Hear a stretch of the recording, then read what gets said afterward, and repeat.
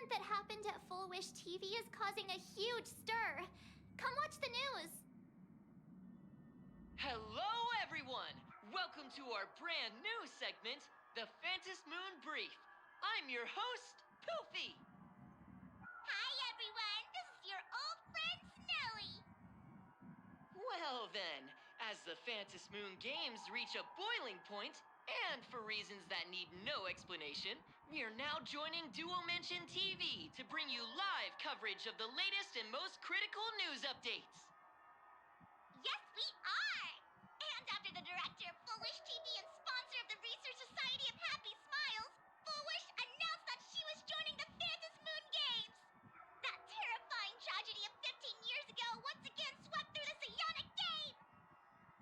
The supplicant debate, slated to take place at the Seafeld TV tower, was cut short when out-of-control Imagine known as Joy Ascendants appeared suddenly and launched an attack.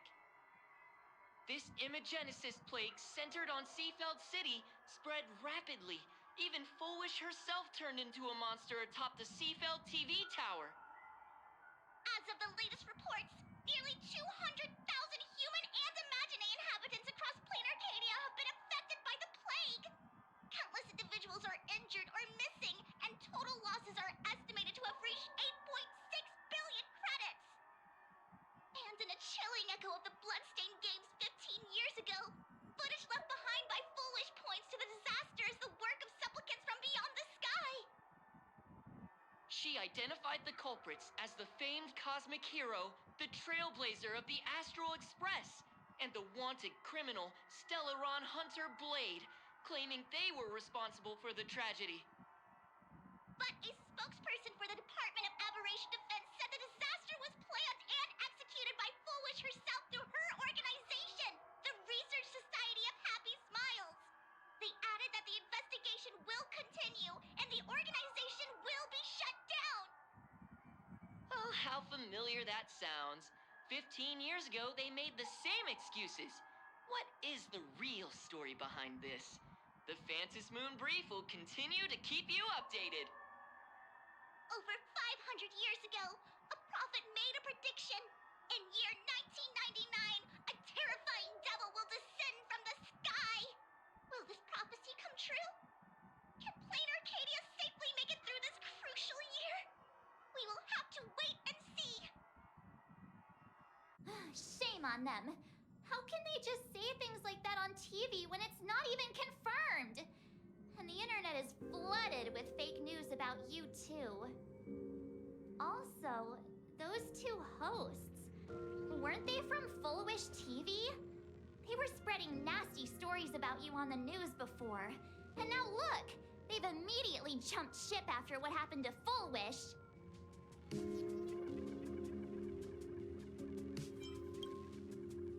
Ever since coming to Plain Arcadia, nothing surprises me anymore. I'm happy you made it back safely, but somehow, you just don't seem quite the same. Oh no. You're trying to grow up and leave me behind. Don't tell me you're becoming the next Don Hung. No! Is this what it takes to become a hero?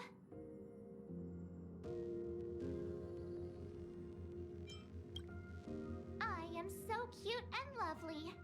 What's the problem with that? Oh, right. Tell me about what happened at the TV tower.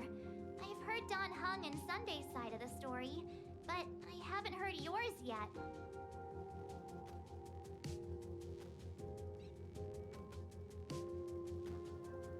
So, Full Wish had people undergo the happiness surgery to implant Shuhu's flesh into their bodies, and that ended up causing this disaster?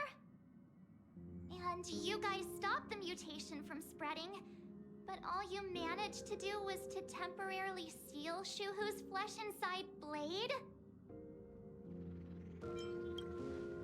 Then you mentioned that Nessia, the one we met at Star Rail Fest, is actually the Phantas Moon Games arbitrator? No wonder she could draw a mask for you. And she also asked you to go deep into the world in Canvas to warn, Who was it again? Graphia? Yes, Graphia. Himiko's ancestor. She's an artist from 1,000 years ago. Himiko's ancestor? She's still alive? Wait, that's not even the most important part. Nessia asked you to warn Graphia that the Lord Ravager, Asat Pramod, is back? Oh, why does the Express have such bad luck? By this point, whenever we go on vacation, I'm always ready to deal with random problems. But running into another Lord Ravager while on vacation? This is way over the line. Lord Ravager, Evanessia's request, Shuhu's flesh and Blade's body, and the unfinished Phantas Moon games. Suddenly, there are so many things to deal with. Feels like we're juggling a bunch of eggs all at once. One slip, and it's all gonna go splat. Are you okay?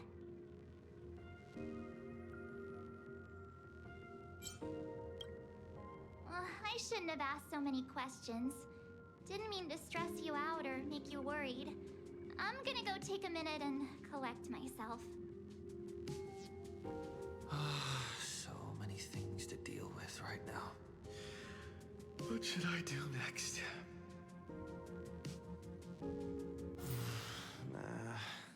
I've had a long day.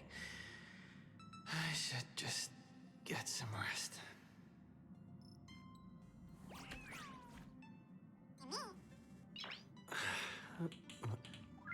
Nice.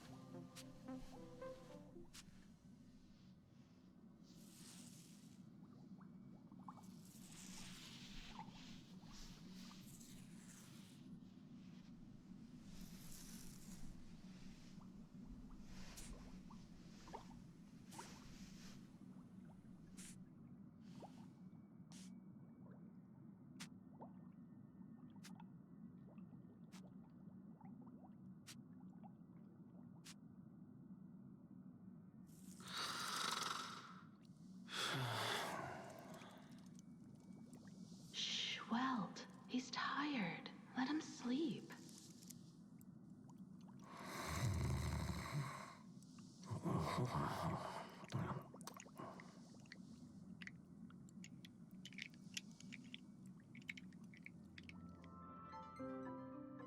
You're obviously tired. I never thought this vacation would become the prelude to yet another major war.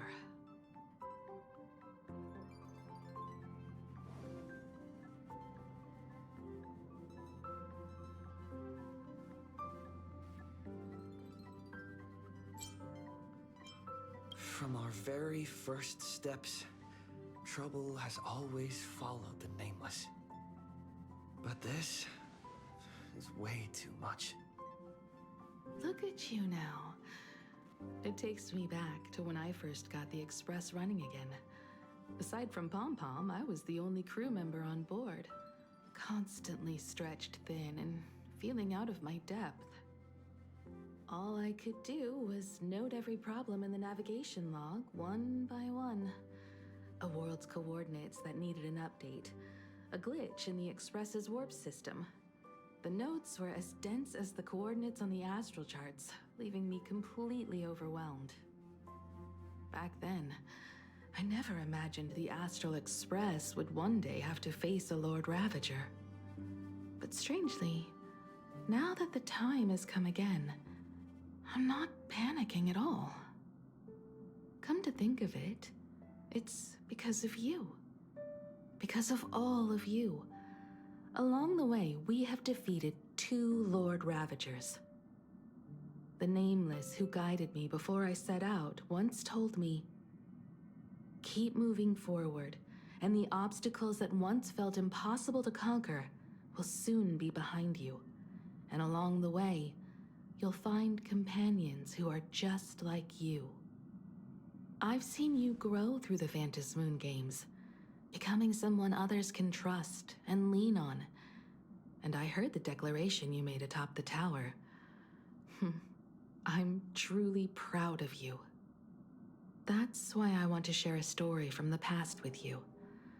A promise from 15 years ago.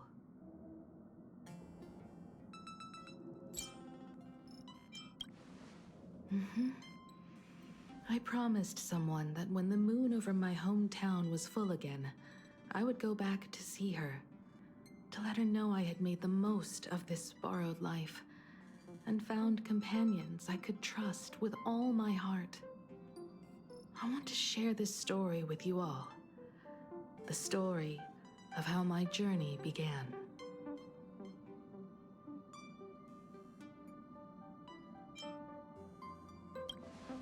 Because it's a long story, filled with many memories of my past. I'd also like to invite you all to the place where I repaired the Express and tell you everything bit by bit. All right, it's a deal. When I return from the world in Canvas, you can make us... let Shush make us some coffee, huh? Then we'll settle in and listen to your story. Speaking of the world in Canvas, March told me about what Evanescia said to you. Evanessia's request was not made lightly, and she was worried for a reason. Silverwolf saw that Lord Ravager in action too.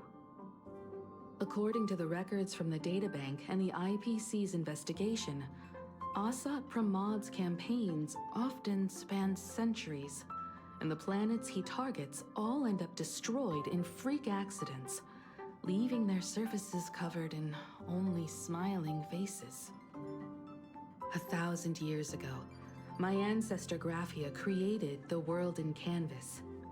If that was to resist Asat Pramad's invasion of Ahatopia, then could this disaster unleashed through the Phantom Moon games be the prelude to his next invasion?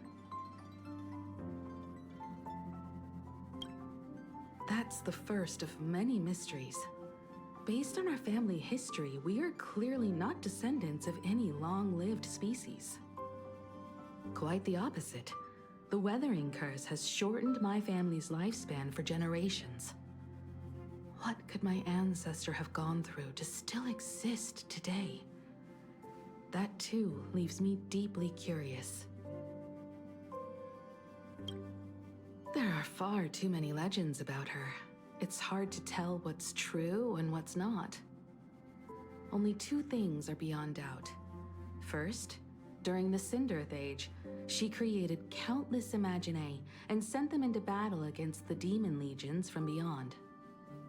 Second, near the end of one of the Phantom Moon games, she created the world in Canvas to shelter inside it what was left of civilization and life. Which means she is not only familiar with Asat Pramad, but has also witnessed the manifestation of the Aeon of Elation. Nobody knows just how big the plane Graphia created actually is. Over 140 years ago, the IPC tried to salvage the world in Canvas, but they were only able to reconstruct part of it in the real world. That portion became what we know as Plain Arcadia. Legend has it that Graphia used a vast ocean as her canvas and channeled the power of elation to step into the painting, which means she has not only seen Asat Pramad, but has also seen the Aeon of Elation descend in all their glory. Good question. As for who in Plain Arcadia knows Graphia and the world in Canvas best, it's probably Pearl. She was sent here by the IPC. She should have some clues to guide us in the right direction. By the way, General Yao Guang is here. She says she wants to talk to you in private. I'm not sure if she comes with good news or bad news. She brought a little gift from the Xianzhou, though. Mung bean soda. Go talk to General Yao Guang, then. Don't keep her waiting. After that, come to the party car and fill us in on your next move.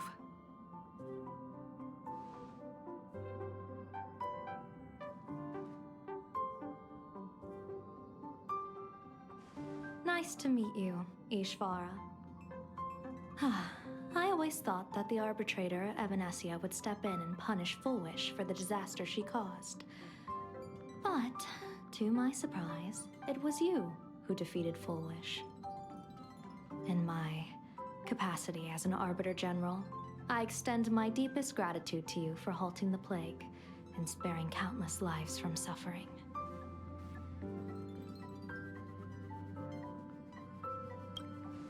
What I am about to tell you is something Evanescia risked breaking the rules to share with me. Please keep it a secret. Not a word of this leaves the Express. Sealed within Ahatopia's core is Ouroboros, the Veracity.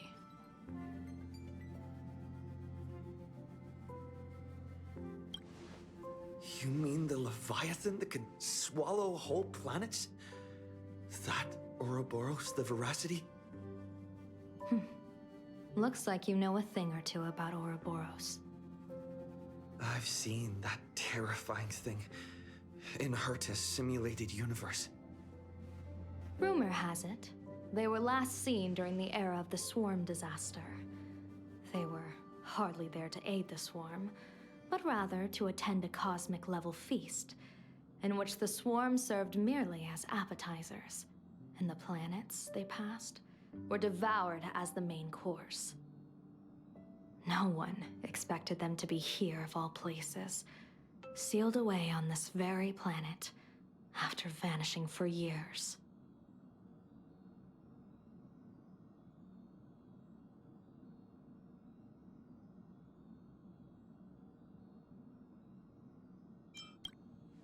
The true situation remains unknown. But with this information, we can understand why Asat Pramod set his sights on this world. Aren't you a little afraid, facing a huge disaster like this?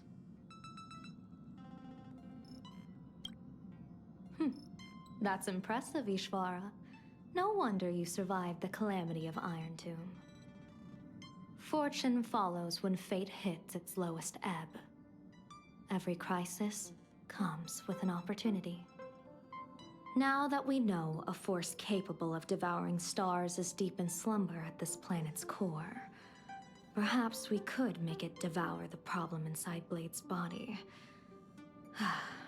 It might just be a risky path worth taking. Blade has agreed to my proposal and will venture into the world in canvas to seek out the Veracity. From what I've heard, you are going there as well. I cast a divination, and the hexagram shifted between the marsh and fire trigrams, yielding the judgment. Heaven and earth are separate and apart, but the work which they do is the same. In other words, though your paths may differ, they are destined to intersect. A funeral, or an adventure. Will it be a battle with only a 1 in 10 chance of survival to tear away Shuhu's flesh from his body and eliminate the Xianzhou's arch-enemy?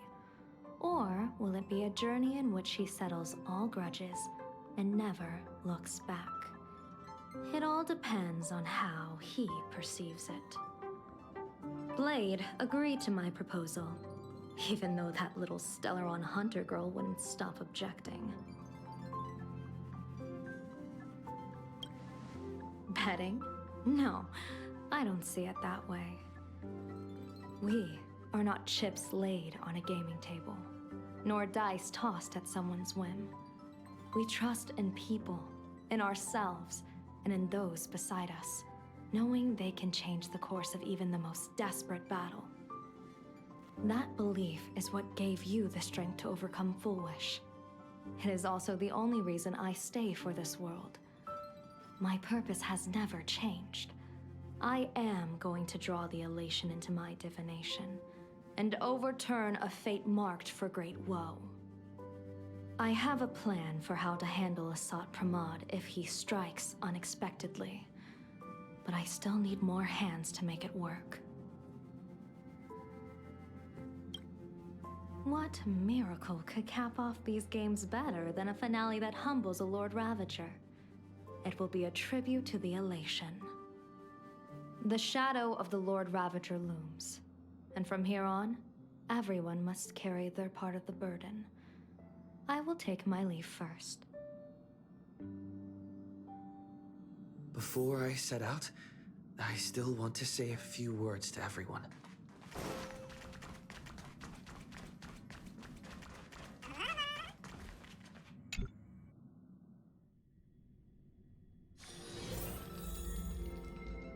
What are they all up to over there?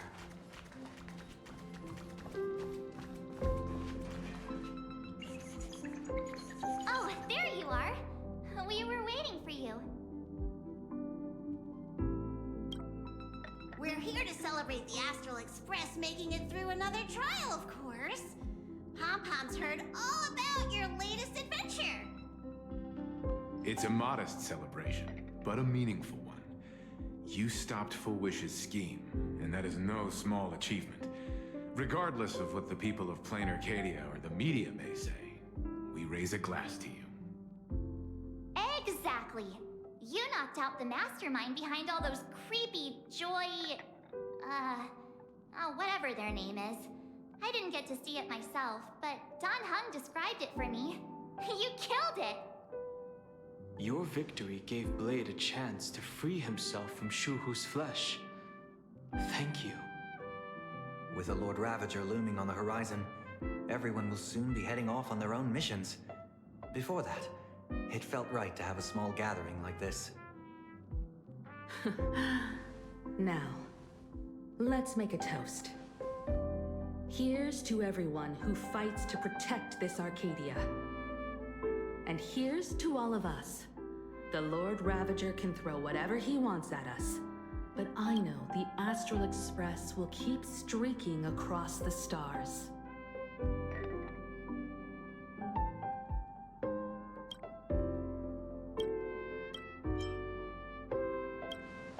Thank you.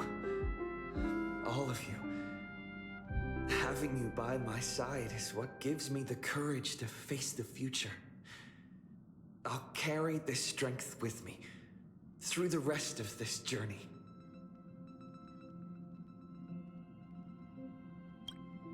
Cheers!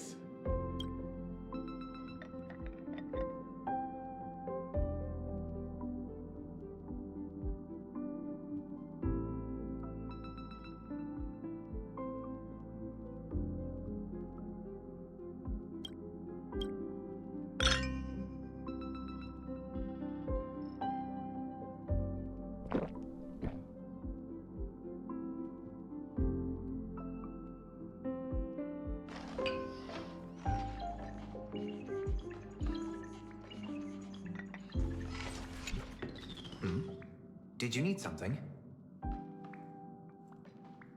I need a break. I felt worn out ever since coming back from Seafeld TV Tower.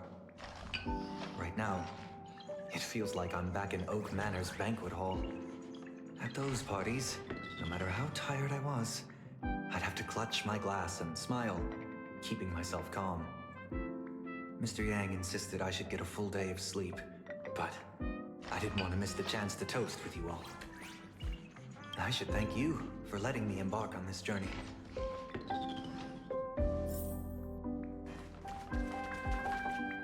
I heard from Sunday about how the televised debate went. We won this battle because of you. The streets were in chaos. Traffic ground to a halt, and Wispay littered the ground. It was like a scene straight out of a disaster movie. When the televised debate began, A crowd outside the station gathered to protest the Astral Express and nearly broke through the barricades. But the moment the Joy Ascendants appeared, they scattered without a second thought. I guess people know deep down which is more dangerous.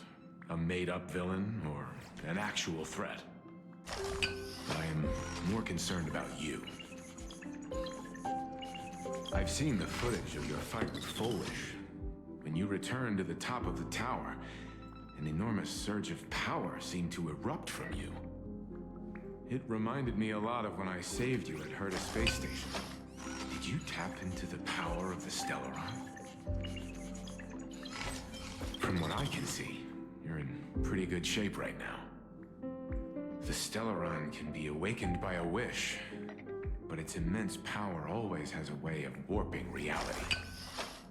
As the wave of wish power surged toward you, it brought hope and blessings, but also dark intentions and malice.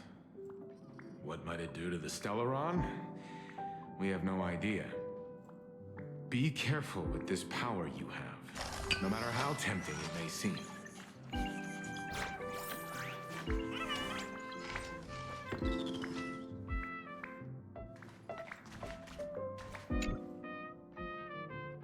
Oh, it's you! Pom-Pom heard you've got a solo mission coming up. Be safe, will you? Sadly, Pom-Pom can't remember most of what happened right after the Express crashed onto this world. Pom-Pom's memory of those years is like a fogged-up Express window. No matter how hard Pom-Pom tries, Pom-Pom just can't wipe it clean. But it's okay. After passenger Himiko repaired the Express, Pom-Pom got to share a one-of-a-kind journey with all of you.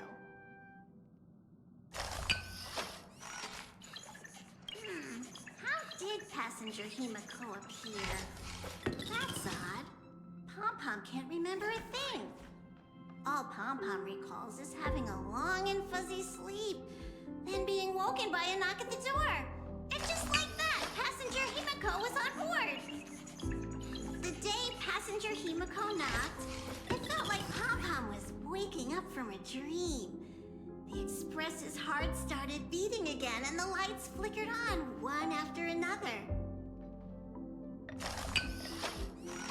Graphia? Pom-Pom hasn't. But Pom-Pom always dreams of strangers when Pom-Pom's asleep. They seem to be bustling around the Express, and there are soft clinking and clanking sounds, just like the sound of stars twinkling. But every time Pom-Pom wakes up, their faces slip away. Pom-Pom is only left with a warm and comforting feeling, knowing someone had taken good care of Pom-Pom. Safe trip! Pom-Pom will take good care of the Express while you're away.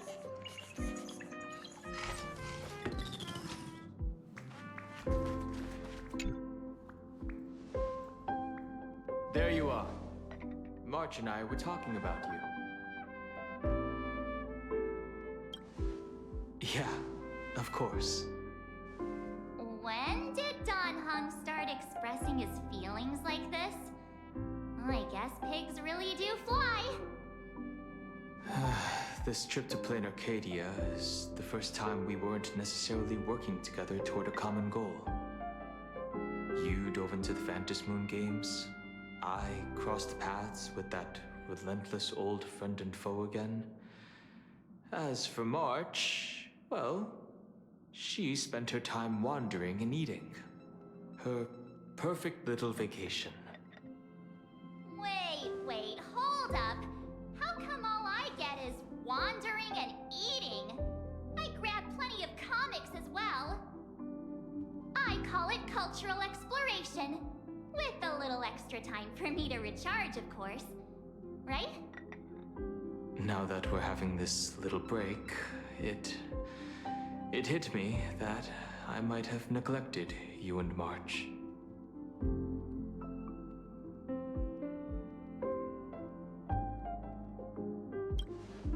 Yeah, we are actually more concerned about your condition, Dan Heng. Blade has accepted General Yao Guang's proposal.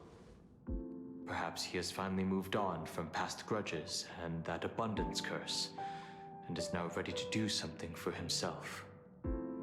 It's going to be a path fraught with danger, so I had hoped to accompany him for a bit longer, but he refused. From now on, I will turn my attention to this world. Mr. Yang and I have been asked by General Yao Guang to help with setting up some defensive formations. I've got work to do too. Mr. Ashvale wanted someone to accompany him to the tavern to investigate clues about Asat Pramod. Yours truly figured she'd been resting long enough, and it was time to stretch your legs. So I volunteered.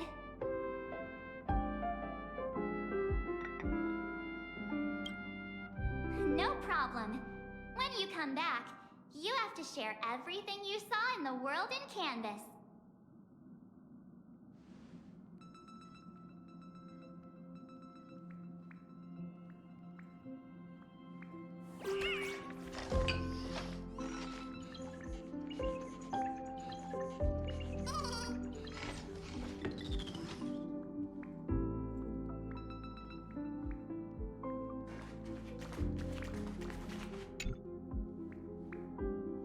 Just in time.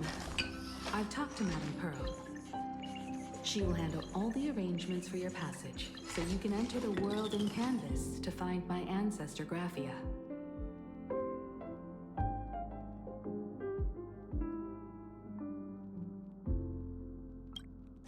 This is an important letter. Furthermore, your journey gives her the chance to uncover something she's been yearning to understand for years. The secret to Graphia's art of imagenesis.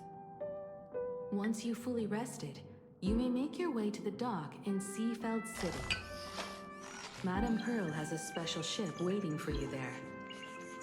It will take you to the border between this world and the world in Canvas, a place known as Inkford Hermitage. That's your final stop before entering the world in Canvas. A place to gather your supplies and rest up before you set out on the journey ahead. I know you'll have to go alone this time, but I don't think it'll be dangerous. After all, that realm was created by Graphia, my ancestor. The thought of it makes me feel calm. In a strange but comforting way. If you get to meet her, please give her my regards. I am indeed quite curious. I'd love to see this ancestor of mine for myself, and hear her story in her own words. But someone must stay here and keep watch. Madame Pearl wishes to confer with me and General Yao Guang about our next steps in dealing with Asat Pramod. So I'll be entrusting this mission into the world in Canvas to you. Go ahead. Set out once you've rested up. I'll be here with Welt and the others, awaiting good news from you.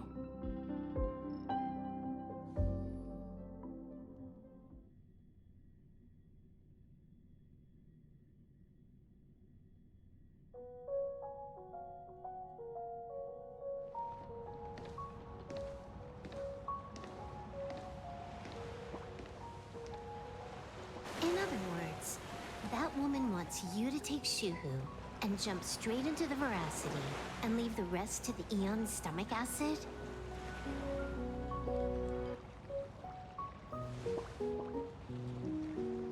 And this is between me and him, right? Why are you tagging along? Relax. I'll say my goodbyes and be gone. A dignified funeral. If you ask me, this ending is indeed grand enough. I don't care about any of that. There's only one thing I care about. Does he have to die? Here's a piece of advice, little cub. Whether he lives or dies is his choice. That's what's the one thing you don't get to decide for him?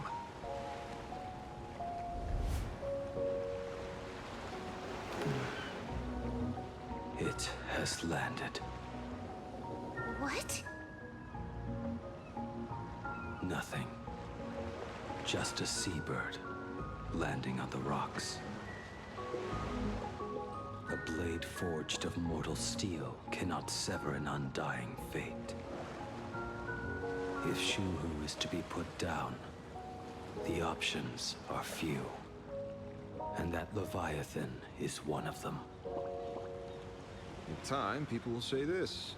The culprit of the Juming gave his life for the greater good and plunged into the abyss alongside the abomination.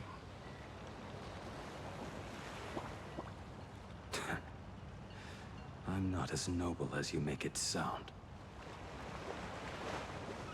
Many years ago, you invited me to join the Galaxy Rangers. I refused for one reason. I'm a petty man. I was never born to carry some greater good. This is between Shuhu and me. Nothing more. Can't argue with that.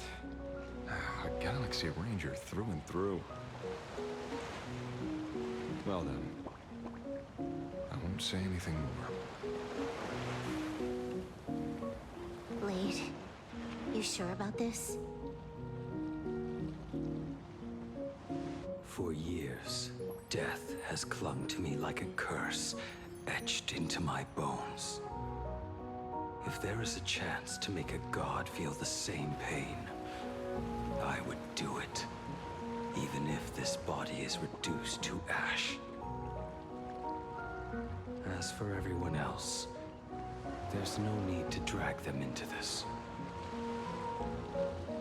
We'll proceed as Yao Guang proposed. Bury Shuhu at the end of the world in canvas, taking me with him, and let the veracity dissolve us both.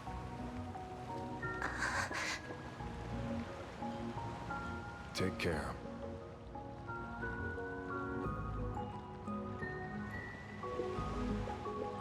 How about you stay as well?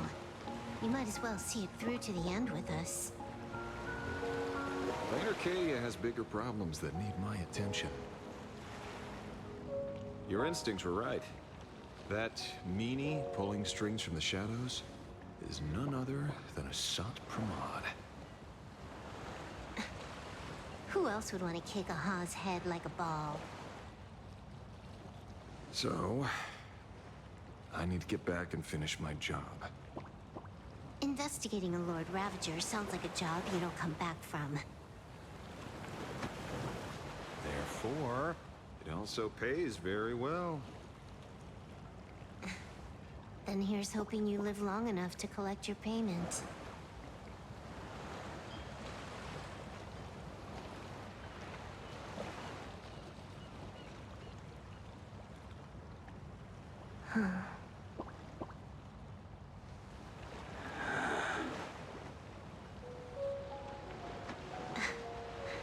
Every time, when it's just the two of us, you go quiet. You know what I'm going to say. The seabird's flown off. It's time for us to go too.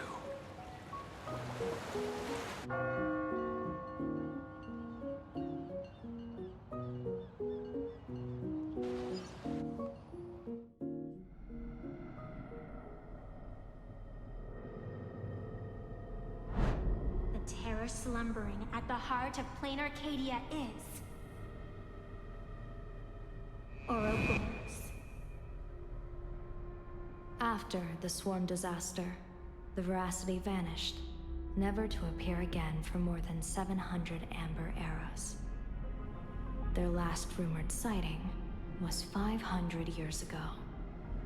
History fictionologists claim that Ouroboros lies in wait at the edge of the cosmos, guarded by their children, awaiting the day of their return.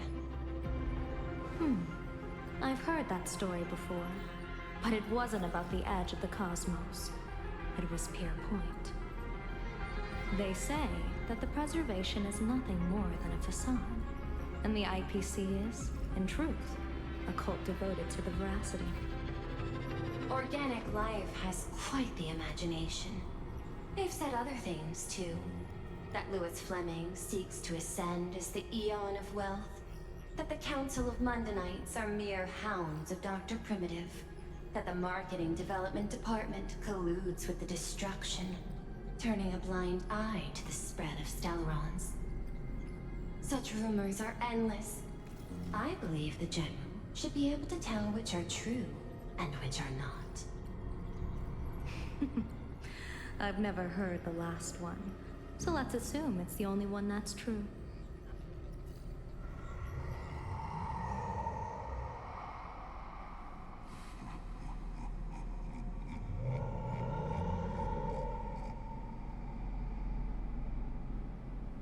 Such terrible breath.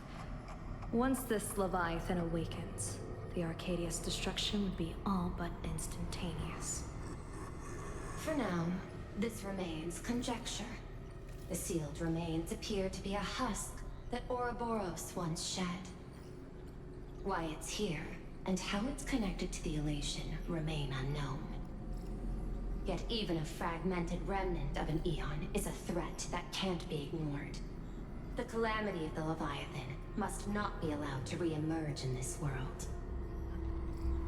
Naturally. That is why I'm here. And it's about time for the two Nameless to arrive. Oh, you're just on time. General Yao Guang, as instructed, warding talismans have been placed at over a dozen sites across Plain Arcadia. My thanks.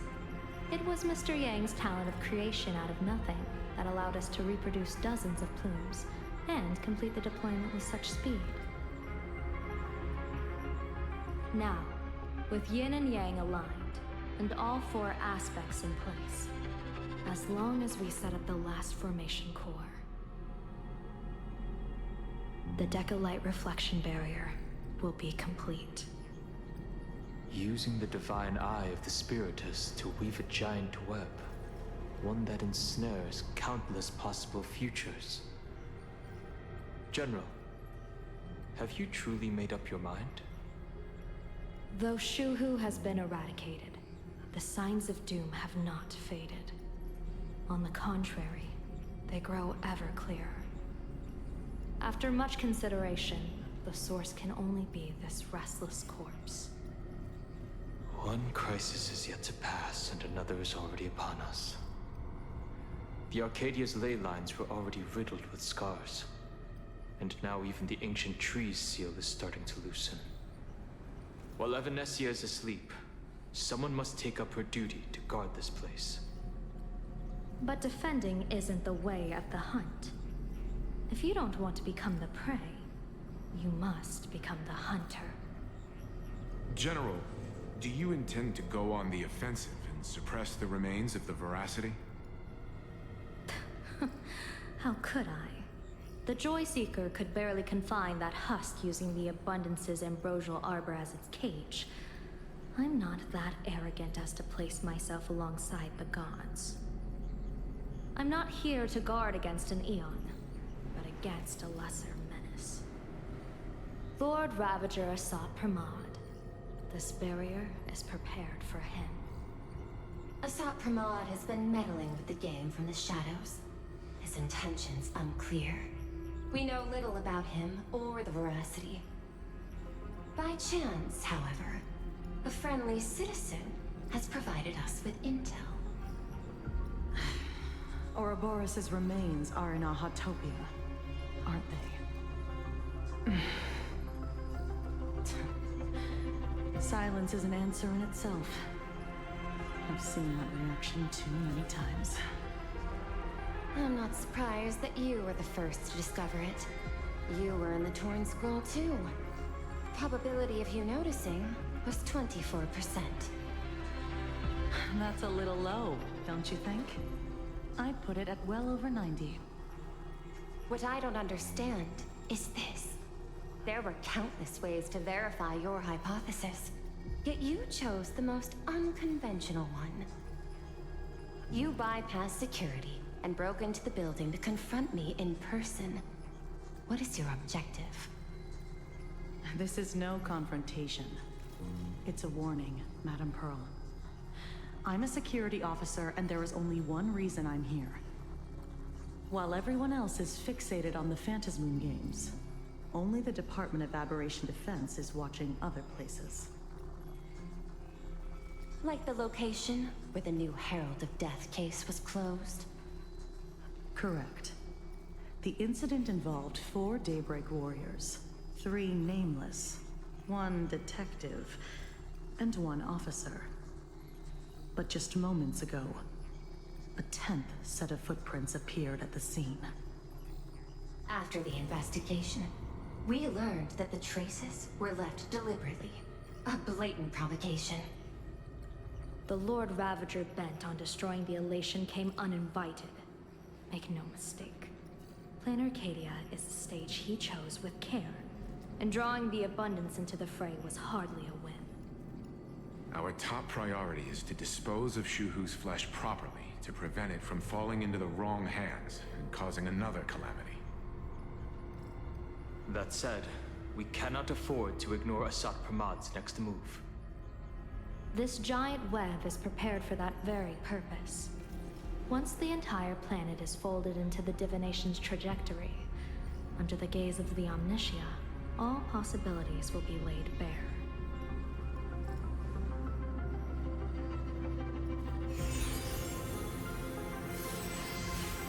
When that time comes, he won't wish to leave any footprints behind. One final question. Why did the Lord Ravager choose to visit this place? Does he have an ulterior motive? Or is this merely some twisted joke?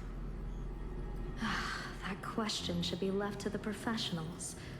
Don't forget, we have a detective who can't seem to rest. Let's hope the accumulation of variables can tip the scales in our favor.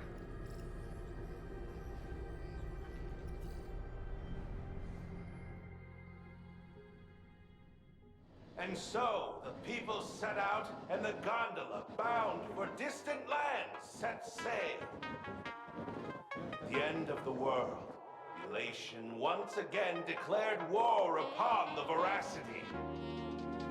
Take, frail little humans! Ouroboros split their mouth wide open! Whoever can fill my whole mouth with but a single thing shall receive a reward. My tongue.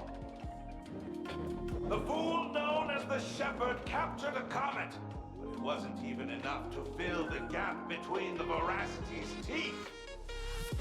The bartender Baraji opened the wine cellar, but they only grew drowsy, drifting off to sleep. And en route, he crept up to the Veracity's ear and told them a corny joke.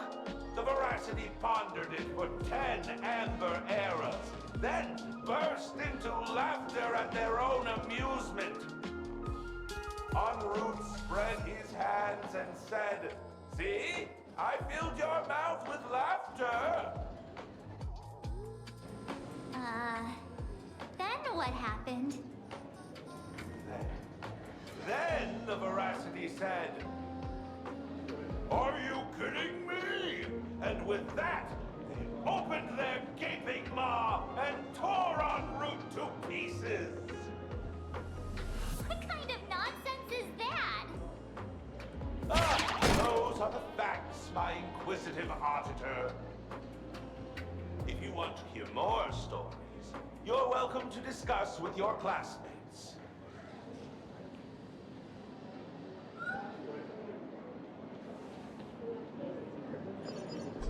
We came here to investigate the Veracity and Asat Pramod, but all we got were stories that only a 3-year-old would believe. Rumors don't just appear out of thin air. It's just a matter of how much truth you think they hold. of that was made up. Sometimes that last 10% is all you need.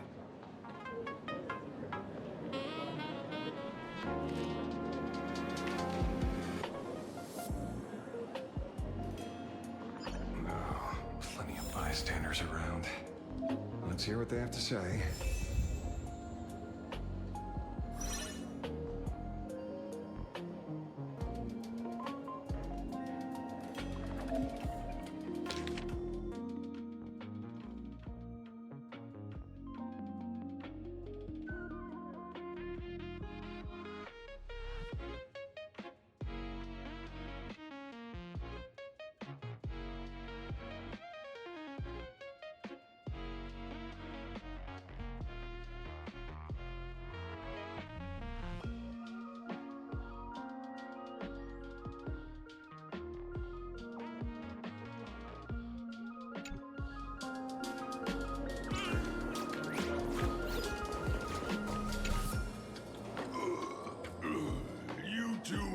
About the veracity?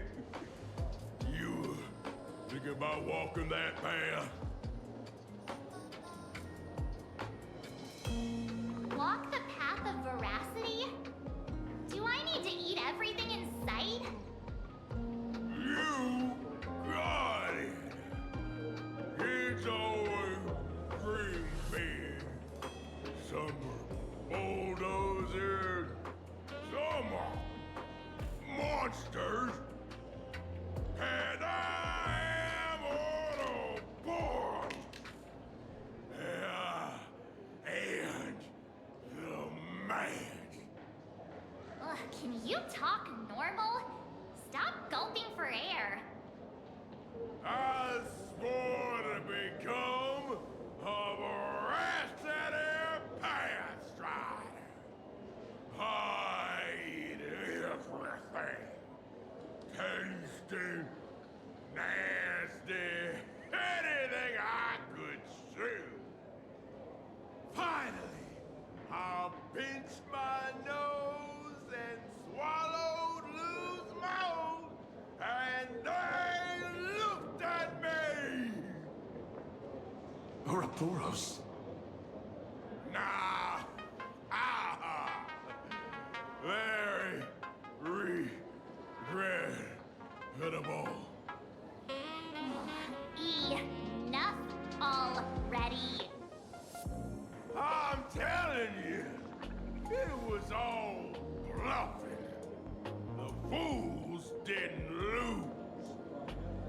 En route and Dorothy, the veracity wasn't looking, roll up her skin like a crepe, snatched it up and poked it.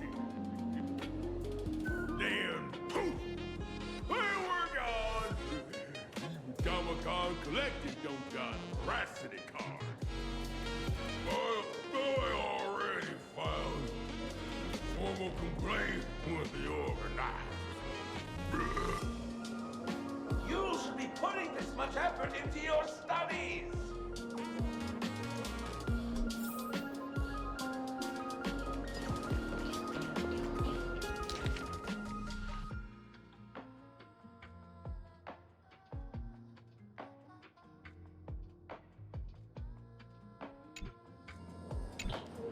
They say a dull pen beats a sharp memory.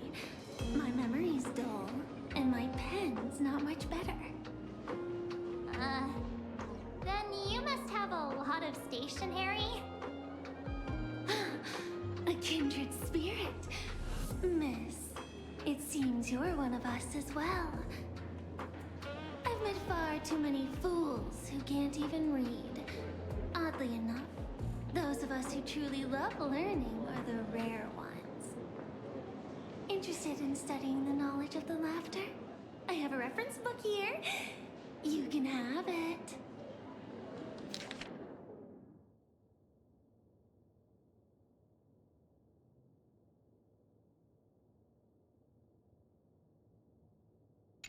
This feels completely made up. But, thanks anyway. Oh, please. Thank the seniors.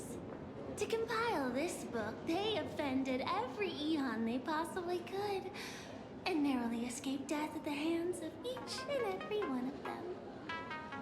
As for me, I'm just the one who keeps the books circulating. Hey, friends! How was your first day of school? Sparksy's here to pick you up out of class.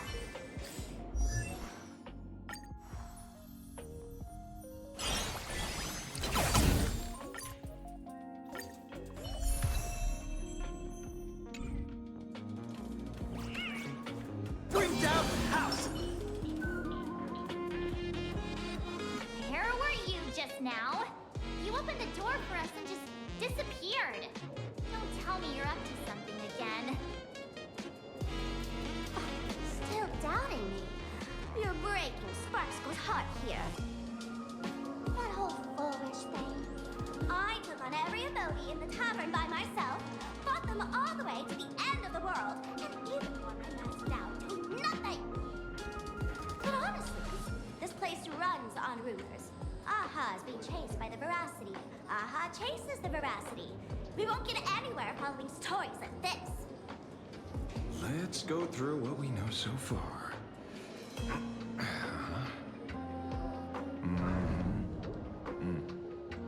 Ooh.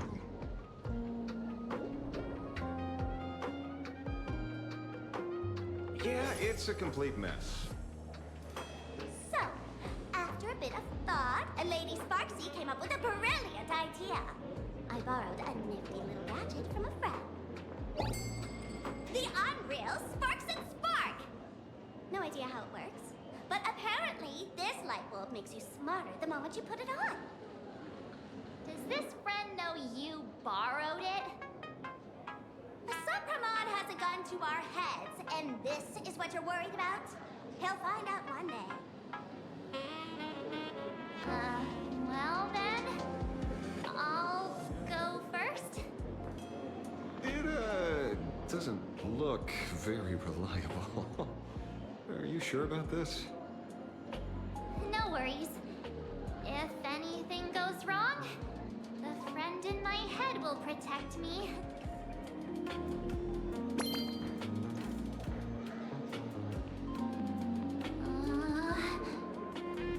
Doesn't seem to have any effect.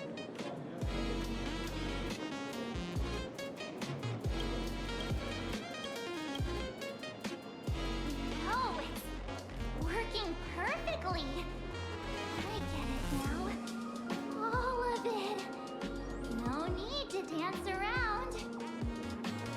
Our enemy is a Lord Ravager. There's only one question we need answered. How does Asat Pramod plan to destroy Elation? Correction. The effect is very obvious. Judging by Nanook's habit of picking Lord Ravagers, I wouldn't be surprised if Asat Pramod was once a masked fool, and therefore knows Aha's weakness. The Arcadia is like a microcosm of eons and paths. People indulge themselves in fabricated happiness, unable to pull themselves away from it. Many have expressed their concerns. This isn't elation. Aha is playing with fire. A classic social realist deduction. Old-fashioned. Ooh, but effective. We're closing in on the truth. Yes, the answer is all but revealed. You are Asat Pramod, Sparksy. Do you have evidence? Of course. The truth is so simple that everyone overlooked it. The evidence is... you were the first person I met when I got off the express. If I am Asat Pramod, would you and Grey Hair have been able to walk out of the school alive? Aw. Yeah, fair point. Just take that thing off already. That's weird. I thought I was on the right track. Let me give you a lesson. Deduction isn't about people skills. It's about smart tricks and flawless logic.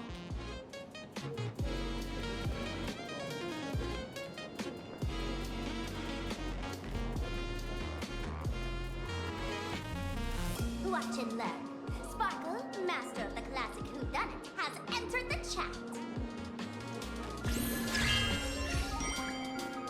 Like, you changed your clothes just for this?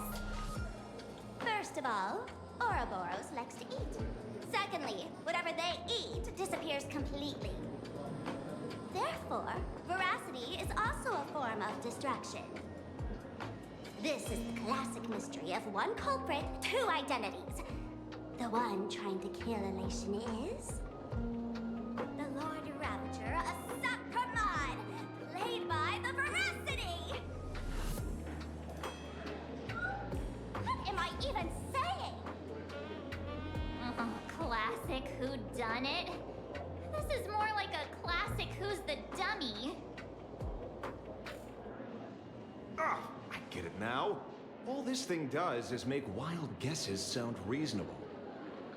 So far, that's the most accurate piece of information we've gotten.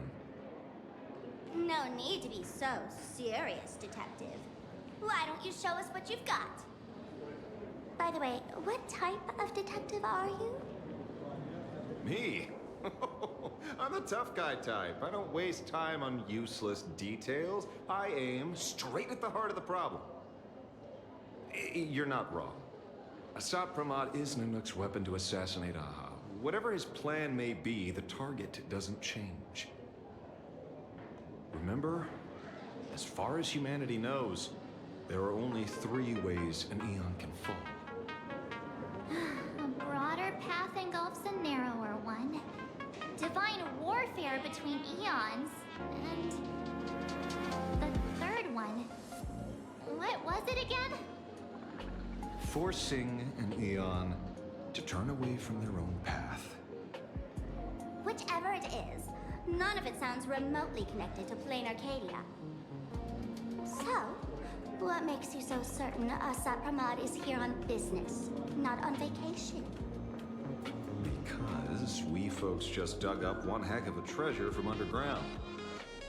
And in the stories tied to them, we've unearthed more than a few names worth paying attention to.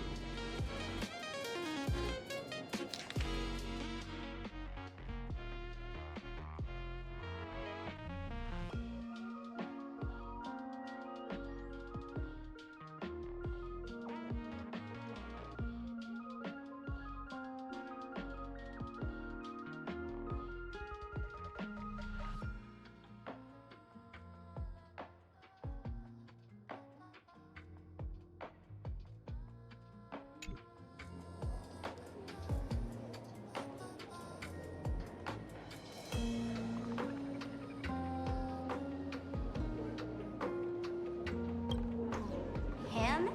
He caused trouble in Gotham City a few days ago. Pearl threw him into prison. I know. I was the one who caught him.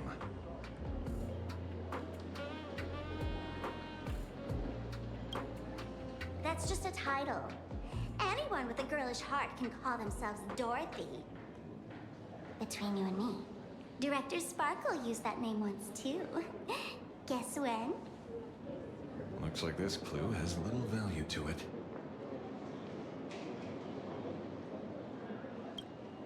Baraji? Forget it! He's good behind the bar, but slippery as an eel. Ask him to work for Nanook, and he'd run away on the spot. The former bartender of the tavern, everyone knows him. Couldn't be him. Right. He's the one I can't stop thinking about. Stories change every time, but they all circle back to the same logic. En route, defeated the Veracity by some means.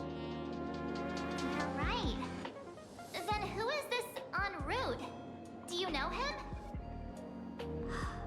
En route. Of course she does! Everyone in the tavern knows that name. Long ago, in Its owner grew tired of jokes, cast aside his mask, and walked away. Some say he became a morning actor. Others say he jumped into IX's black hole. But none of that matters. What truly matters is that you have my unreal Sparks and Spark! I knew it. Give it back! Give it back! That's a big order my client wants immediately! What do you mean, give it back? It just wandered off, and I happened to find it on the way, so I brought it home. You want it? Here, take it now. Absolutely not! Wait, right now? This doesn't sound like you at all. No. If it's a no, it's a no. Guess I'll keep it. Bye-bye.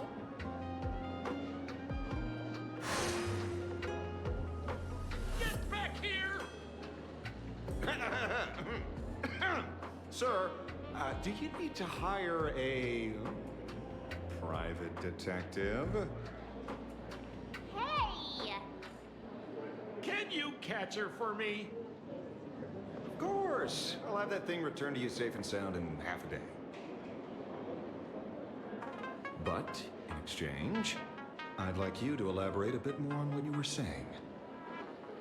Oh, so that's why you're here. Now, old Seppo's intel isn't cheap. Waiving the fee won't quite cut it, will it? Name your price. Put it on Pearl's tab.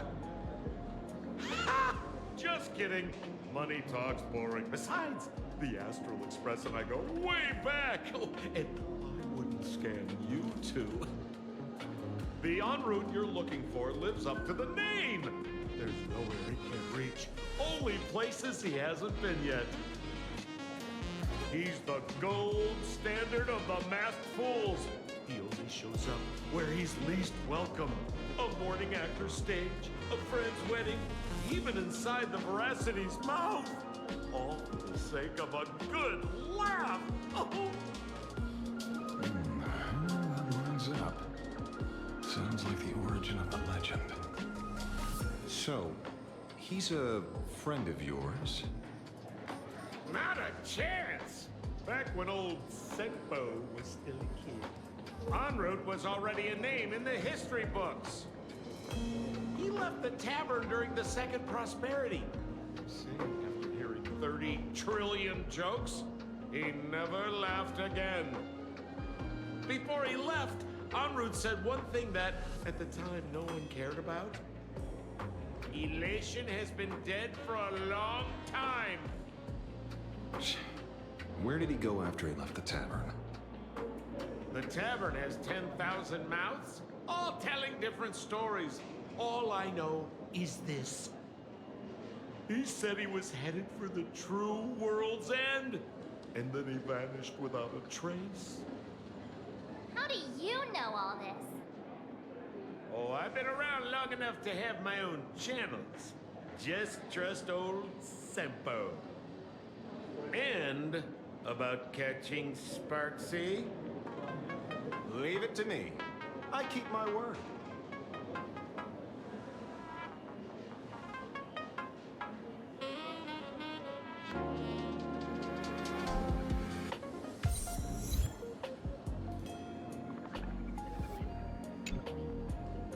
See? You only need that 10% of the story to be true. The last thing he said was really scary. So many unanswered questions about en route. He has to be tied to Assad Pramod somehow. But our leads at the tavern have run their course. Let's go pay a visit to another expert next.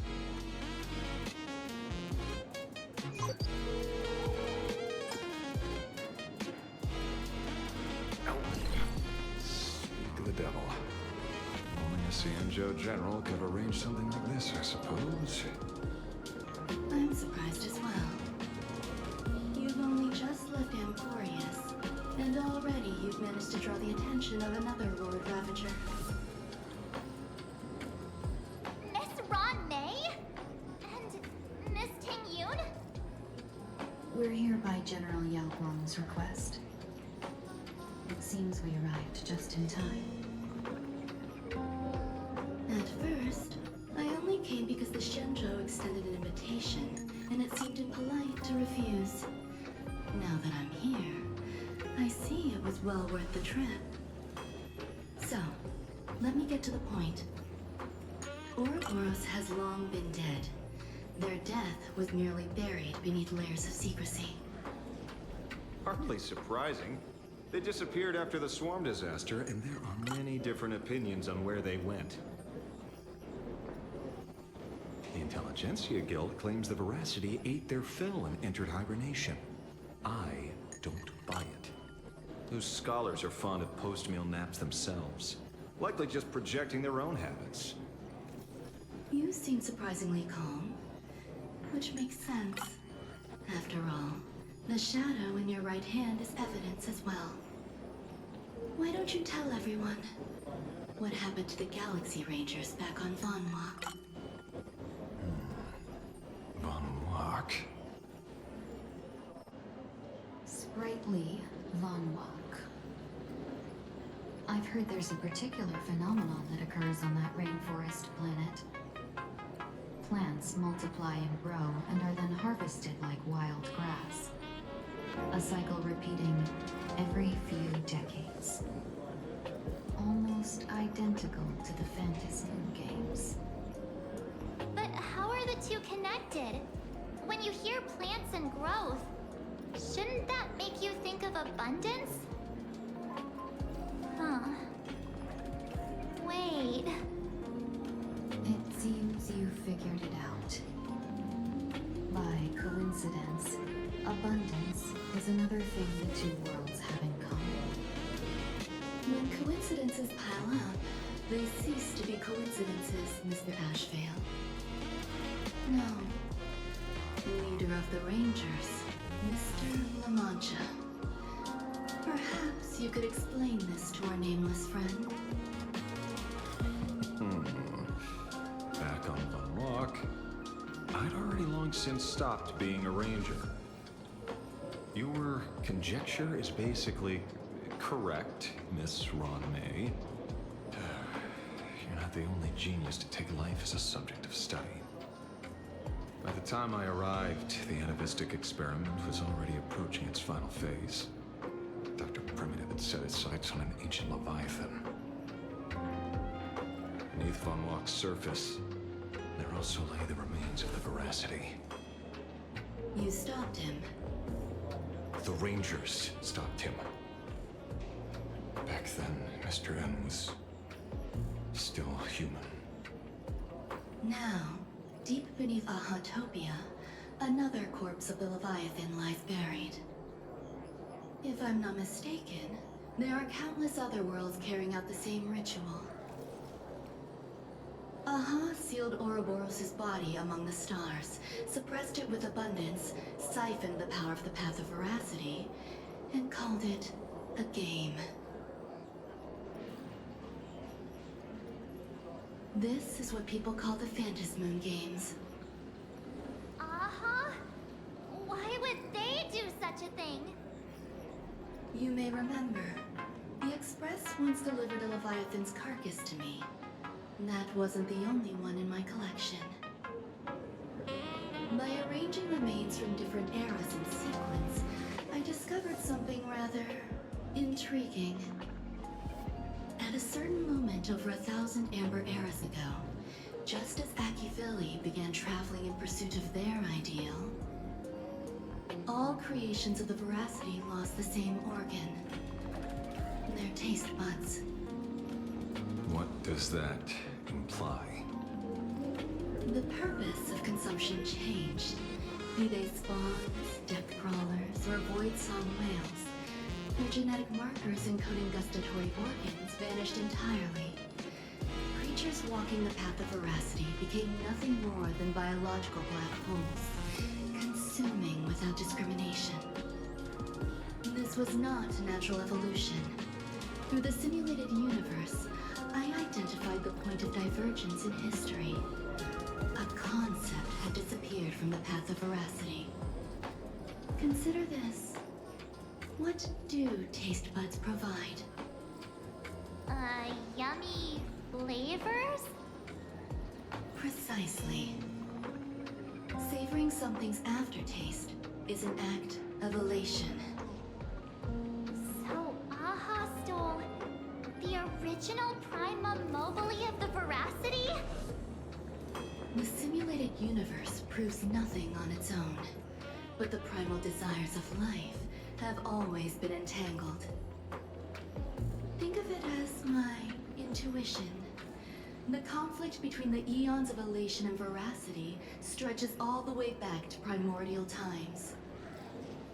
How many people know about this? There used to be 2. I only told Yu Qing 2. Now, there are 5. After this, I can't be sure.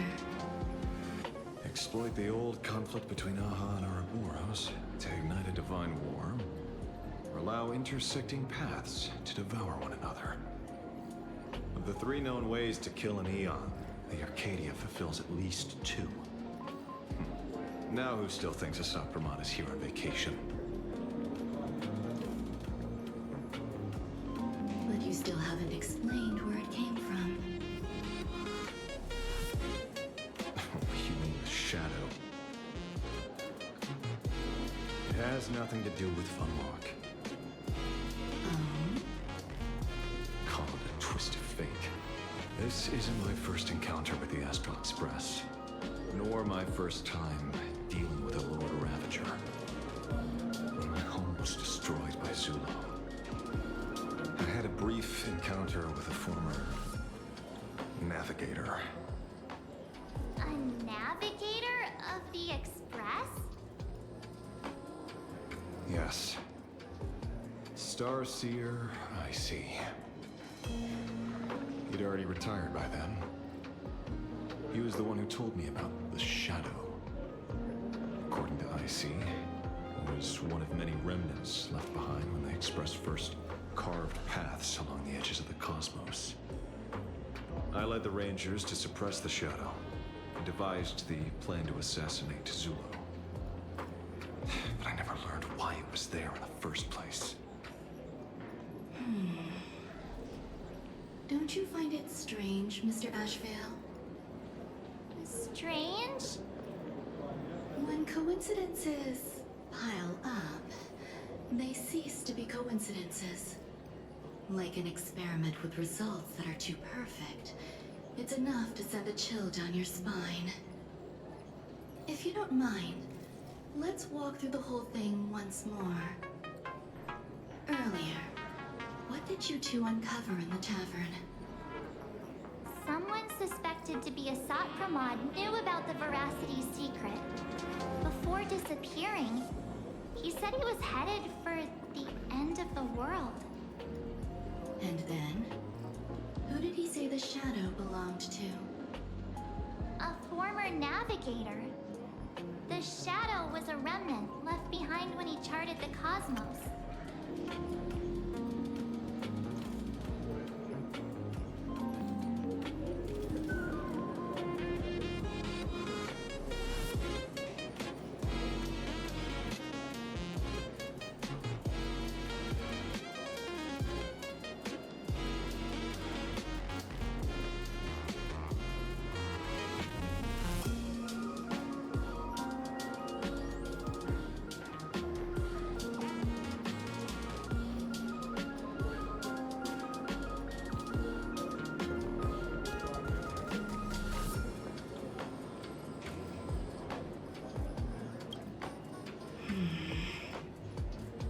If the world's end isn't the tavern, then where is it?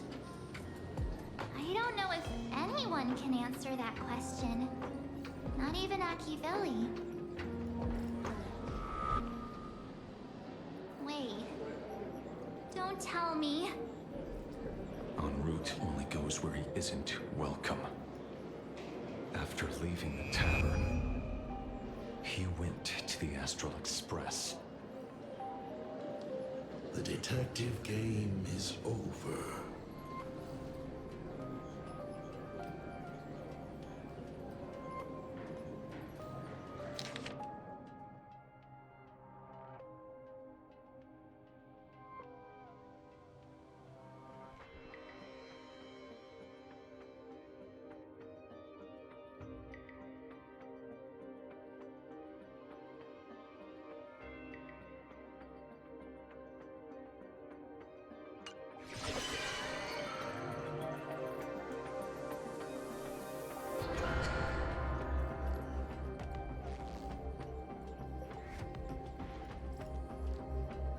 say, not many people can make me change my plans.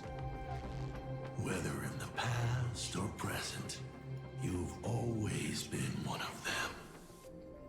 So, it is you. You know how it is, kid. I've always enjoyed arriving uninvited.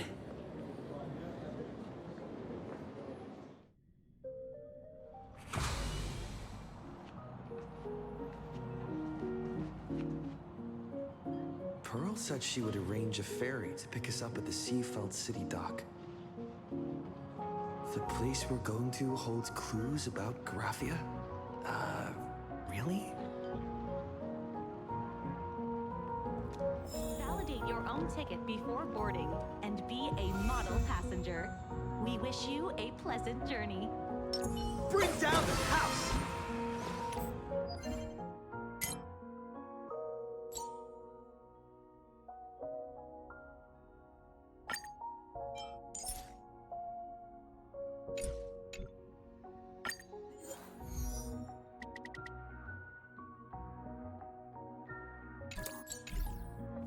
Let's have some fun!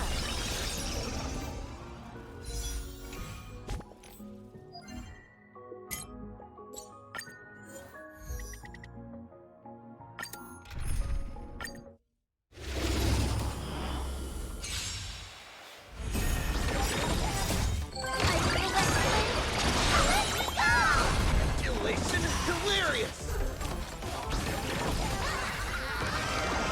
All martial arts are mine to command!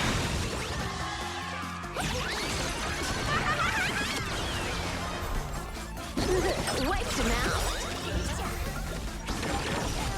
This next round, real gaming. All eyes are on you! This is Hawkeye.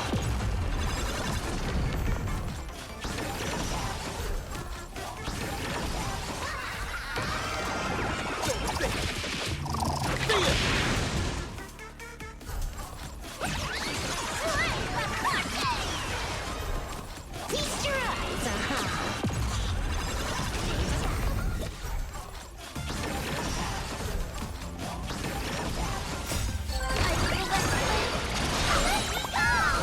Bonus round.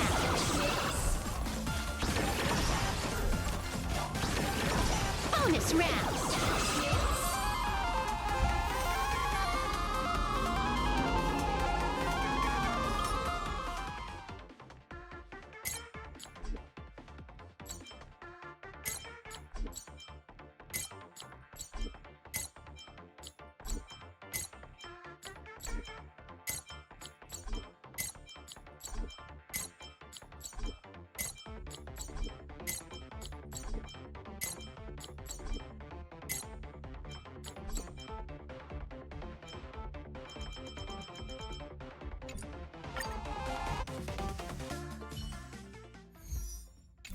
Welcome to the seaside.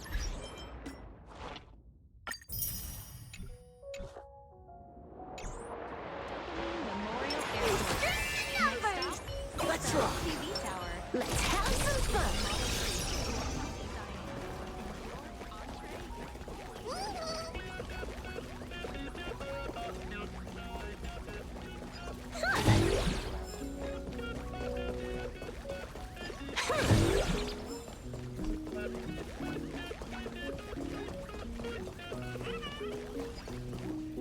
It is an honor to, well, shall I say, be of service to you again.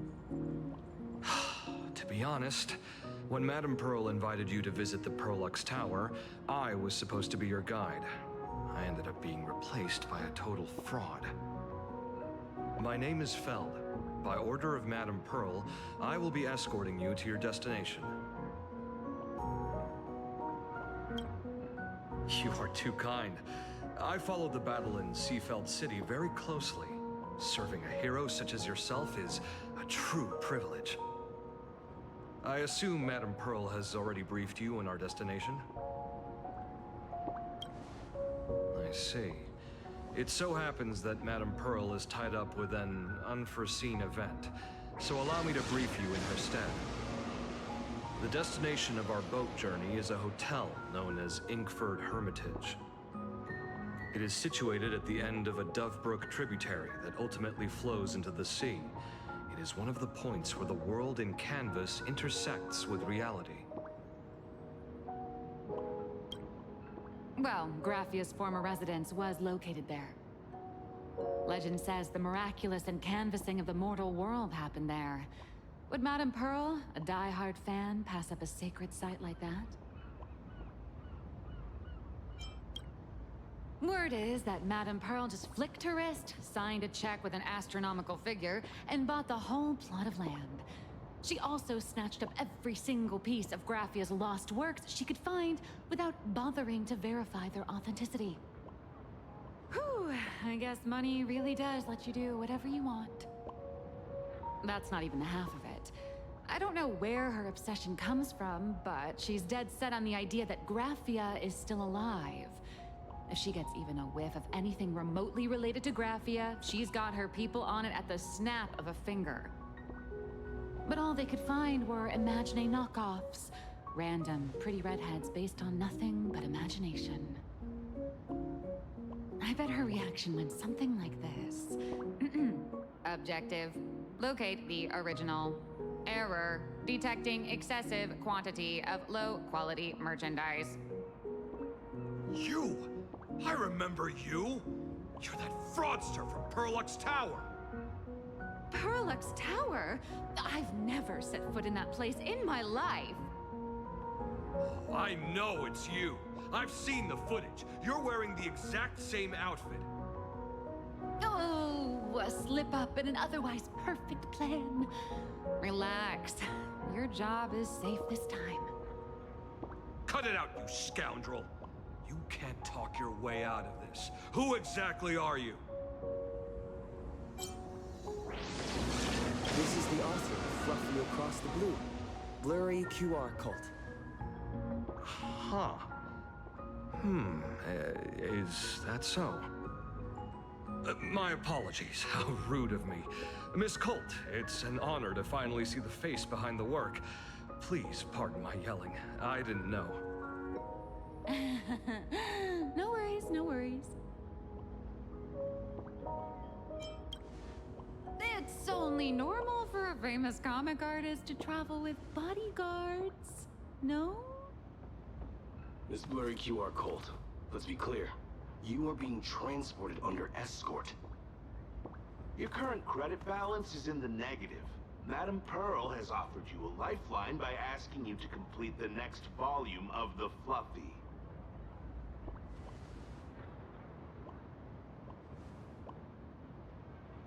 Whoa, this is not my fault. Remember Alloy King Pom Pom from Perlux Tower? I tried to put everything on Pearl's tab, but she found out and charged it back to me. Who knew a figurine could be so expensive? It cost me more than my entire savings.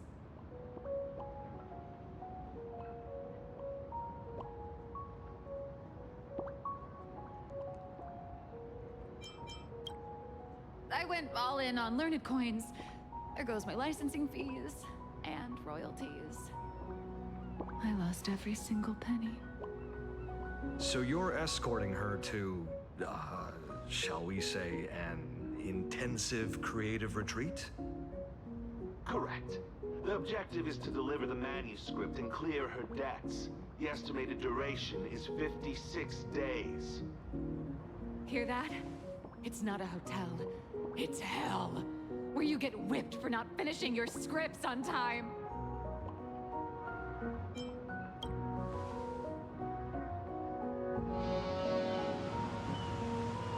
The boat has arrived. When you're ready, let's begin our journey to Inkford Hermitage. Please, mind your step as you board.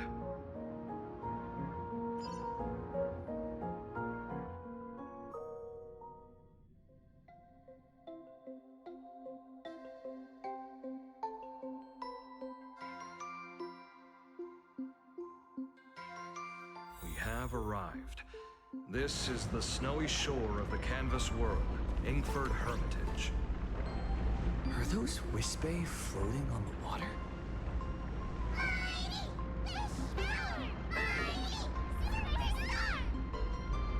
Oh dear, there are so many Wispe. They are blocking the boat's route. But no need to panic. Please follow my lead. We have now arrived at Hermitage Port. Please make sure you have all of your belongings with you. And watch your step while disembarking. Thank you for traveling on this liner.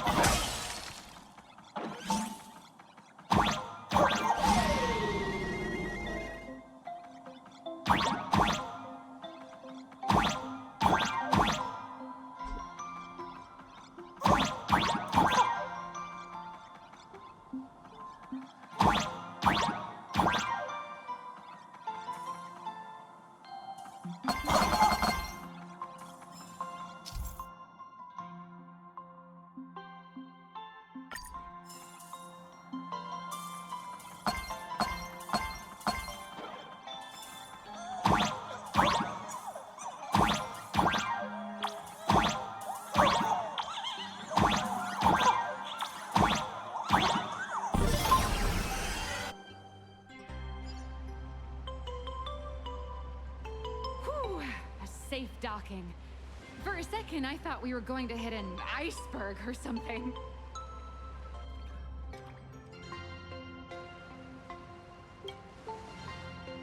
They probably sensed your wish power. You are the Phantasmoon Games superstar, no? Look, someone's trying to hitch a ride on you.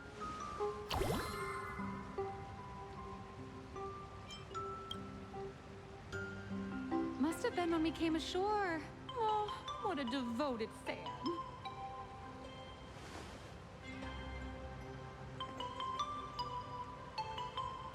Everyone, welcome to Inkford Hermitage.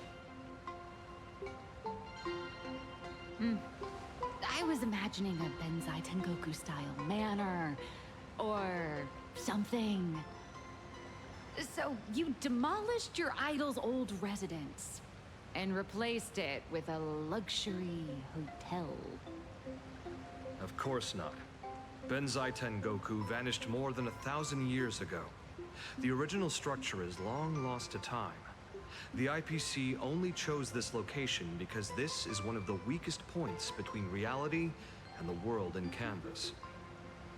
Many Imaginae are born every day, but just as many ancient lineages of Imaginae hide themselves away in the world in Canvas once their wish power dry up, or as they grow weary of the mortal world. This is the final stop before they enter the world in Canvas, and this is where they bid farewell to reality. They rest here, organize memories spanning centuries, and then pass beyond the point of no return. Rumor has it that Graphia's soul appears from time to time to guide these weary Imaginae on their path. There's a sense of parting in the air. No wonder the soul of the mother of Imagenesis feels an attraction for a creator. This must be the finest well of inspiration. Miss Colt, now that you're in this well too, you ought to make the most of it. Let's go. I'll lead the way.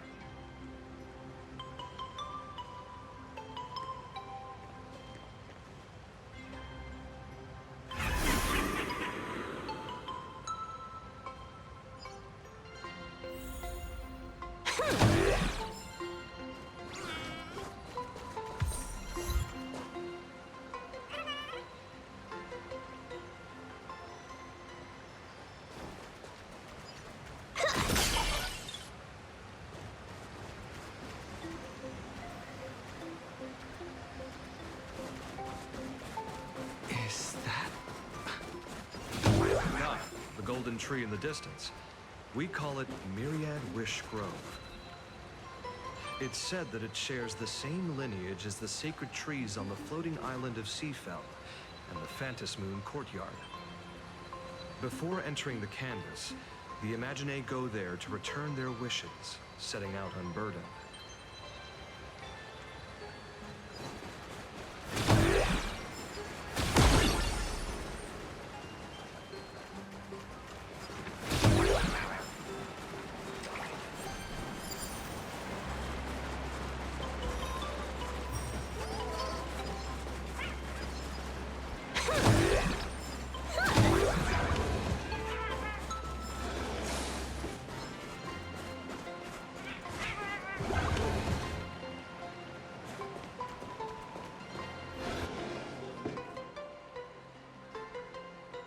We have arrived.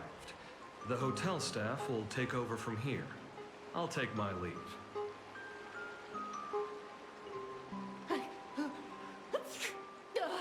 Oh, it's freezing. It's cold enough for a typical snowstorm mansion murder mystery. Anyone here? Hello?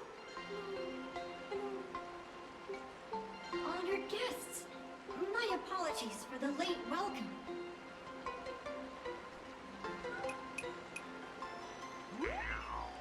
Oh, no wonder it's so cold. It's an actual snow wispy. Hello there, little one. I am the lobby manager, Casper. You have a very high body temperature. Please, try not to overheat the room. Allow me to introduce myself. I am the popular comic artist, Blurry... The former comic artist, Miss Nihilux. Oh, my true name is gone, just like that. Oh wait, did you say former? The big shots upstairs gave me a heads up. You are now an asset of Perlux Corp. You'll be staying here until you finish your next volume. Every guest in this hotel is an Imaginae with quite a history. That Arcadian over there? That's a former superhero. Which one? Never heard of him. That one over there is one of the oldest strangelings. They're a former Kappa. These days, they work as the Hot Springs manager. A Kappa? Didn't that lineage of Imaginae go extinct when the IPC first arrived?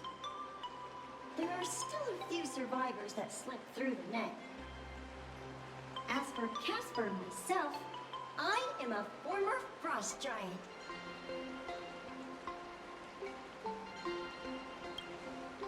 Little Omi was once a tall, mighty, and majestic giant. Of course, that was back in the Cinder Age.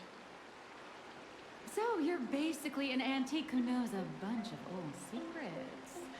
What corner did they dig you out of? From a block of ice. It is sad how a giant block of ice melts into tiny pieces over time. I have forgotten the names of most of my friends. And I have not tasted a crispy, charred Void Ranger in a long, long while now.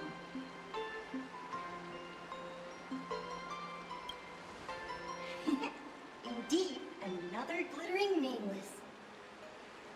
Another? How's that? That is a secret. Sightings of Lady Graphia are as common as the snowflakes here. Ever since the news spread that her soul would reside at the hotel, all those Imaginae who mimic her and the weirdos who insist they have a connection to her have flocked here. You see, they all claim they have some sort of connection to her, or hold some secret about her. I bet they're just trying to scam people out of wish power and credits. Just like all those people who swear they're AHA. You're You're not wrong. But whenever the higher-ups ask for a report, little old Casper here can always pad it out and hand over a long list of names. Nameless, good luck with your inquiries. Bye now.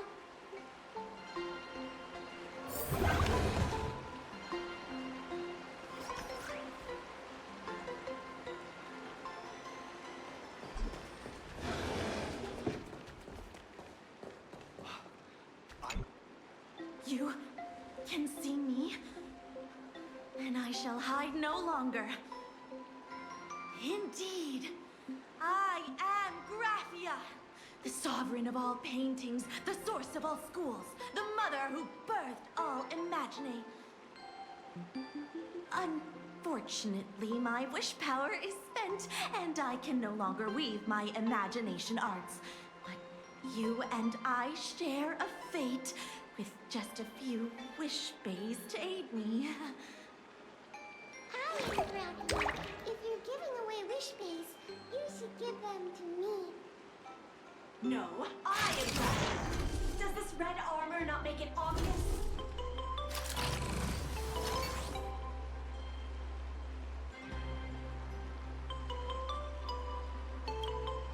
I don't care, Witch.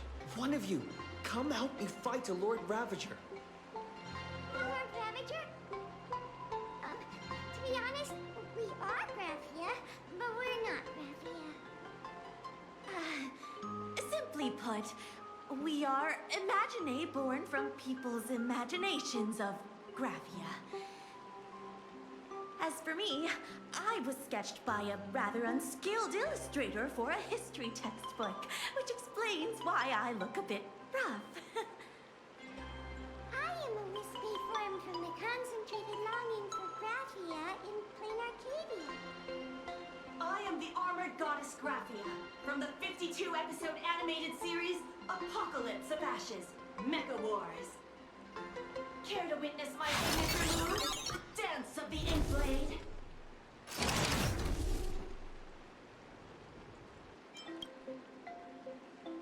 If you're looking for the real Graphia, I'd suggest you give up. I've seen countless Imagine on the verge of exhausting their wish power, begging the mother of Imagenesis to extend their lives with her paintbrush. Not a single one has ever succeeded. In the end, only those of us making a living off the Graphia brand are left. When it comes down to it, she's nothing more than a legend. Who knows? Maybe the ITC made up some story to boost the hotel's revenue. When the Age was over 1,000 years ago, maybe the only thing left is the longing for Graphia.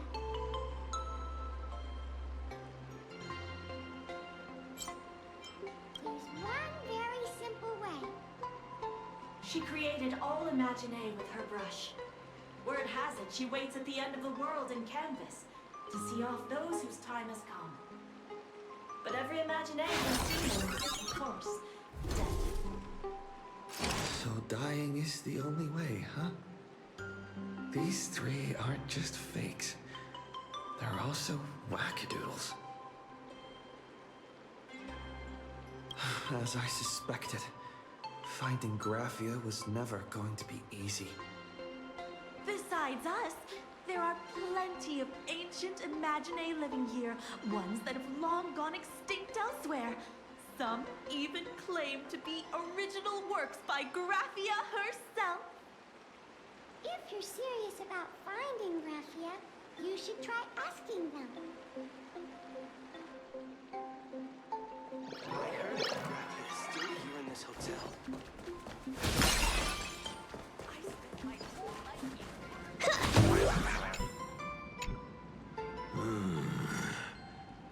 I sense more stray thoughts and disturbance in the water. The Imagine of today are far too restless.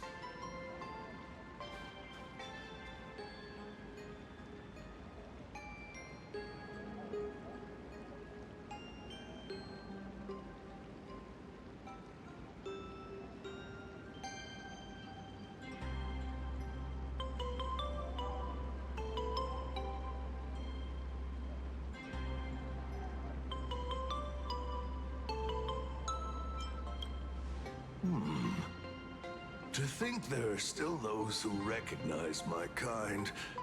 You are quite well informed. The humans here call me Sudscour. A filthy name, but fitting for this frail and wretched form. Are you here at the hot springs to wash away your stray thoughts? Or just to chat with the last Kappa of Ahatopia?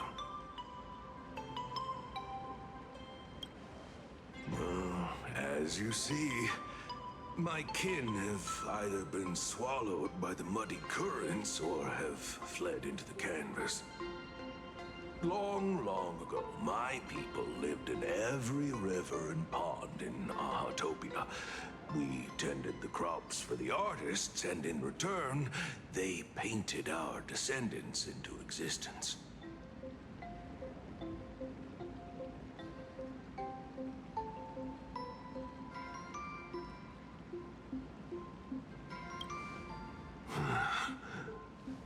It is hard to leave one's homeland.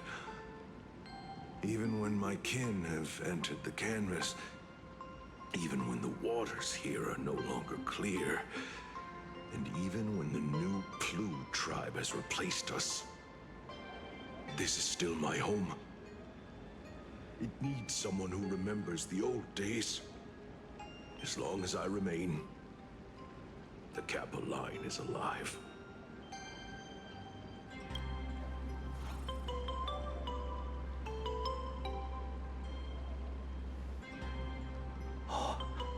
Lady Graphia is the one who guided all Imaginae.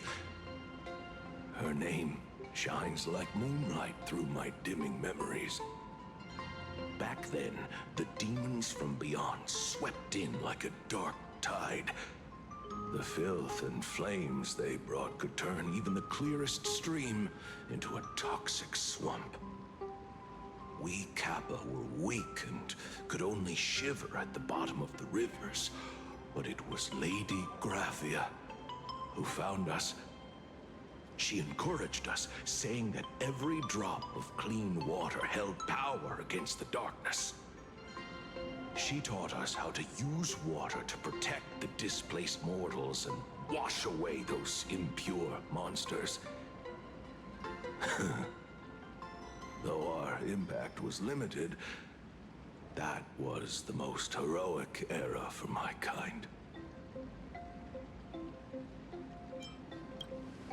Well, as long as the world in canvas exists, Lady Graphia must as well.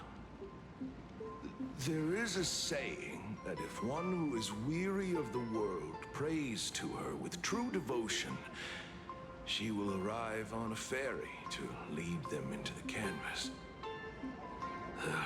If you seek clues regarding Lady Graphia, you should visit the mountain behind the hotel. There are atonement statues left by Imaginae there, filled with their prayers. It is also the site of Graphia's former residence. Casper likes to wander around there. He is a strangeling far older than I. Perhaps if you play in the snow with him, he might show you the way.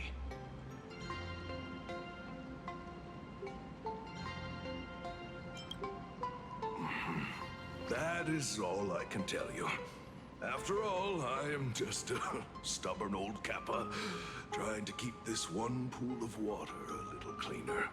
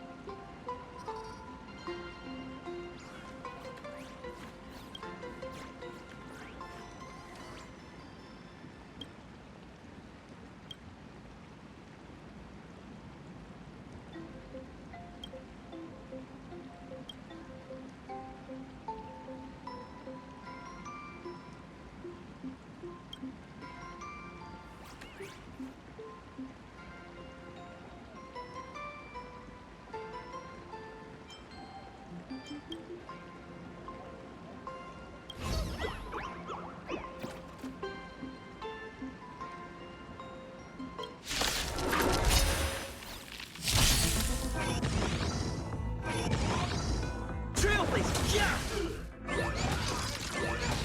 Unlimited firepower!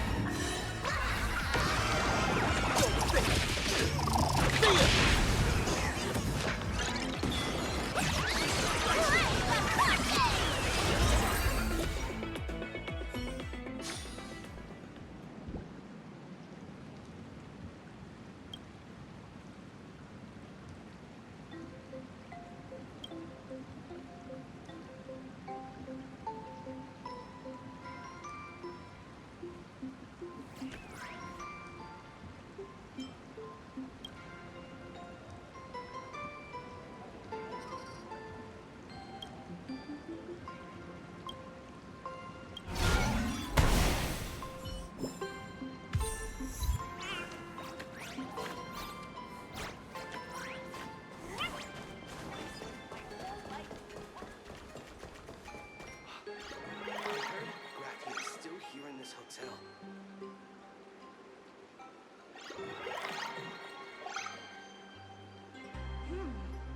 Apparently my great-grandmother's still in this hotel too. Talent's maxed out, firing on all cylinders.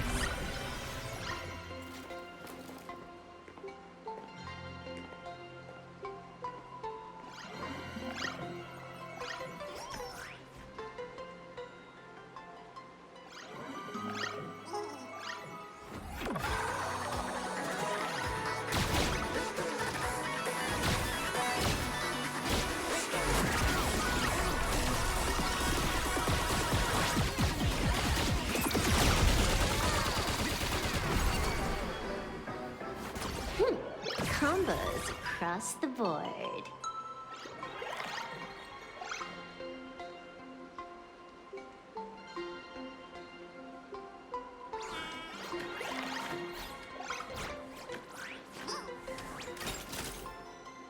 Talent's maxed out, firing on all cylinders.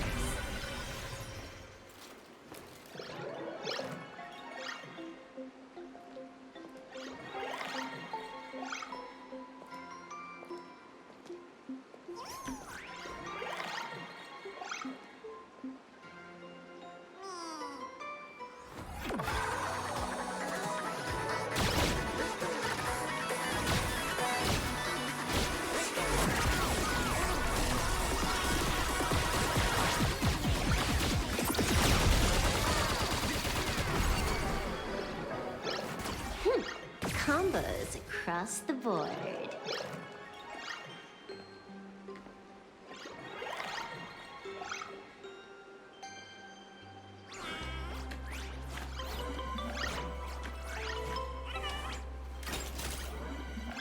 Talent's maxed out, firing on all cylinders.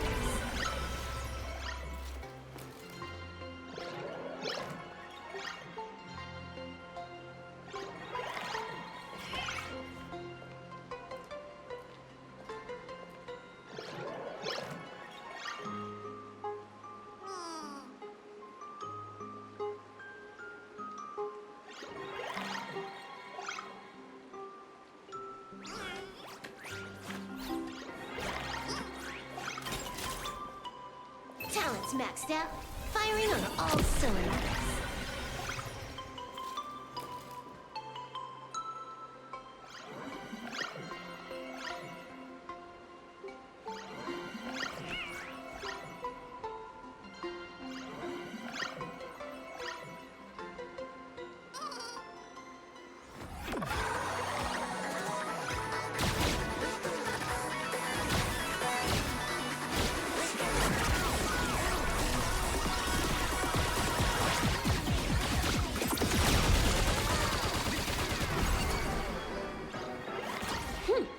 Combos across the board.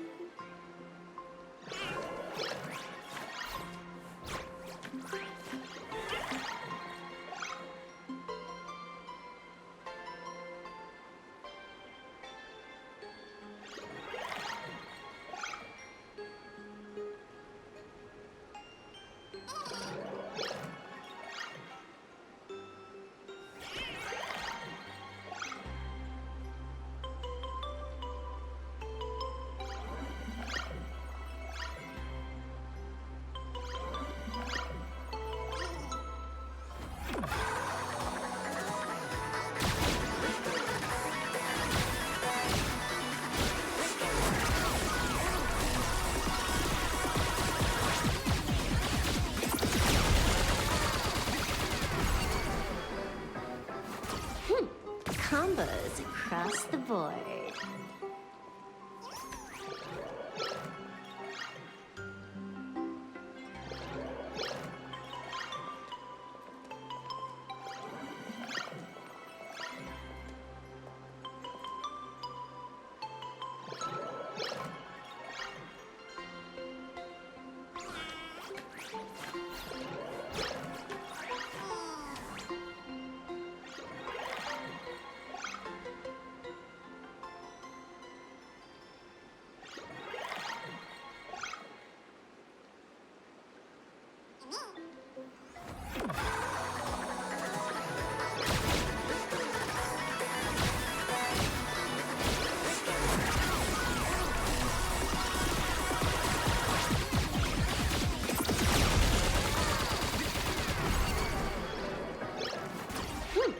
Combos across the board.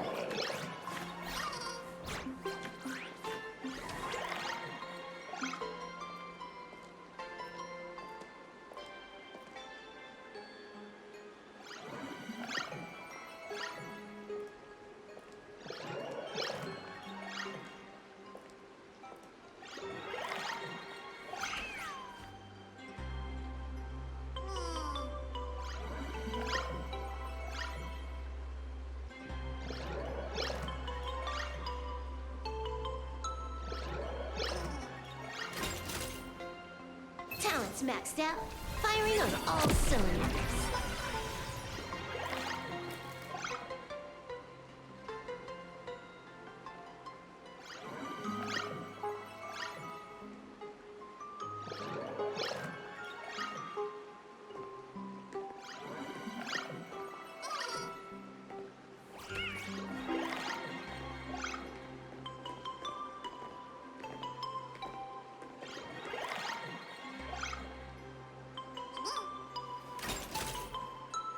Talents maxed out, firing on all cylinders.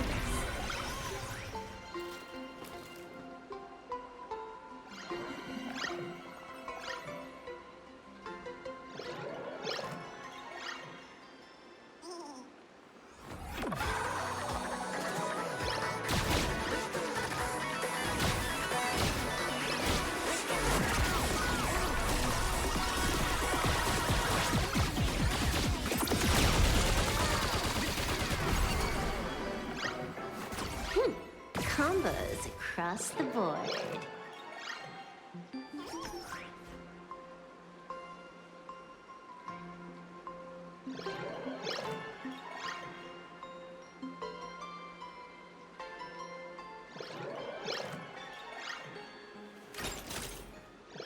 Talents maxed out, firing on all cylinders.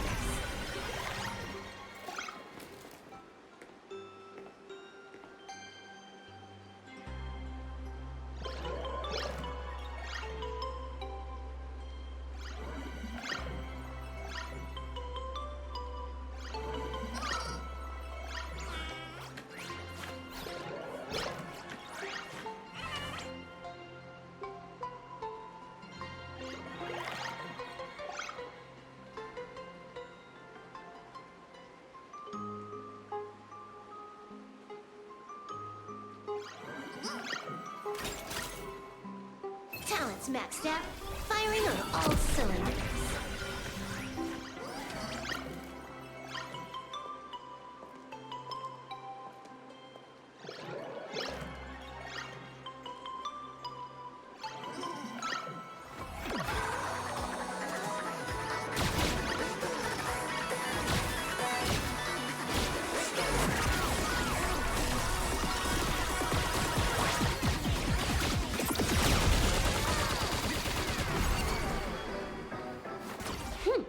Combos across the board.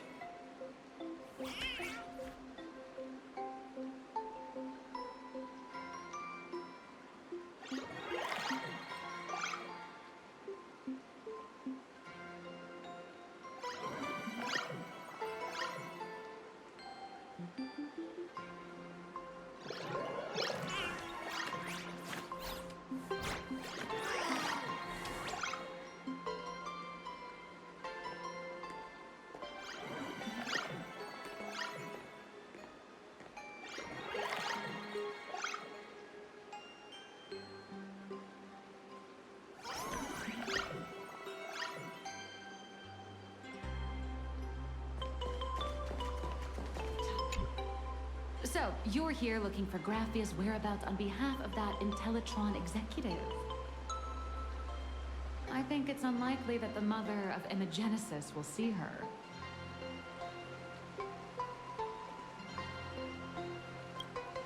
If she wanted to see her, it would already have happened. The IPC has practically turned the world and Canvas upside down. You know this, right? Over 140 years ago, they brought in hackers from Punklord and did everything they could to blast open the passage between reality and the world in Canvas. I think disturbing her world in Canvas like that must have upset the mother of Imogenesis. A friend of Graphia's? Just how long has that person been alive? So that friend wanted you to find Graphia, but they didn't tell you how.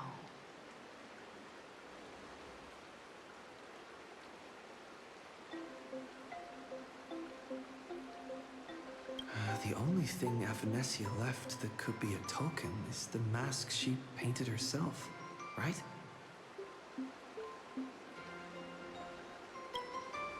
Normally, I'd suggest you play that little snow puff ball for info. That good luck with your inquiries line definitely had a subtext. But since you're asking for a bright idea, you must have heard that in a certain corner of the universe, there's a mysterious ritual that can summon historical figures to the present day. The Holy Grail War!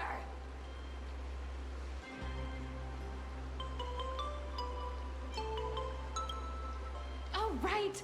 That was your big adventure in Penacony. Oh, nice. I hope Plain Arcadia holds one too. Then I don't need to explain the method. First, we need a catalyst. Do you have Graphia's brush or palette? Doesn't look like it. No matter, Miss Kalt has got you covered. We use leyline resonance. This hotel is built on Graphia's former home.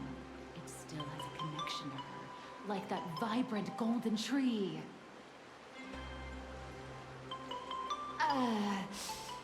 Wait, you aren't actually falling for this, are you?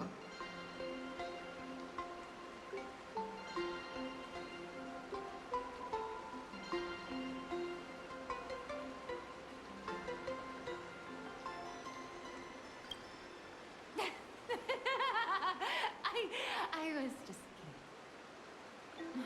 Sorry. I was just trying to lift the mood. Oh, honestly, I'm a chronic deadline misser who can barely save her own skin. How am I supposed to help you? I've heard enough. Break time is over, Miss Nihilux. Now that you understand your situation, stop wasting time. Start drawing. I just checked in and I have to work already? I'm not some fully automated painting Mechatron. You do know that, right?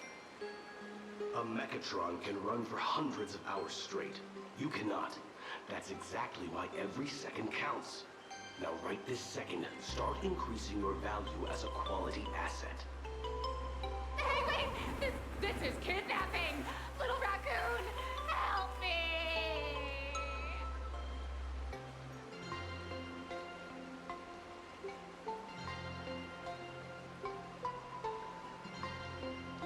Nihilux has a point. If that Casper guy is a survivor from the Cinderith age, maybe he really does know something. Anyway, I'll start by asking around here.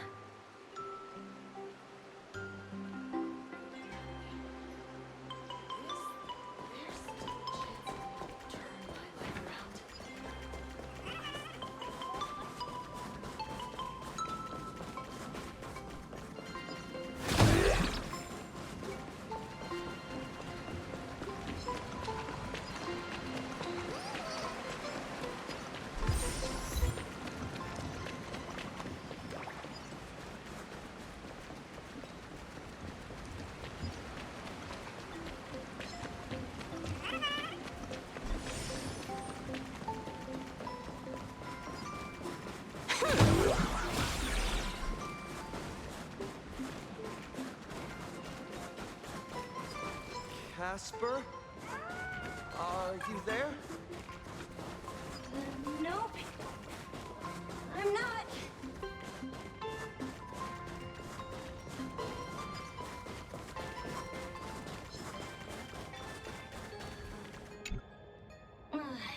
You found me, Current Nameless.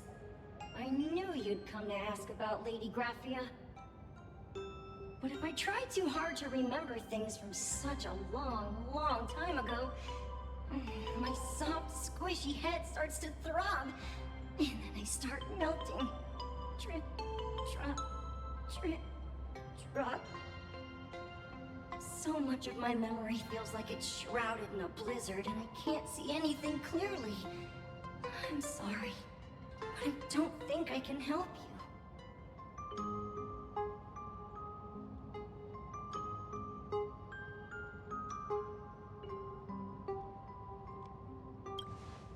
A snowball fight? The game, the name, it feels so familiar. It feels like I had snowball fights every single day a long time ago. Shaping the snow into balls and flinging them at whatever strange intruders came barging in. Well then, come at me, Nameless. I'm a snowball fight veteran. I won't lose.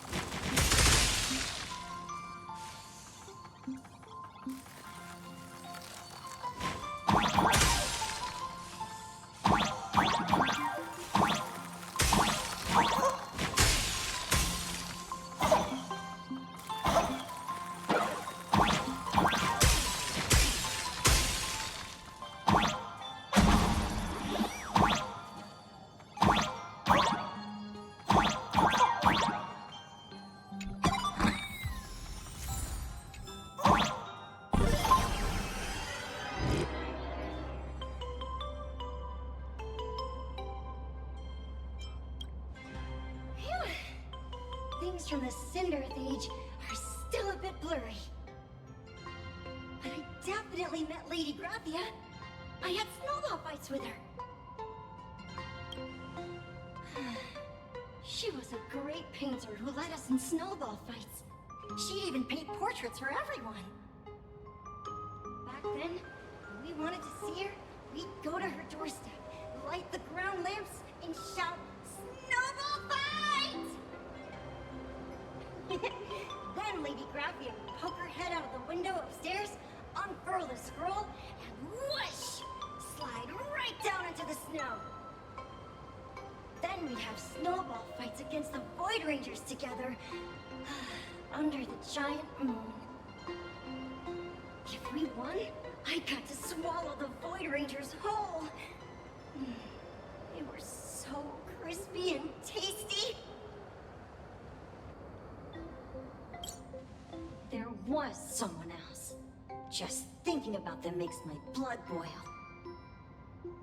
He was a snowball fight master. I remember one time, 8 of us teamed up to challenge him. But that guy knocked us all down with his snowballs like it was nothing. All from so far away. 6 of my friends were lying on the ground, feeling beat. Losing the game got everyone so down that no one uttered a word. As for me, I think I got hit right in the neck. I saw my own giant body thud onto the ground, and my chin felt ice cold. 8 people in the Phantasmoon games? Perhaps Snowball Fight is a euphemism for the Cinderth Age Wars.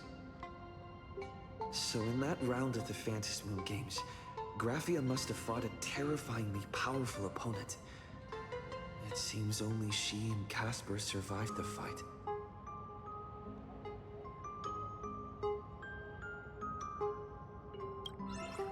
I saw her once. Just once. By then, Ahatopia had already been transported into the canvas. It was so quiet and lonely. I couldn't find my other 6 friends, but I remembered where Lady Graphia lived. So, I went to her front door again, lit the ground lamps, and shouted, "Snowball fight!" It felt like only a second had passed. Just the blink of an eye, yet somehow it also felt like forever. At last, I saw her drift out. She held me and cried, saying, "I'm sorry, and you've done well," over and over. And it was just one lost game. We could have just won it back some other time, but that was the last I saw of her.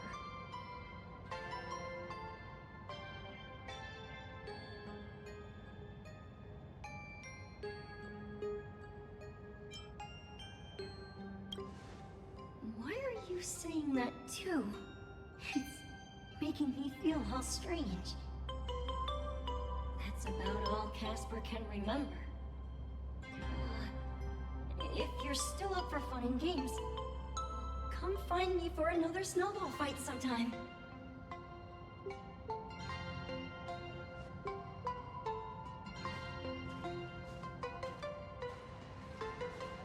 So, to summarize, Casper likes to light the ground lamps and call for her near Graphia's old home.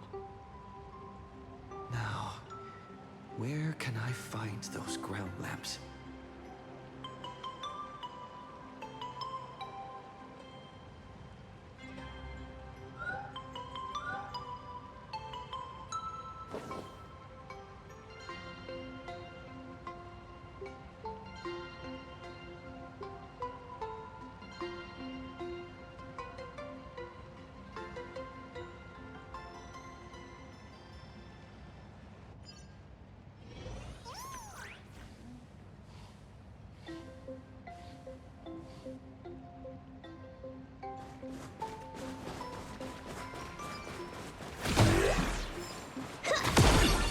stand next to such a lively hot spring hotel. These atonement statues all look like small animals. I should find a prominent spot for the ground labs.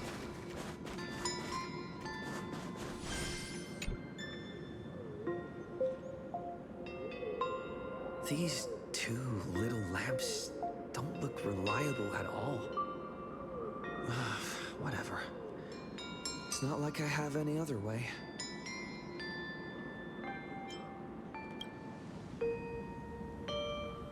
Who dares disturb my 1,000-year slumber? Not only will I refuse to grant you 3 wishes, I shall also lock you in my canvas to suffer in my stead!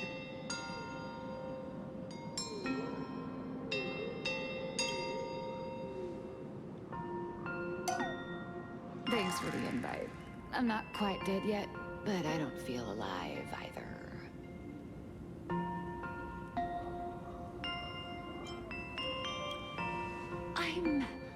I'm testing the deadline.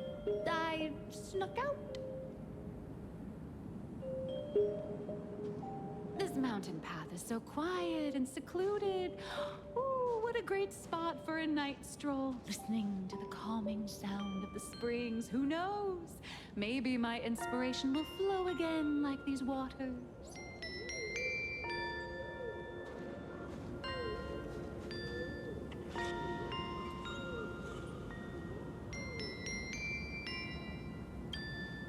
I was hoping to find some inspiration out here. With those 2 goons breathing down my neck, anyone would hit a complete creative block. Look at this old stone statue! Ooh, doesn't it look like Hemicat? I just reached the real versus fake Hemicat arc in my comic. Let me pay my respects. Maybe Graphia will bless me with enlightenment. Miss Colt, when did you sneak out? That was fast! I let my guard down for just 1 second, and corporate asset, I mean Miss Colt, escaped. Now that's scary. No way are you running away and taking our jobs with you. Good thing this kind lady spotted where you were headed. Otherwise, you might have slipped away for real. Let's go. Back to the room to finish your work. Come on, not again! Little raccoon!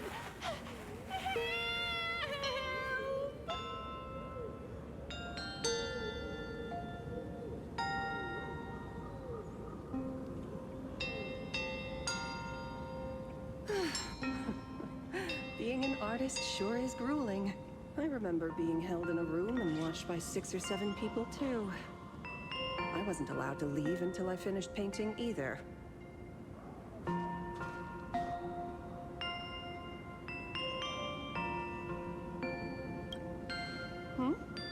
You're asking me? Weren't you the one searching so desperately for me?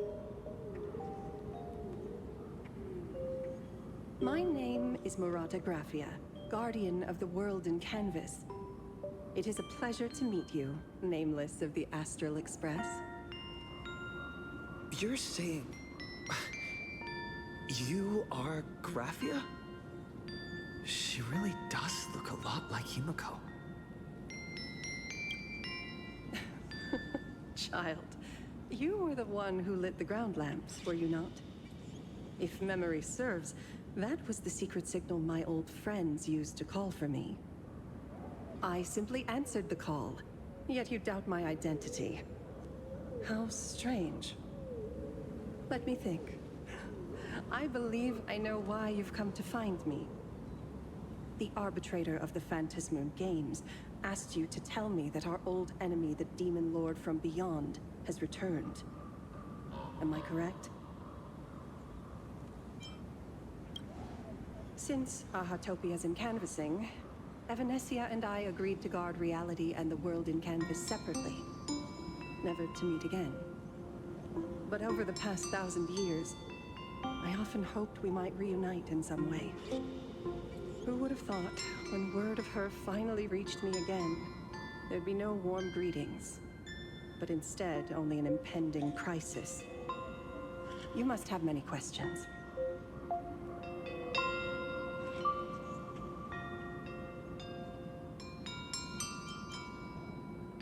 My, you certainly have a lot of questions.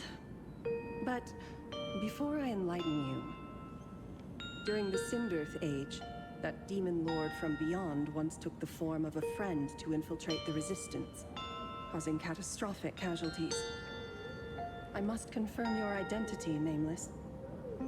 Do you carry a token from Evanesia?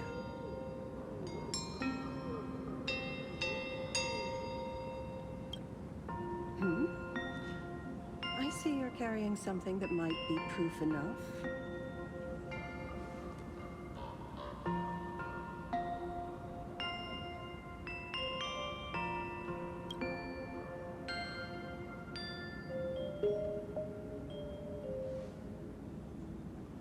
The secrets you seek are many and tangled. Perhaps I should start by telling you a story. 1,000 years ago, the legions of the demons from beyond descended upon Ahatopia, marking the beginning of the Sindirth Age.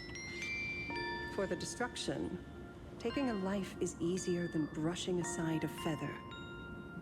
Among the countless victims, a baby girl was saved by a painter from the brink of death. He took her in as his daughter and named her Graphia. To protect his daughter, the painter kept her confined to their home. While the fires of disaster swept across the land, Graphia lived in seclusion. Until one day, a falling star streaked across the dark sky, and a deafening roar shattered the silence of the wasteland. Unable to contain her curiosity, the young girl slipped out of the house to follow the sound. And so she saw it. Beneath the cold Phantas moon, a tower of infinity stood on the mountain range at the edge of the horizon.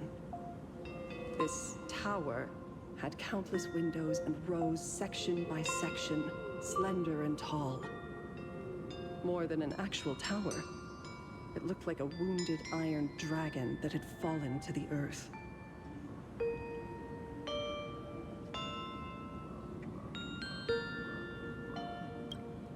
Indeed, that tower, which stood only for a moment, was the crashed Astral Express. And Graphia's family name, Murata, came from the wondrous sight she saw. At the time, the wrecked train was surrounded by countless abominable monsters. Amidst these foul enemies, a few warriors in strange attire fought tirelessly. But they fell, one by one, unable to withstand the endless tide of monsters. It was only much later that Graphia understood that those who fought and died for Ahatopia shared a common name. The Nameless, who walked the path of the Trailblaze. That was the day that Graphia stepped into the mortal world. Her life as the mother of Imogenesis began. In a long, drawn-out war, fought at a severe disadvantage. She was forced to seek the aid of the Phantas Moon Games, attempting to use the mighty power of an Ionic ritual to lock the terrifying demon lord from beyond within a limited battlefield. This was also the first time in the history of the Phantas Moon Games that the 8 supplicants joined forces to confront a powerful enemy from beyond, the Lord Ravager, Asat Pramad.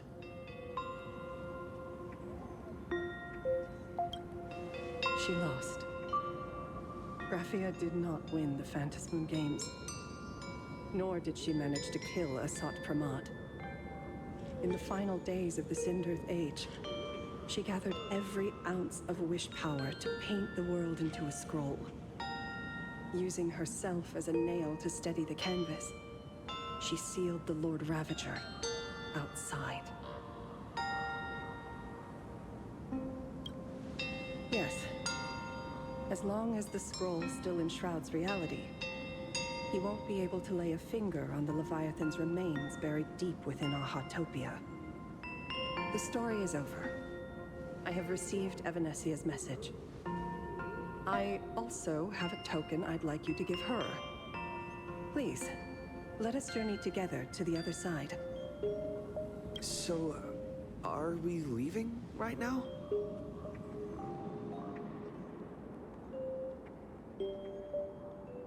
No, there is no need to rush. You have a friend here who is lingering with a heart full of farewells. You mean... Blade? Follow this path down to the riverbank of Myriad Wish Grove. You'll find many Wispe gathered there. When you are ready, choose a Wispe. Whisper Graphia's name and your wish to cross over to the other shore. Then release the Wispe into the river. When the time comes, I will bring the ferry to deliver you into the canvas. Graphia vanished. How elusive. Anyway, I should head to the riverbank of Myriad Wish Grove first.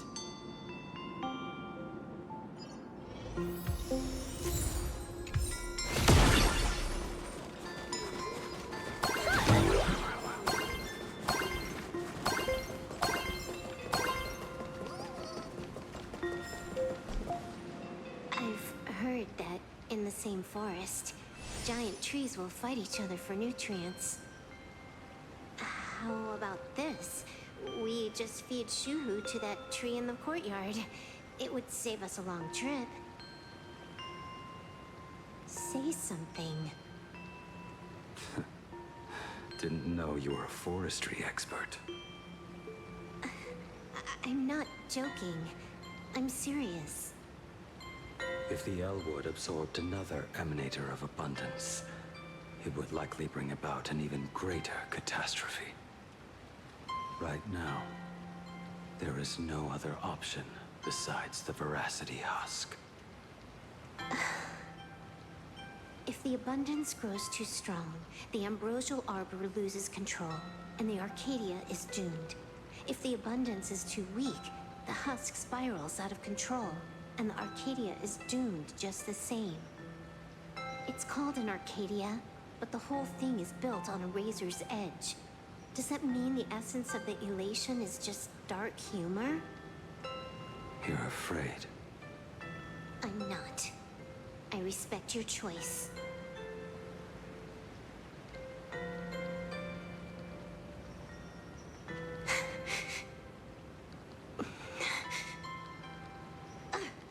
Fine. You're right. I'm afraid. So what? You don't think I know what that Xianzhou person meant? 1 in 10 chance? There is no chance at all. Listen, I just can't stand by and watch one of my kin sacrifice himself. Kin. What else? Friend? Colleague? Playmate? The guy who carries my bags when we go shopping? I suppose all of those fit. Fit? How? Sometimes I can't tell if you're actually dumb or just plain dumb. I hear you. Just assume it's the former. Simpler that way. My mind is made up. You should understand. Misplaced emotions will only cause the mission to fail. You really are just plain dumb. To be honest, I'm the same way. If I could see Firefly cured of her illness, Kafka finally finding the heart she's looking for, and that guy reclaiming his future, then I'd be willing to pick up that level 999 cartridge too, even if it means becoming nothing but a shadow of the Dark Zone. Don't. At the TV tower, you already severely overspent your time. Don't touch that thing again. Besides, why are you telling me this? You should tell them yourself.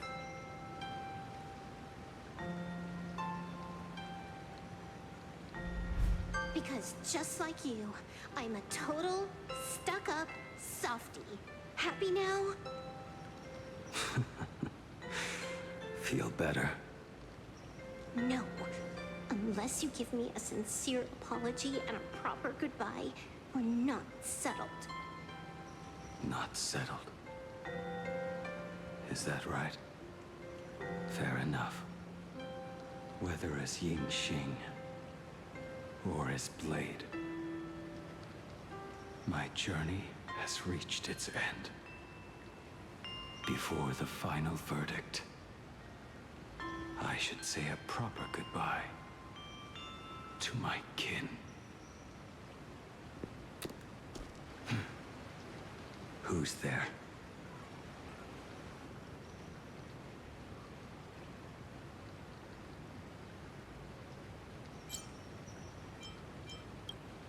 We've been here for a while. If you'd come any later, you'd be looking for him inside the belly of Veracity. I knew you would come.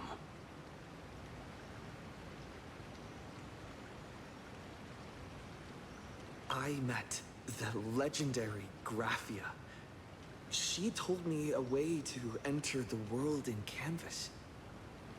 If we simply chant her name and release a Wispe into the river, she'll come to ferry us. A legend from 1,000 years ago.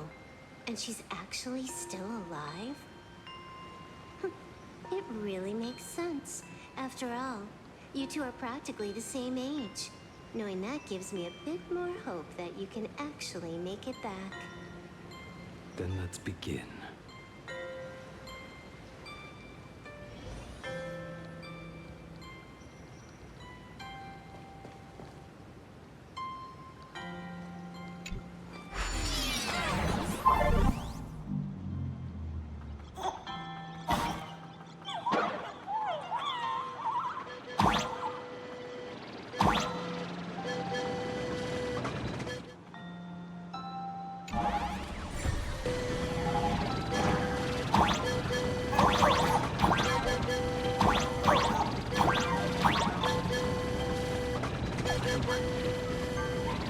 I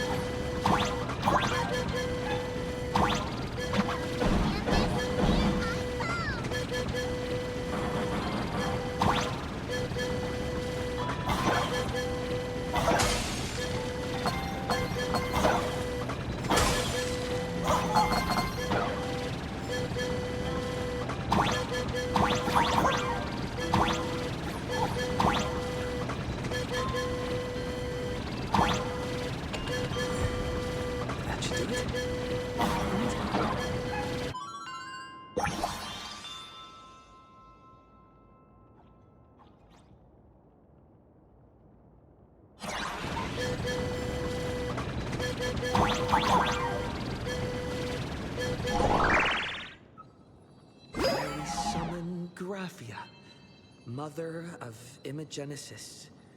May she come forth and deliver us into the world in Canvas. No Wispe were harmed in the making of this operation. Graphia! Graphia! Everyone, into the world in Canvas! How odd. This time, the visitors actually know of my existence.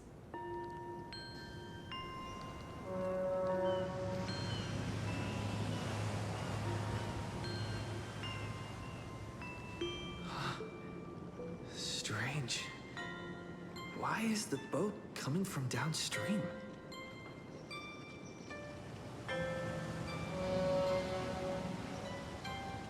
I heard your call, and have come by boat to guide you across. Greetings, travelers who seek to leave the mortal world behind. It is a pleasure to meet you. Oh? Not an Imagine, but someone here to settle the past and family members seeing them off? I guess so. The power of abundance. what a nostalgic scent. There is something terrifying slumbering within you. I've heard that something lies at the end of the world in Canvas, with the power to suppress it. Will you show us the way? Huh. I see. You are better informed than I thought.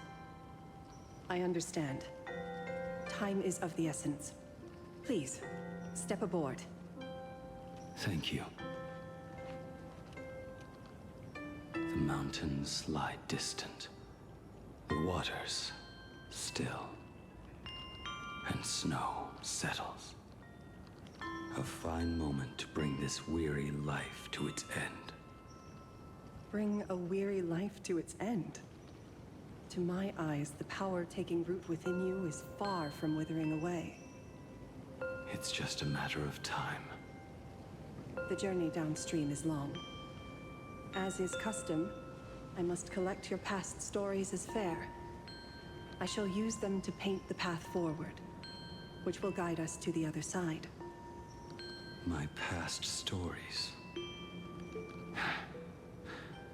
I am not much of a storyteller. There is no need to weave your thoughts into a complete story. A single memory, a single breath. These too are parts of your past. Only by letting go of the past can you truly set forth with an open heart. Is that not so? Go ahead. Say something. I'm curious too.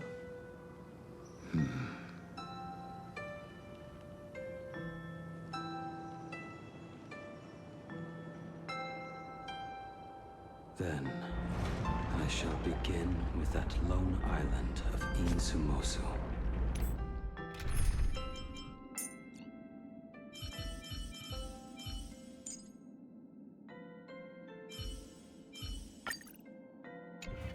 It was a desolate wasteland, untouched and forgotten. Desolate, cold, the perfect place to lay the dead to rest. I planted rusted, broken blades in the wasteland as a mark of my departure. Little did I know that even after joining the Stellaron Hunters, I would find myself returning there time and again, bringing along a few new swords with me. Their owners, some of them sought my life, only to fall by my hand. Others simply wished to see me one last time, as their own lives flickered out. I was once a craftsman, and those swords, they were all my own creations. I raised those wordless monuments for my old friends, one by one, until they became a forest of broken blades.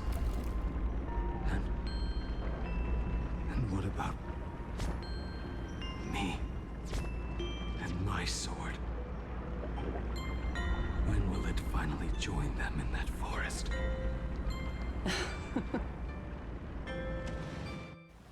I will follow your words with my brush and paint the ideal end.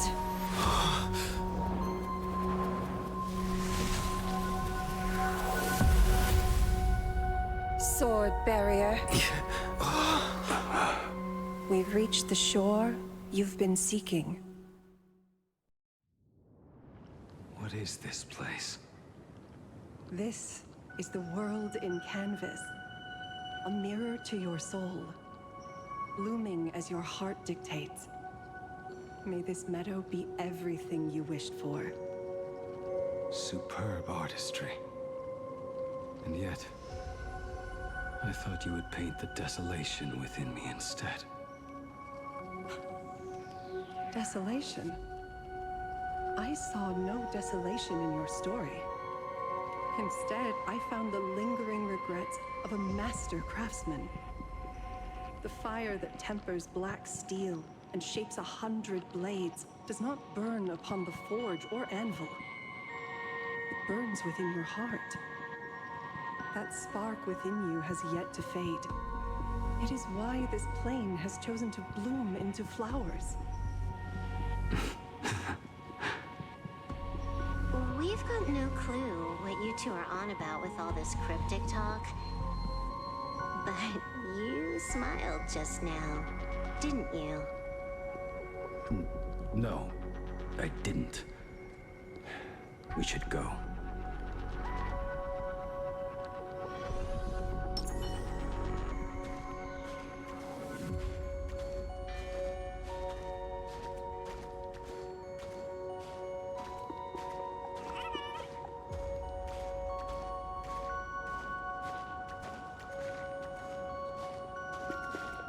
He finally smiled. I'm actually the one who can't even smile. This sucks.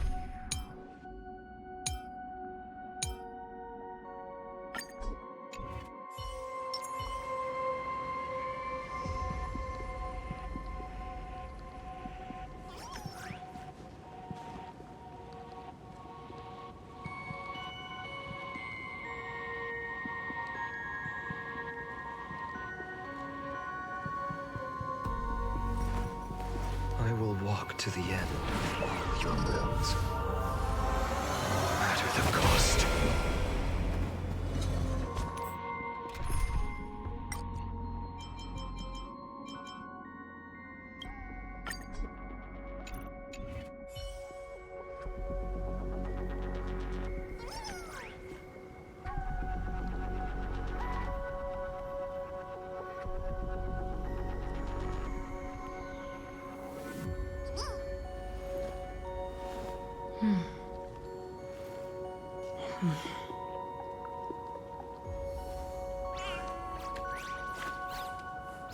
Stream forth the gleam of old blades.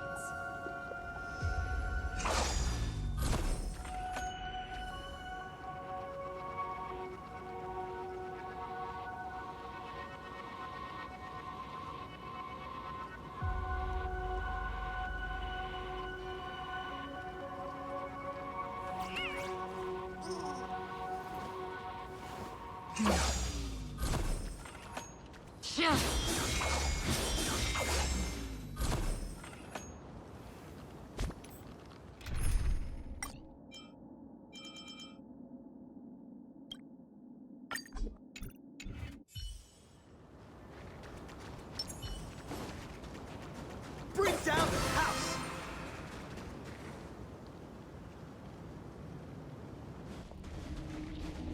We have reached the end. That blue maw. So, this is it. Correct. Driven by the buried secrets of Ahatopia, you have come seeking liberation. And now, I have shown you the silhouette of the beast's maw. If you should find a way to get out, I ask that you swear to keep this secret.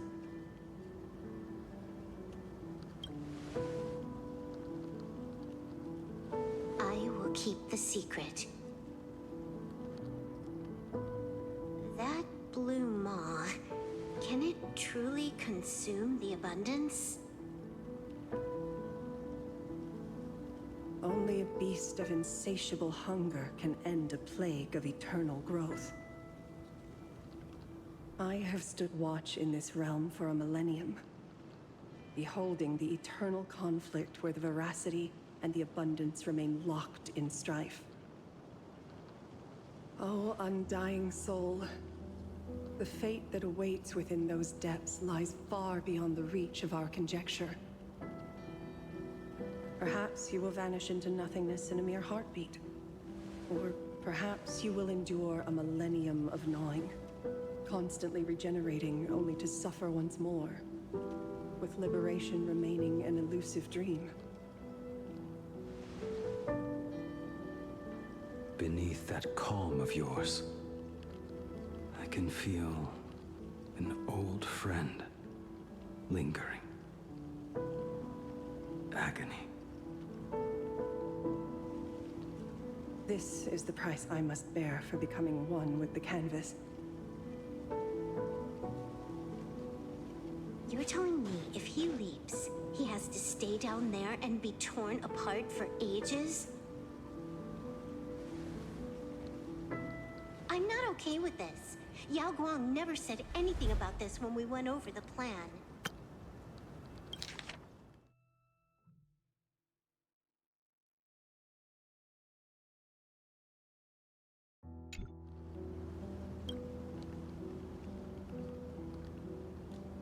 I have lived for nearly a millennium.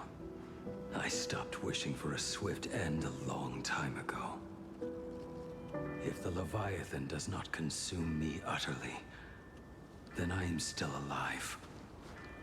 And until that moment comes, I will pin Shuhu to the anvil and swing my hammer once, twice, and again, and again.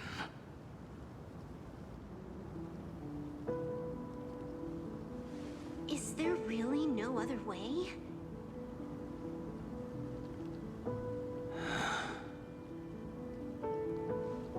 Silverwolf. I was never one for sentiment. I'll only say this. In my past life as a smith, I made it a point to forge something for those friends I found tolerable. But ever since I joined the Stellaron Hunters... Oh, right, I get it. You want me to go back and take apart that box Kafka uses as a footrest, right?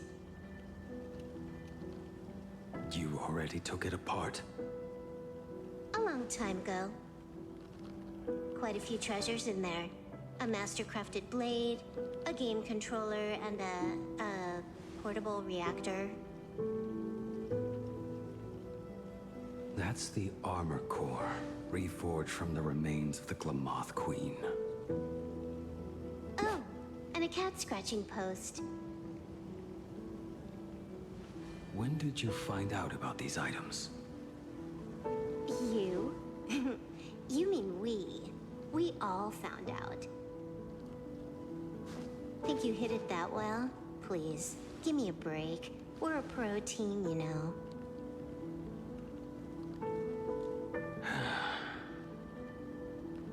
Just split it among yourselves. Consider it a keepsake. Kafka should be the one saying this, but... You are the most perfect blade the Stellaron Hunters could ever have.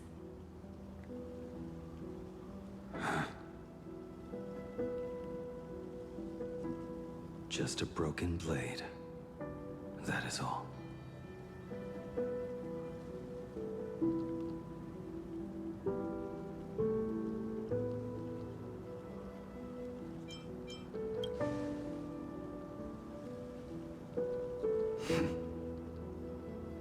Thank you.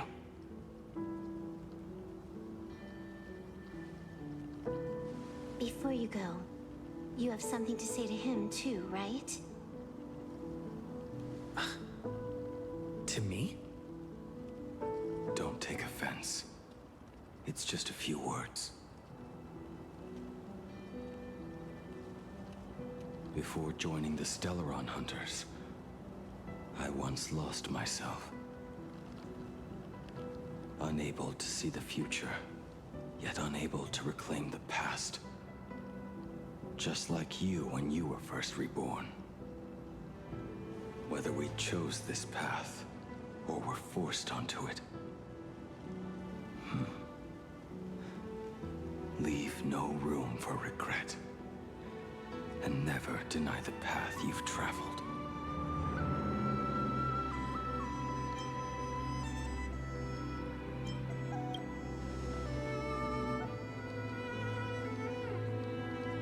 We use the script to interfere with the future. But some things, once spoken aloud before their time arrives, will never come to pass. So, I must head into this unscripted path alone, to witness that final, solitary truth for myself.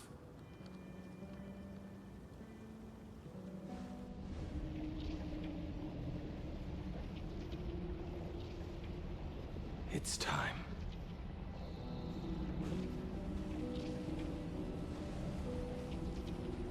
Do you still remember that passphrase?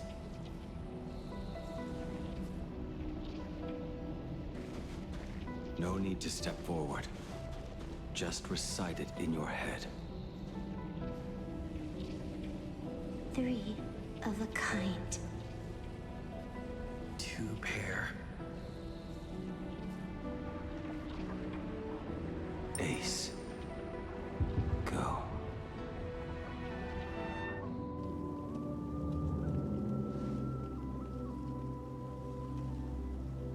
Farewell.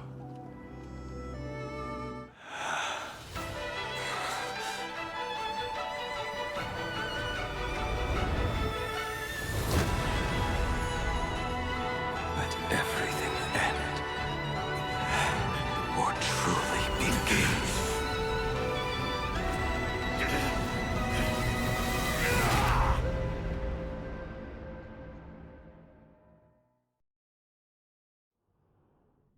In the final moments of your life, what will flicker through your mind?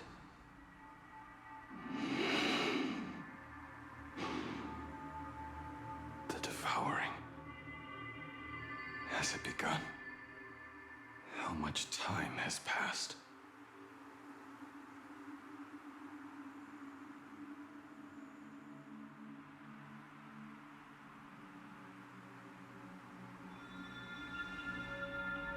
Sea of clouds.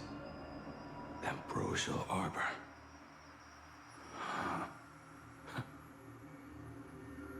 To think that with death so close, this is the scenery my dreams would conjure. My heartbeat. It's barely audible now. Shuhu. Are you still alive? Am I still alive? Finally woke up, Yingxing? Master. I am sorry. You have the wrong person. I am not Yingxing. A lad your age, yet your head is more muddled than mine. You're talking nonsense in your sleep, boy. It has been ages since we last met. Tell me, have you let your craft go to waste? Your master wishes to see what you can do. Not a sweet dream of toasts and laughter, nor a nightmare of clashing steel. Instead, it is a dream of returning to the very beginning, to confess my sins before the master who taught me everything. Typical. This is a standard issue sword I forged for the Cloud Knights, back when I first began my training.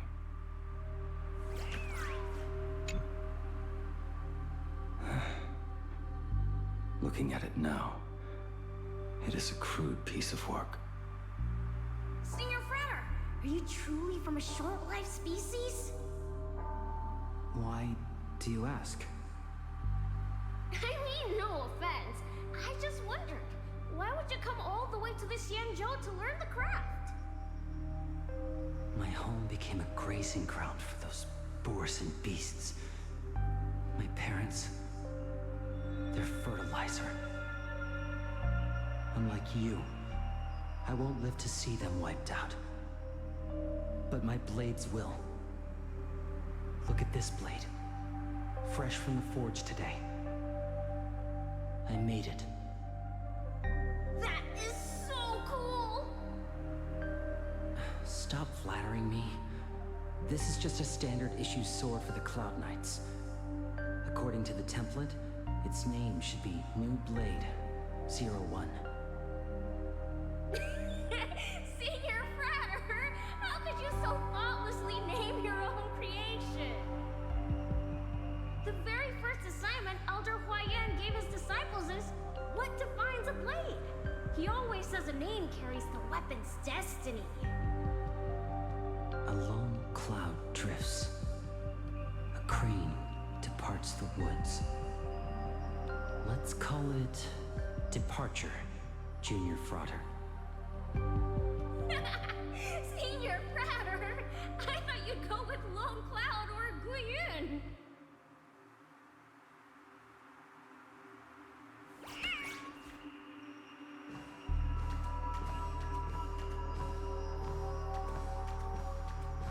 Bai Hung. And that bow I forged for her.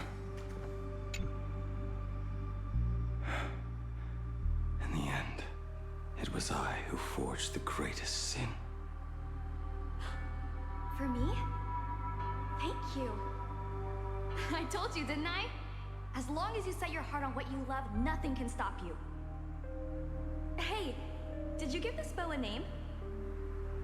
I named this bow Lure after a mythical steed from the primeval Imperium.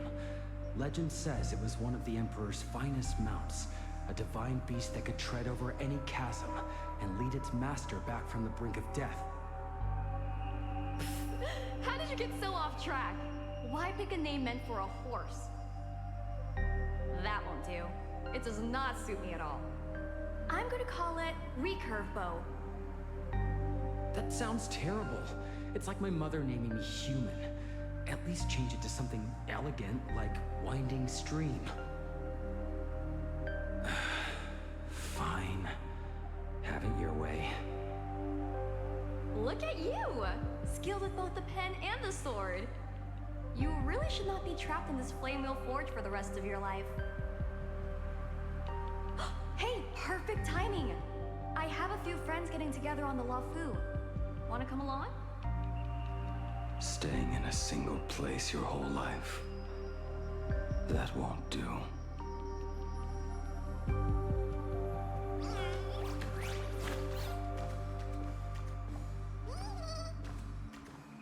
Jing Yuan's Devastator Glaive. The weapon I promised to forge for him all those years ago.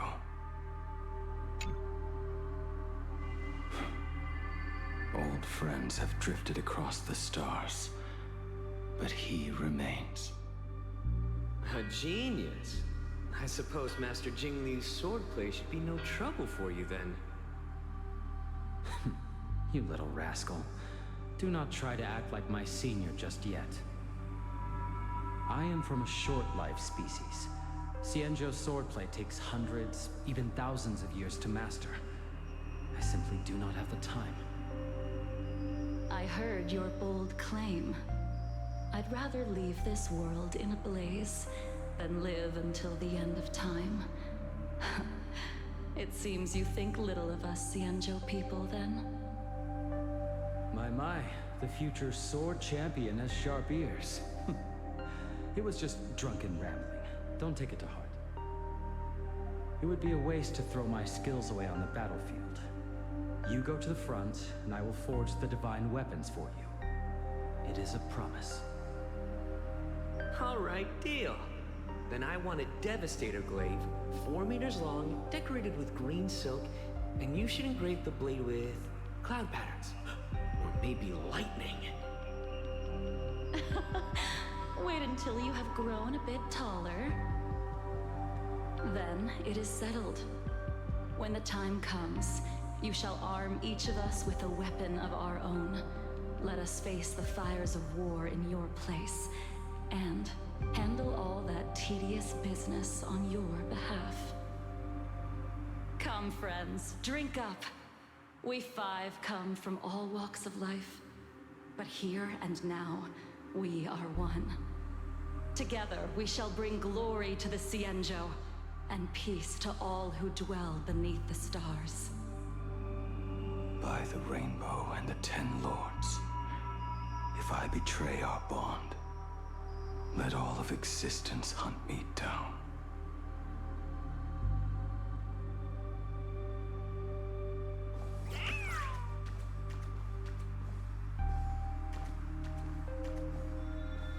The prosthetic arm and sword staff for Mr. La Mancha were works created by my master and me. He came to visit me even after I was cast into the shackling prison. Yanqing. No. Yanqing. How did you end up like this? The shadow has tasted the flesh of abundance within you.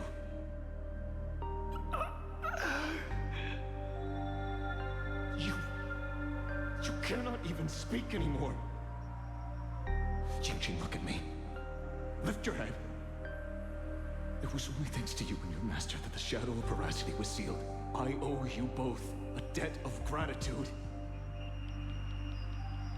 So I have but one question. Do you want out? If so, just nod. There is always a way out. Just give the word, and I will carve a bloody path to get you out. Right now.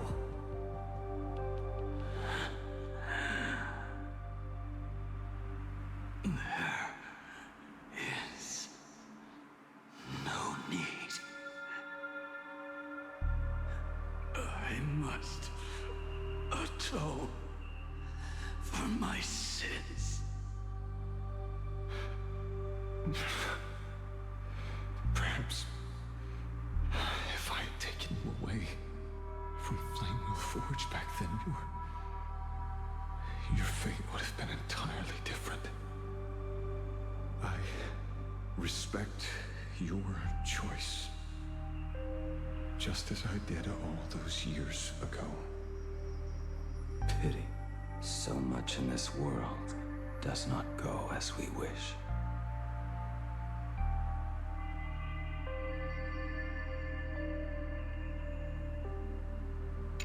It was not meant to be like this. Pity. So much in this world does not go as we wish.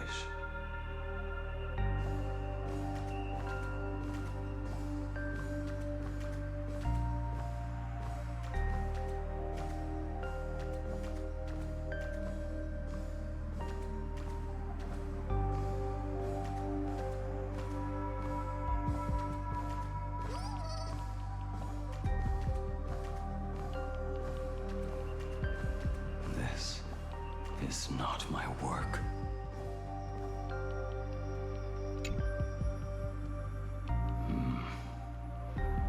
This was where my life as Blade began.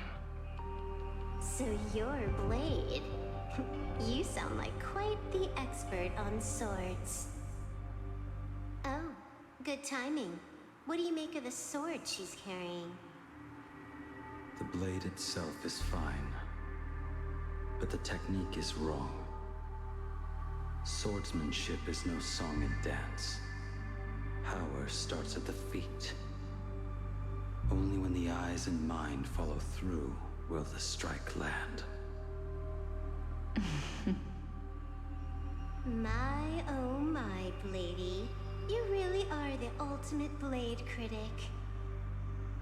Since you have so much to say, Master, why not forge a legendary blade for each of us? I put down the hands cannot do what my mind wants anymore. Fighting with a weapon that does not suit you is just a quicker way to die. From now on, if a sword is needed, let it be mine. This shell of mine is the only blade there is.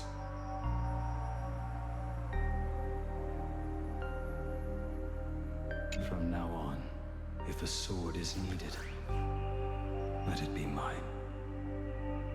This shell of mine is the only blade there is.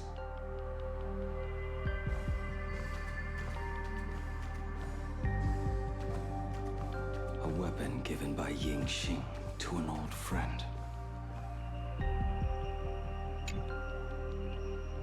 But we are no longer who we once were to each other. Who I am does not matter. What matters is, do you remember this weapon? I don't understand what you're talking about. All that happened. You think you can just walk away from it all? You would do well to keep Cloudpiercer by your side. Or, next time we meet, I will be the end of you. What a pity. In the end, we still cast our weapons aside.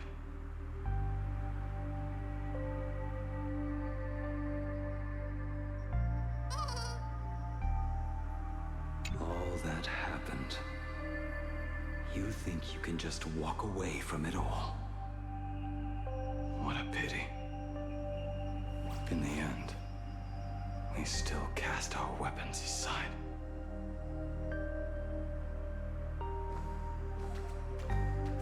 Apprentice, come near. Finally. Is the end in sight?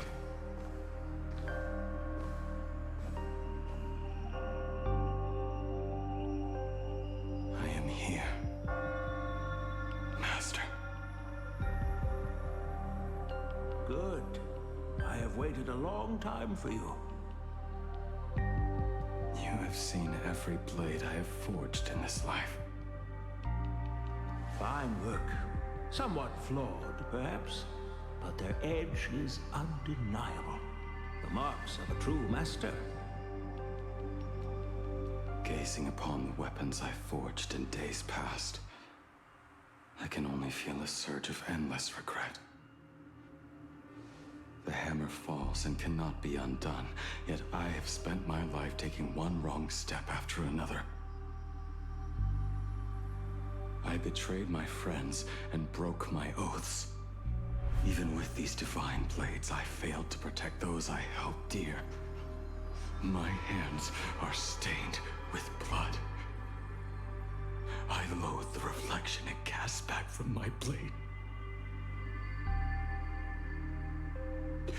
But what weighs heaviest on my soul is the debt I owe you, Master. In this life, I fear I will never have the chance to repay it.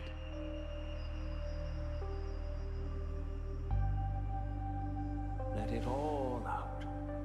You feel a bit lighter now, don't you? But isn't there one last piece you've yet to show me?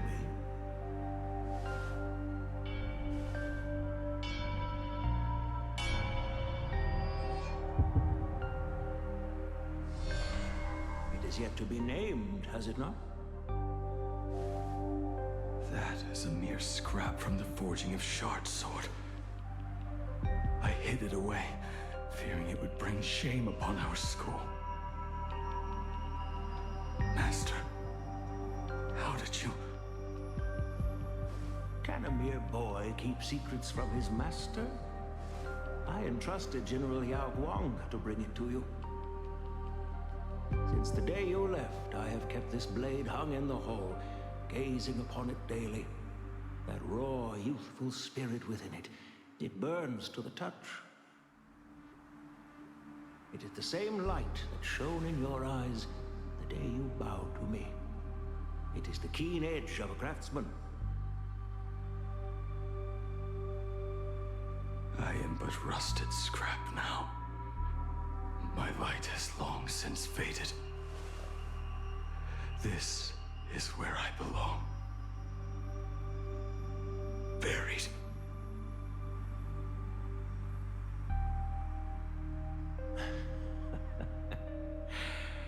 Crushed ore, old materials, rusted iron.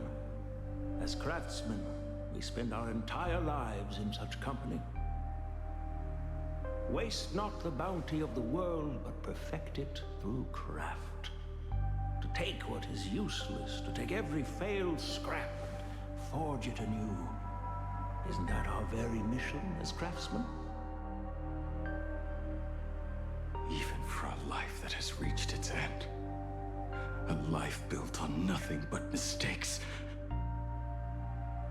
As it is with the work of a craftsman, so it must be with the life of a craftsman. Do you still remember the question I once asked you? What defines a blade?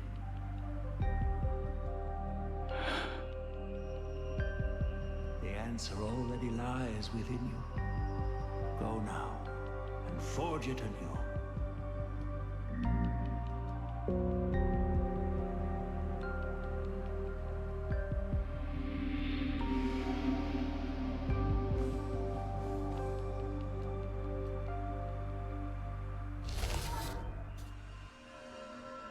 Forge it anew.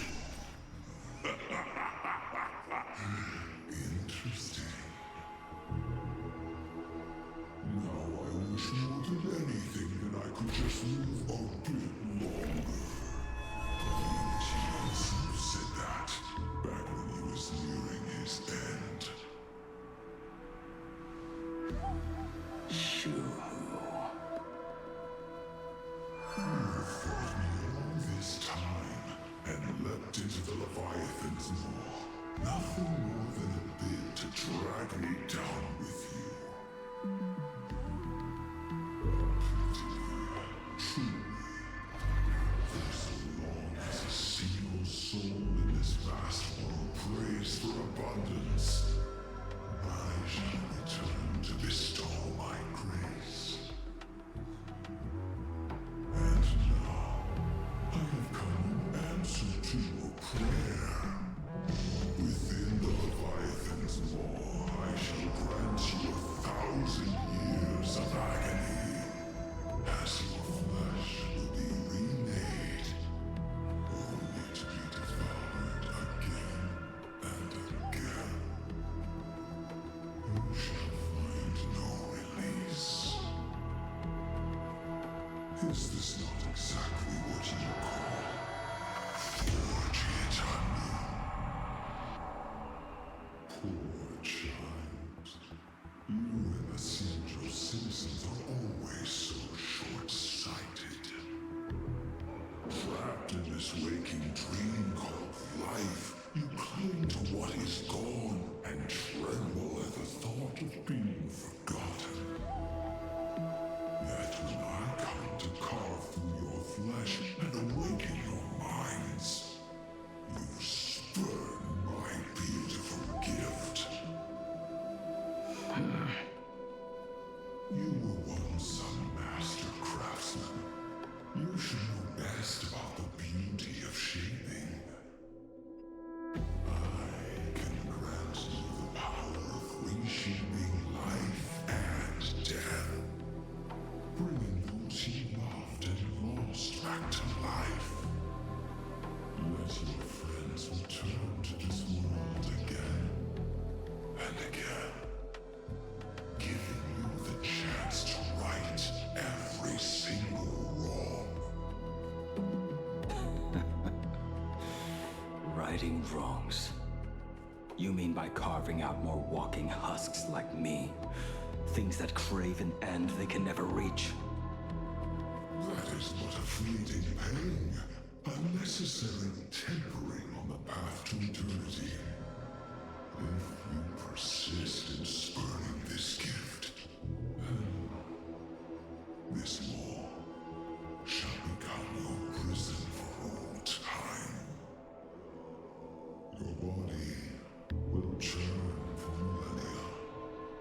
difference between being digested and reborn. Every inch of your flesh. Remember the agony of being ground to pulp. Until your very will dissolves into nothing.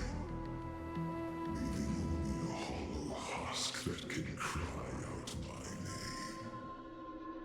name. Are you done talking?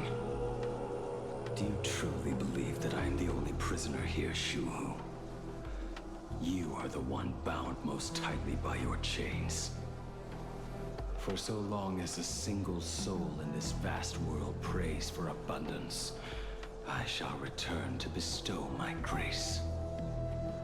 You are nothing but an echo of them, a slave trapped within your mission of compassion. You mock our obsessions. You are Yao Shu's most pathetic prisoner. Are you trying to provoke me? No. I am pronouncing your sentence. I never dove into this abyss for the sake of a mutual end. I came for forging. As long as you cling to life, you must keep reshaping this body to fight back the gnawing from the veracity. And that struggle is exactly what I want. Let the maw of this Aeon husk be the furnace. Let our undying flesh be the iron. And let death, 1,000 times over, be the hammer. Right here, I shall forge and recast you again and again. Not to destroy you, but to create a cage that can hold you prisoner for all eternity. And the thorns of this cage shall forever be aimed at that savior who branded you with your mission. Yao Shu. Are you ready? To turn your vengeance against your god.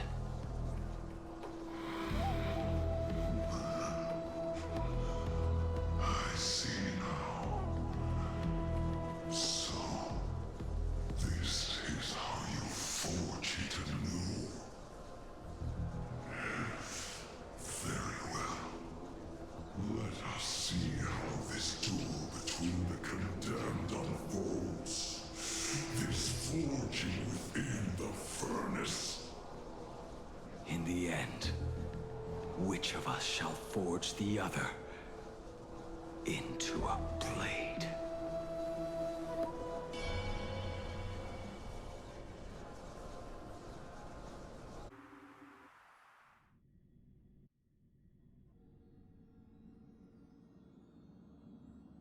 When reunited with family after a 15-year separation, 22% of organic life forms will weep and embrace, whereas 59% will exhibit indifference or outright rejection.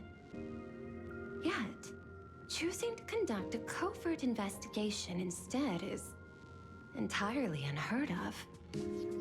You harbor suspicions regarding Mr. Ryusuke. Why is that, Miss Himiko? Before Star Rail Fest began, I stopped by his office to look for the family's records on the Phantom Moon games. Out of concern, or perhaps curiosity, I leafed through his portfolio. The artwork was magnificent, with each piece serving as a microcosm of a different planet. That was when it suddenly dawned on me. 5 of the worlds he captured in these paintings are now gone. Lost to the fires of war waged by the Antimatter Legion. Just as you suspected, Mr. Ryusuke's travels have been highly suspicious. In the year 1969 of the Arcadian calendar, he traveled to the Delcor Ring to sculpt a statue for the Doctors of Chaos. 2 years later, the IPC received word that the last local resistance group had rejected all aid and launched a suicide charge against the Legion. Also, in 1984 of the Arcadian calendar, He traveled alone to the planet Goliath's Shepherd. After a century of resistance in the fires of war, the planet was officially declared dead 9 years later. Both incidents point back to a single culprit. The Lord Ravager Asat Pramod. However, there is also evidence suggesting that Mr. Ryusuke was still in Plain Arcadia when Asat Pramod appeared. Additionally, the IPC recovered a commission he received. It read, "Please carve a trace of our lasting glory, just before the world meets its destruction." He accepted the commission, even though he knew the Legion had surrounded the planet? Legends of the Graphia clan abound within Plain Arcadia. To this day, many believe the Weathering Curse is a scar seared into your very bloodline from Graphia's struggle against the Legion. Conjecture. Mr. Ryusuke was tracking the demon from beyond. He likely believed that finding him was the key to breaking the Graphia clan's curse. Any other conjectures? There is another possibility. Please forgive me if this sounds out of line. There is a 52% probability that Mr. Ryusuke was being used by Asat Pramod. He might have even chosen to work for him. I'll have a word with him. I'll leave it in your hands, Miss Himiko. Dad? Do you have a minute to talk? I do. I'm 1000% free for you. What brings on this surprise call for your old man? I was worried you were too busy, so I didn't want to bother you these past few days. That foolish didn't hurt you, did she? Actually, what am I thinking? A mere herald of death is nothing to my Himiko. You probably handled her in no time. And that kid is something else too. I'm telling you, everyone at school is a huge fan of the Astral Express now. 15 years. The blood-stained games are finally over. And this time everyone survived. It's time we sat down and talked. Just as father and daughter. Huh? Am I dreaming? My little girl actually wants to have a real talk with her old man. Well, I don't care if I heard you wrong. I'm taking this to the bank. Praise the Astral Express. Praise Hachivelli. Give me 10 seconds. No, make it 8. Your old man is on his way. There's no need to rush like that. Love you, kiddo. I should have seen that coming. Himiko, open up. It's your time. Himiko, come over. Tell me more about this.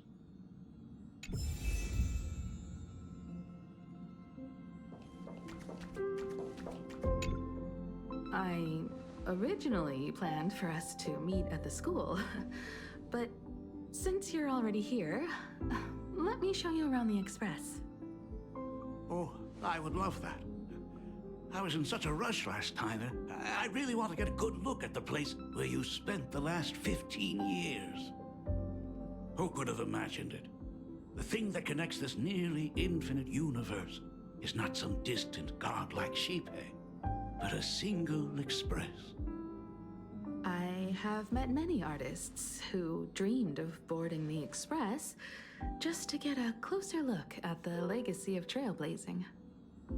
So I am curious, how will the great artist Ryusuke evaluate it? Me? Well, I'll give it my all. I was only joking. There's no need to be so serious. There's actually so much interesting stuff on this express.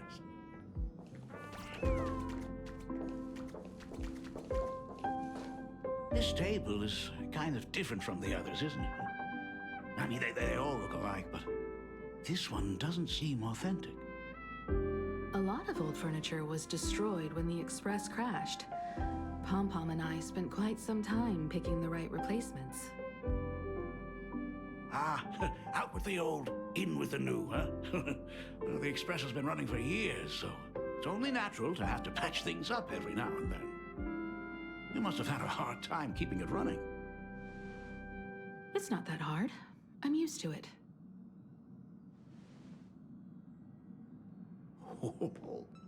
Just as I thought. The Astral Express looks amazing inside.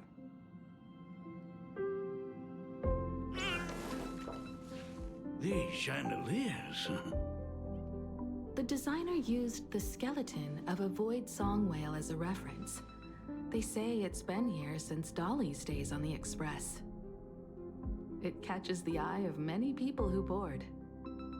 But the light seems a bit dim in here, doesn't it? It's always been this way. Oh, have you tried swapping in a polarized conductor? Or rinsing the light units in an alkaline solution? Are you an artist or an electrician, Dad? I am just speaking from experience. Don't forget, your dad was once the one who set up all the lighting in those classrooms. Is it there? Oh, let me see. It's bigger on the inside. Oh, the phonograph also has music from all sorts of worlds, just like the versions I've heard before. Oh, it's a shame I didn't get to see the legendary infinite ice cream machine. Dad, you actually believe something like that exists? I thought only kids would fall for it. A long, long time ago, such a thing did exist on the Express. When the Express passed the desert planet Talon, Granholm left the machine there. Now, it has become a popsicle planet. Conductor! Long time no see. Your fur looks a lot smoother than last time. Really? Thank you very much.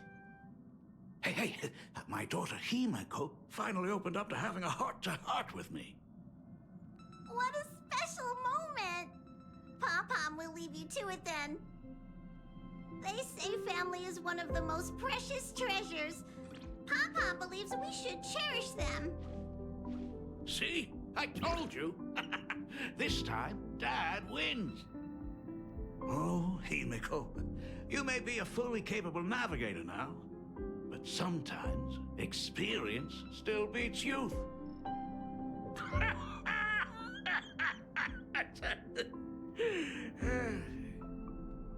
Aren't you tired of talking non-stop? Are you actually worried about me? I am so touched. Perfect. I'll make you some coffee. Huh? Huh? Ah, well, might as well swing by the meeting car to say hi to that, Intellitron buddy.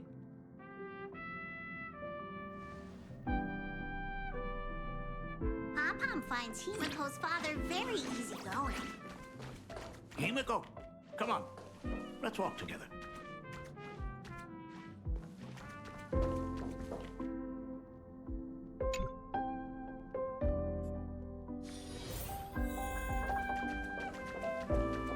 Intellitron buddy!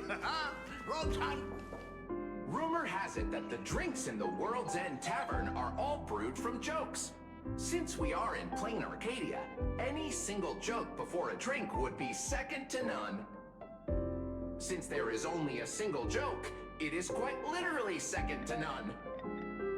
Mr. Ryusuke, the tension detected in your micro-expressions has increased by 33% since our last encounter. Oh, nonsense. Himeko is brewing up a cup of coffee just for me. Is there anything in the world more wonderful than that? A cup of hot coffee right before the end. This must be what they mean by life is short and bitter. Huh. Well, now I see why they call you Shush. Well, since I'm still among the living, let me tell you a joke for a change.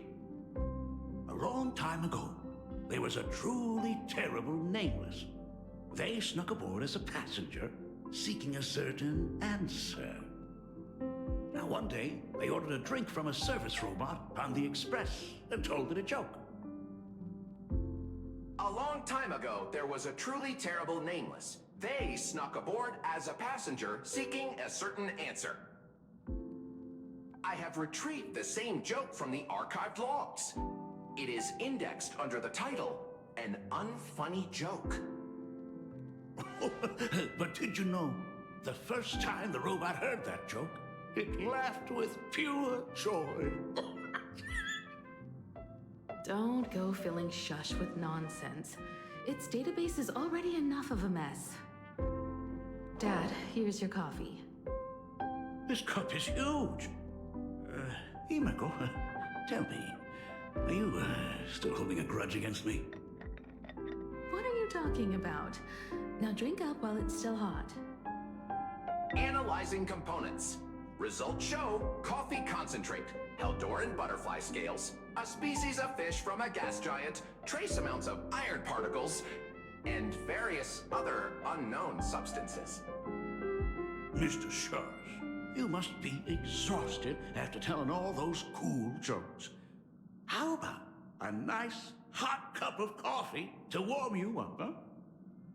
My inspiration circuit is vibrating. My radar indicates that the conductor requires my immediate assistance. Good luck, Mr. Ryusuke.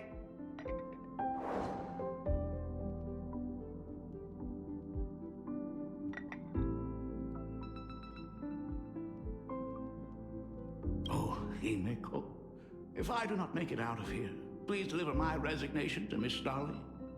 Tell her I will not be coming in tomorrow, which is really no different from any other day.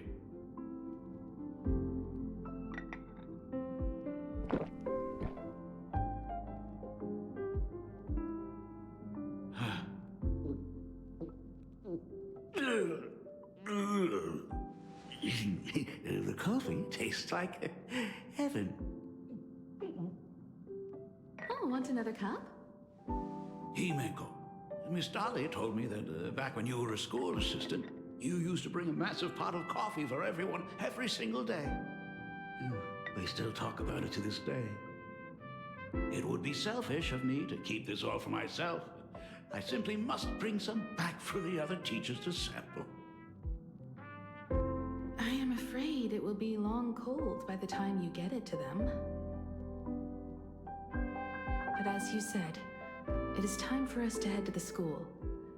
We must return to the source of all these tragedies and put an end to the blood-stained games.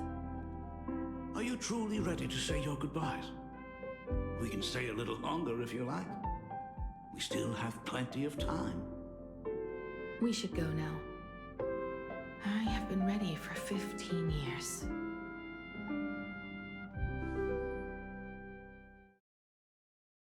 It has been 15 years. Those ghosts have been repeating their final day over and over, trapped inside the classroom you imaginated. Even if they are merely shadows of the past, they deserve to be set free. Oh, you're right. Let us use one final goodbye to close the chapter on the Herald of Death incident.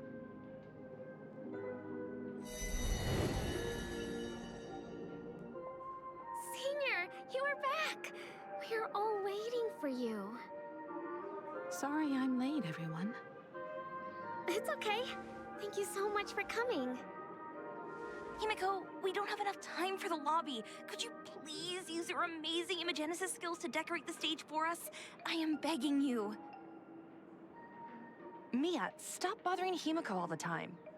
If you and the others hadn't slacked off on the rooftop, we wouldn't be in this mess right now. But the school anniversary is tomorrow. If I do not get this done, Ms. Dolly is going to skin me alive. You should start by tidying up those ribbons. Once we are finished with the classroom, we will all come and give you a hand.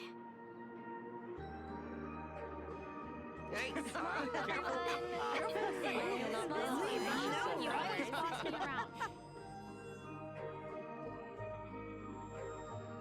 Wait, did you hear that? It's him. He's back again. Everyone, hide! Don't let them find us! Run, Senior! The Herald of Death is back! Don't be afraid, Belle. I'm here. No more running away. We don't have to face any Herald of Death anymore. Really? When have I ever led you astray? Look, even the Dean has arrived. Let us run through the anniversary program one last time. Right now? But we still have so much left to do. The decorations are nowhere near finished. It is all right. We have plenty of time. This sunset will linger for a very long while. Just long enough for us to finish our celebration. I hereby declare that the Graphia Academy anniversary and the graduation ceremony of 1984 has officially begun. Since the other grades are not with us today, we shall keep the proceedings simple. According to our school motto, every student must truly understand their purpose before they depart from these grounds. Students, have you all discovered who you wish to become? Why so serious? It's only a rehearsal. Well, in that case, I'm going to be an artist. And not just any artist. I will be even better than you, Senior. I plan to study at the Intelligentsia Guild. I want to learn how to create even more interesting Imaginae. I want to study cinematography and become a director. I want to capture every single moment of happiness in the Arcadia. I hope that in 10 or even 20 years, you will all still hold these dreams close to your hearts. And now, please welcome our distinguished graduate representative, Himeko, to the stage to offer her final blessing to the graduating class. Our Senior is doing this? That doesn't happen a lot. Himeko? Are you nervous? Relax. Give us a smile. I do not know what to say on an occasion like this. All I know is that this is a comfort the living leave for themselves. But take that step forward. Go and embrace tomorrow. Become someone that the person you are today would be proud of. Congratulations to the class of 1984. Senior, don't miss us too much. Himeko. See you around. Himeko, what's with the sad face? It's not like we'll never see each other again. Farewell. Belle. Full Wish. Mia. Safe travels, everyone.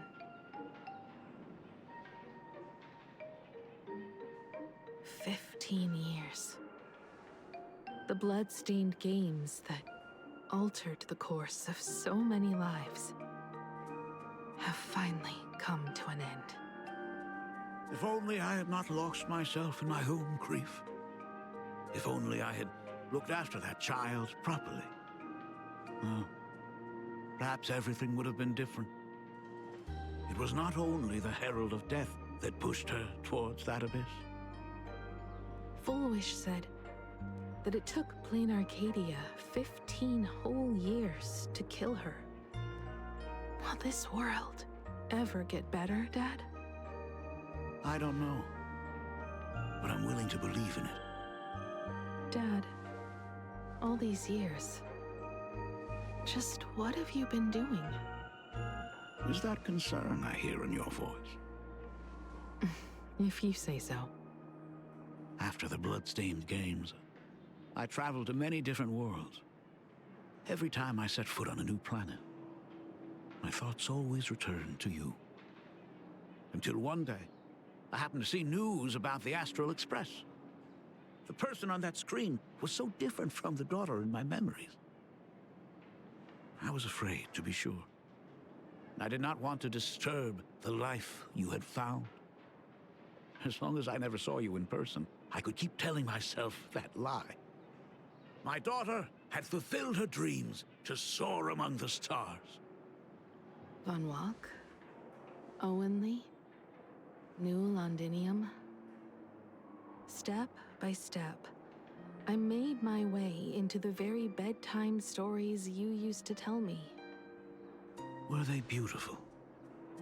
In this vast universe, nothing holds more beauty than the lands en route, yet to be reached. You may have been a poor excuse for a father, but even so, thank you for setting me on this trailblazing path. Same here. Thank you for fighting so hard to be here alive. It's still early, huh? Let's have a walk around the campus. I have something very important to tell you. But it can wait. Something very important? No. Give me just a moment to gather my thoughts.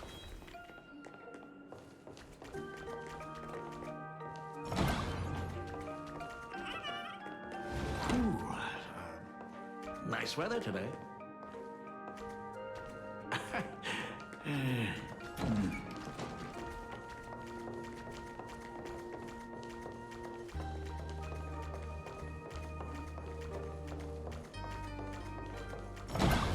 Let's go downstairs.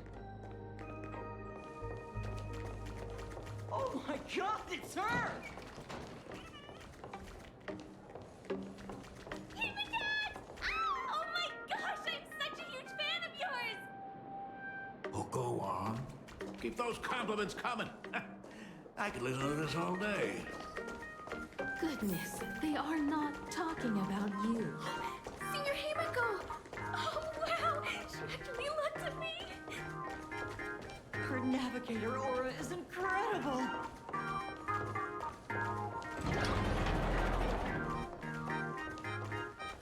Astral Express, I love you! Like a love song, baby! Baseball Raccoon didn't come? Oh, Himiko's so pretty. It gladdens me that my daughter is so popular. But you're all supposed to be in class right now. The Herald of Death incident just ended. It is only right to let them breathe and relax for a while. To think that it all happened only yesterday. Young people really do have a way of returning to their carefree selves so quickly. I suppose it is because they believe the Astral Express will always be there to save them. It brings back memories of you as a little girl. Whenever you heard someone mention the universe, the light in your eyes would outshine even the brightest supernova. That is true.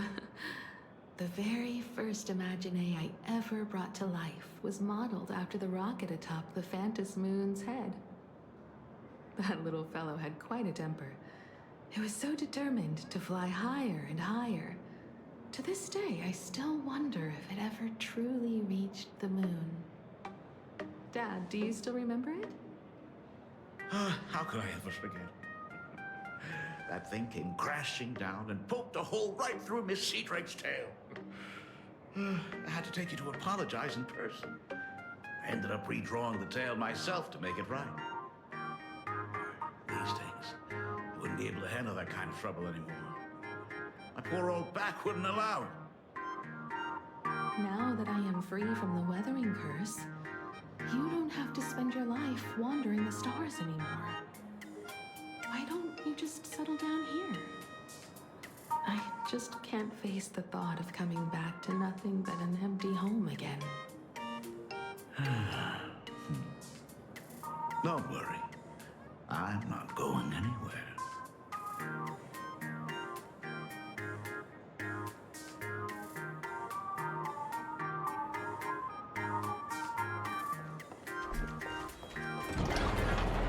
The Imagenesis classroom is ahead. So nostalgic. Ms. Dolly? She might have taken the day off. I never noticed it before, but on closer inspection, this classroom is so much bigger than it used to be. It must be because of that incident. As the culprit behind it all, you haven't forgotten, have you? Of course. Well, since I couldn't get you onto the real Astral Express back then, I figured drawing you a substitute instead would be easy enough. The principal himself imaginated an express and went tearing across the campus with his daughter in tow. It even made the front page of the dual-mentioned City News back then. Looking back, you were always such a bright and spirited girl. Which is why I encourage you to reach for the stars. When the weather incurs to cold. But that dream only ended up weighing you down. If it weren't for those dreams you gave me, I wouldn't be the person I am today. I'll never forget. Whenever the weathering curse flared up, you'd always sit by my bedside and hold my hand, telling me the stories of Sir Kamor. That was always your favorite. Whenever your fever refused to break, you would cling to my sleeve, just wouldn't let go. So, I would start from the moment Sir Kamor invented the diving device, and go all the way to the second voyage of the Interstellar Explorers. Like clockwork, right about then, you would close your eyes and drift off to sleep. Yeah. That was the first story you ever told me.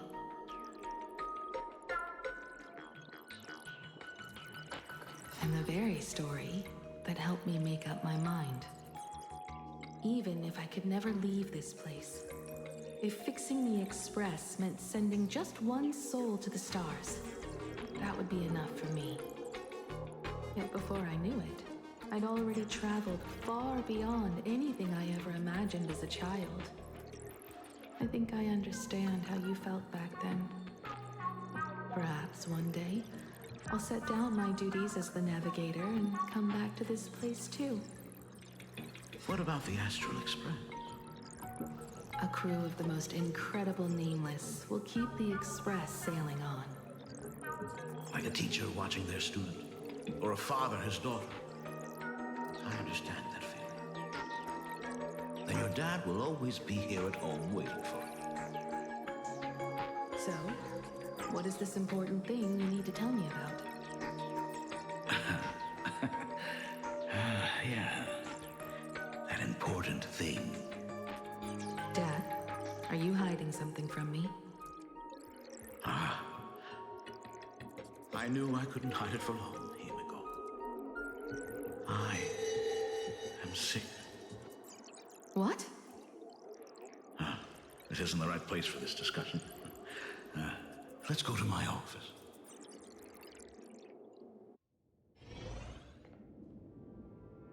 So... It's the Weathering Curse.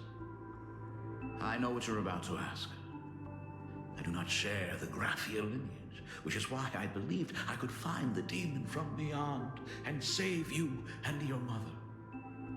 But in the end, Ryosuke was just a useless man who couldn't save his wife or daughter, or even himself.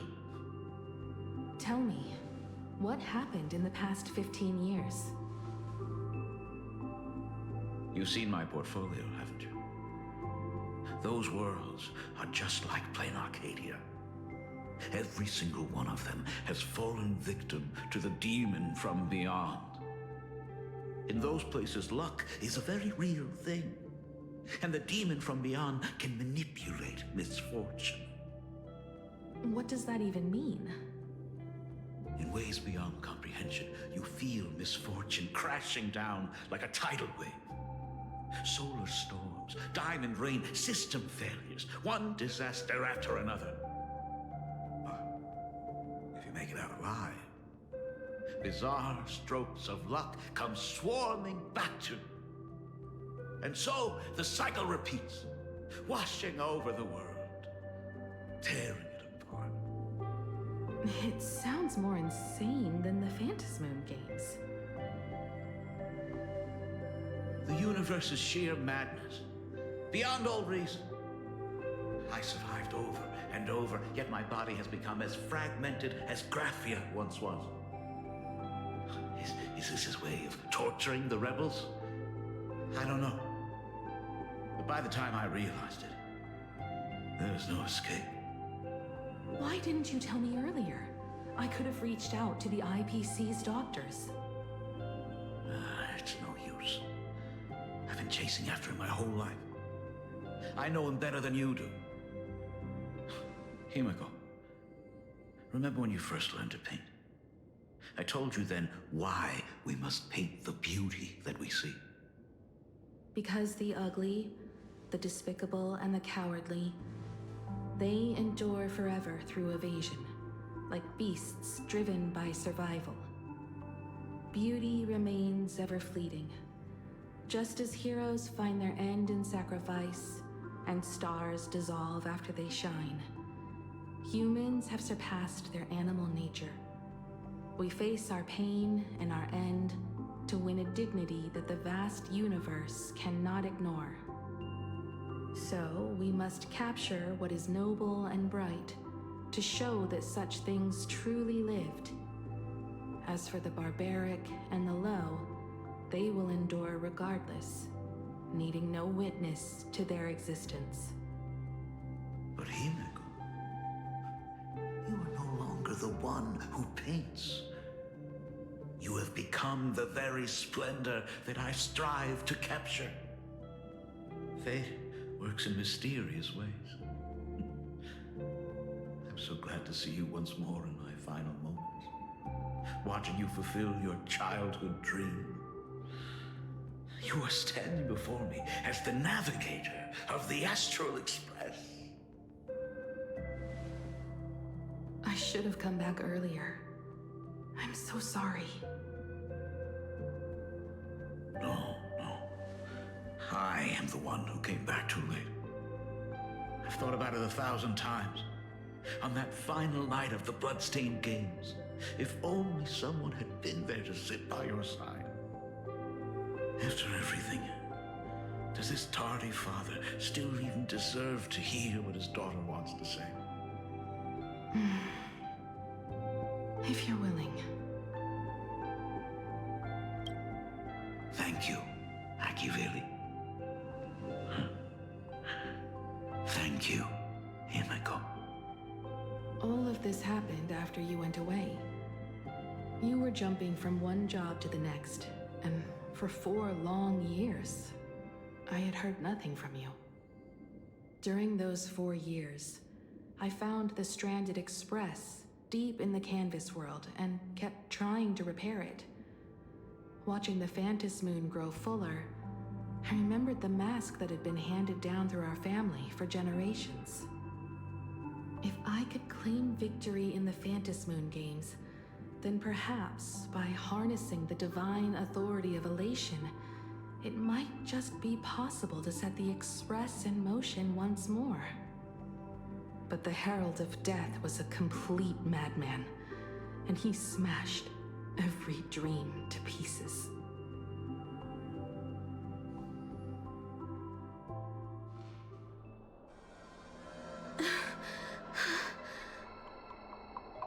These bloodstains.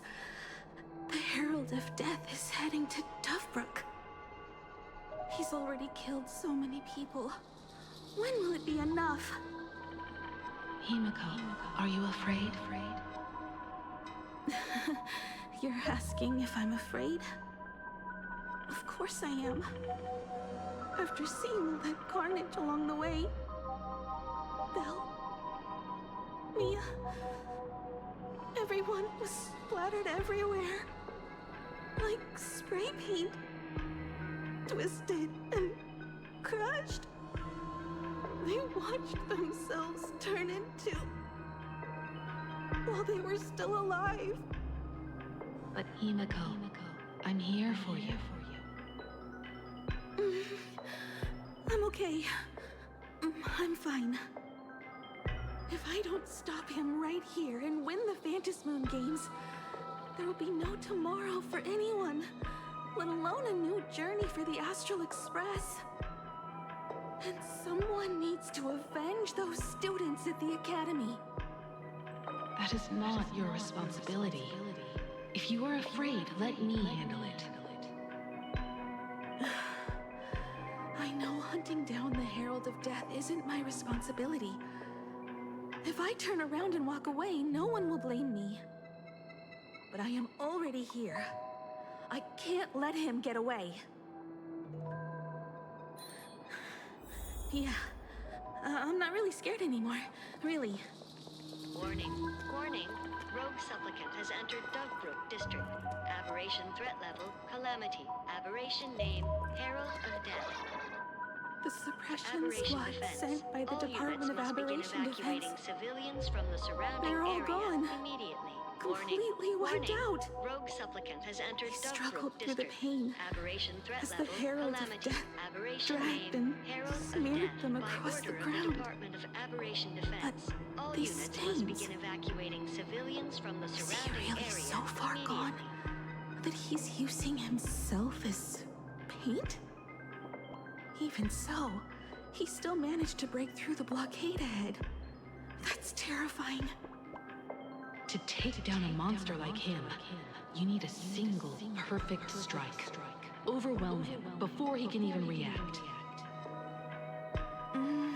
I think I've got it. But first, I need to buy some time. Let me handle that for you. All right. But buying time is easier said than done. It's too narrow here. We need more room. The best bet is to pin the Herald down on that bridge. I'll take all the wish power I've gathered since the Phantasmoon became full, and use it as fuel to paint it into existence. The sheer destructive force unleashed from creating a massive object will break him and leave him completely incapacitated. But by doing this, even if we defeat him, you would be giving up any hope of winning the Phantasmoon Games. Yeah. By burning all the wish power, I will be forfeiting my victory. But even if I did win the games and restart the Express, what would happen to this city? To my friends, my teachers, and everyone else? Where would they have left to go? To set the Express in motion with Aha's power, while standing by as innocent people are slaughtered by monsters? To soar into the stars while turning a deaf ear to the screams on the ground? Someone who does that has no right to call themselves a nameless. I knew I should have stuffed an orbital cannon or a molecular saw into the case. Using that bigger on the inside Trailblaze tech, just like the Astral Express. Remember that for the future, then. Right. When this is all over, I will have to give it a try. Another body. Black Birch. Guess he was after the Herald as well. Black Birch, the masked fool? The one who turned Gotham City upside down not long ago? Only 2 supplicants are left in the games now. In other words, We are the last hope for victory over him. Just like those legends I grew up with. A hero confronting a monster to protect everyone. Now that responsibility falls to me. I will take him down. After that, I will repair the Express myself and see it fly over the horizon and break out of the atmosphere. What a beautiful sight that will be. Then consider this the first world to be saved before the journey on the Express begins. The very first stop, then? It'll certainly be quite memorable. The stench. It's about time.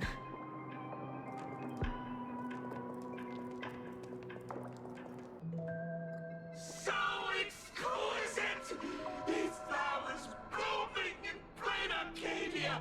Ooh, I can hear them dancing at the tips of my nerves!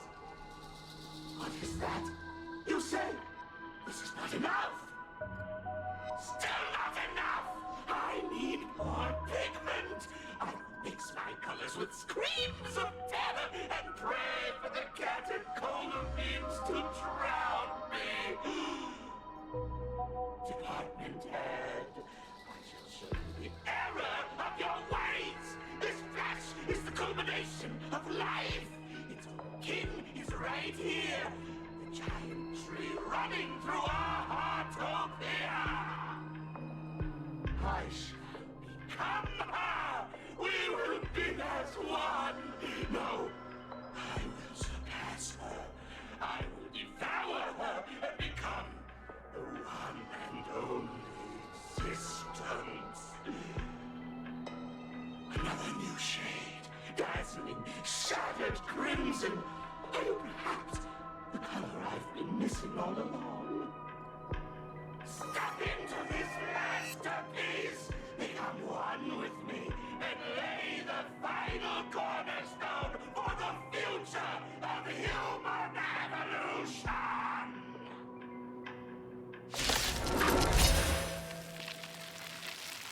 Stop right there. So, you actually conquered the Herald of Death and set the Astral Express in motion once more at the end of the Bloodstained Games. Hinako, I believe in your bravery. When confronted by death, you will undoubtedly choose to resist. But you were so frail and sickly. How could you possibly defeat the Herald of Death, who slaughtered every single supplicant? And how could you hope to repair such a massive, stranded express? The answer is clear. It would be impossible for you. That is, unless you had another person helping you. Don't deny it yet. I've been tested by you enough along the way. So now, give your father a little room to breathe. While I was gathering your belongings, I found some of the manuscripts you left behind. There were two distinct sets of handwriting upon them.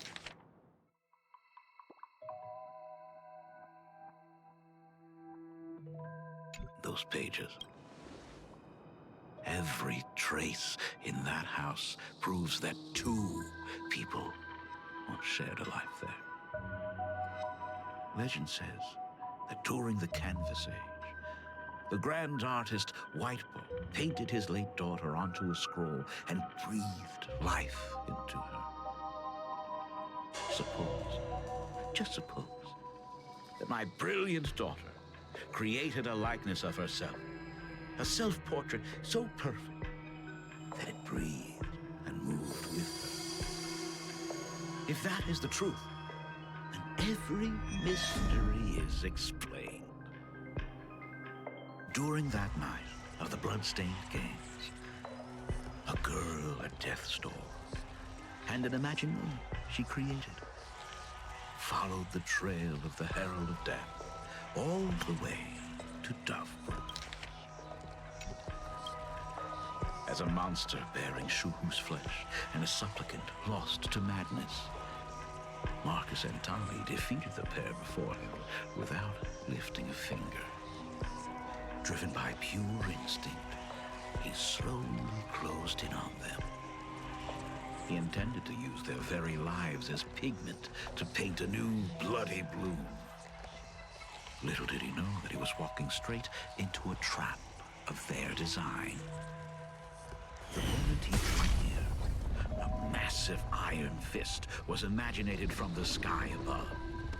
It crashed down and crushed into dust.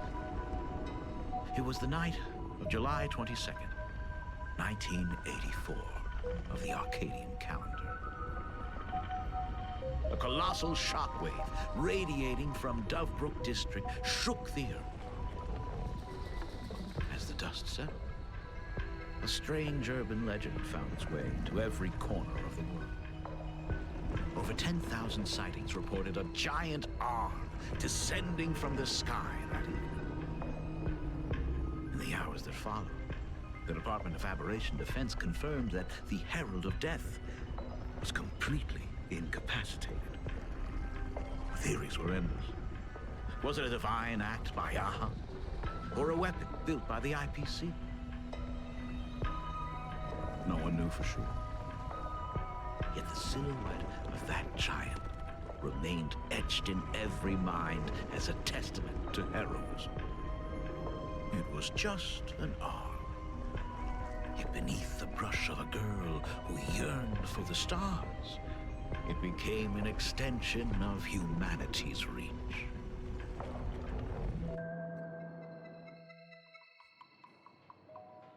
The girl achieved her dream, and the stars set sail once more. Truly a most romantic fairy tale. And now, unfortunately, I have to destroy this fairy tale myself. You don't believe me? I have no idea who you truly are. But that little girl who roamed for trailblazing, my frail and sickly daughter. From the very beginning, Himeko never left Plain Arcadia. That is not something you should joke about. You know better than I do whether I'm joking or not. By the way, things outside aren't looking good. The Arcadia is drowning in problems. Is it really wise to stay here instead of helping the younger crew members? Those kids are all grown up now. They can handle their mission. And as for myself, I am staying right here to deal with the biggest problem of all.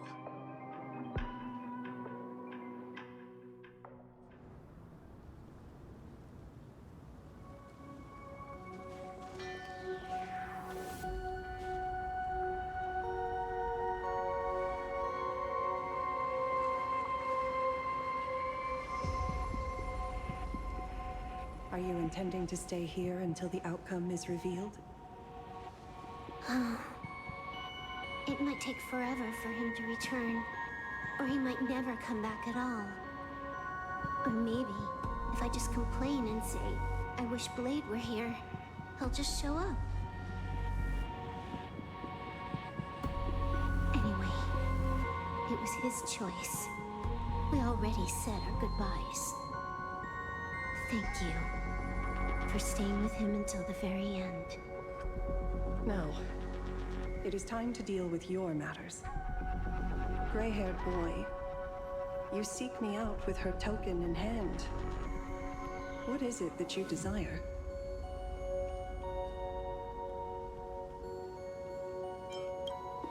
I don't quite follow. Our first meeting was just before we took the boat here. I only answered the call of wish power because of that mask. The one painted by Evanesia. Without it, I would not be here. So, who is this me you speak of? Me, of course. Not you again. A meanie will always be a meanie.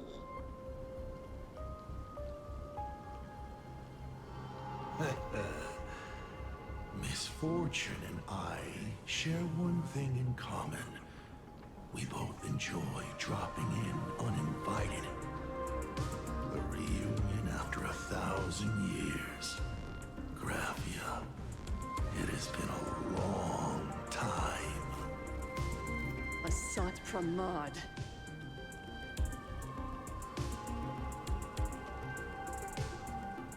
Back at Ingford Hermitage, what you heard was only half the story.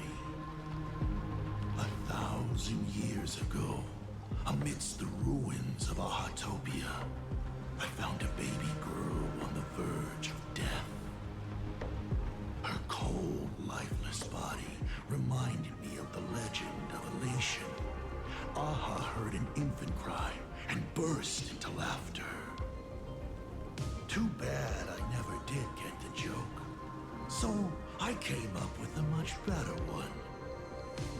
I infused that child with the power of destruction, giving her the rebirth of a Void Ranger. I taught her to paint her monstrous beasts using the life of the veracity as pigment, all to carry out the Legion's divine will. Graphia, your name was your commission, to paint the world and carve a trace of our lasting glory just before the world meets its destruction. You were doing so well, right up until you saw that express crash. It gave you ideas, Graphia.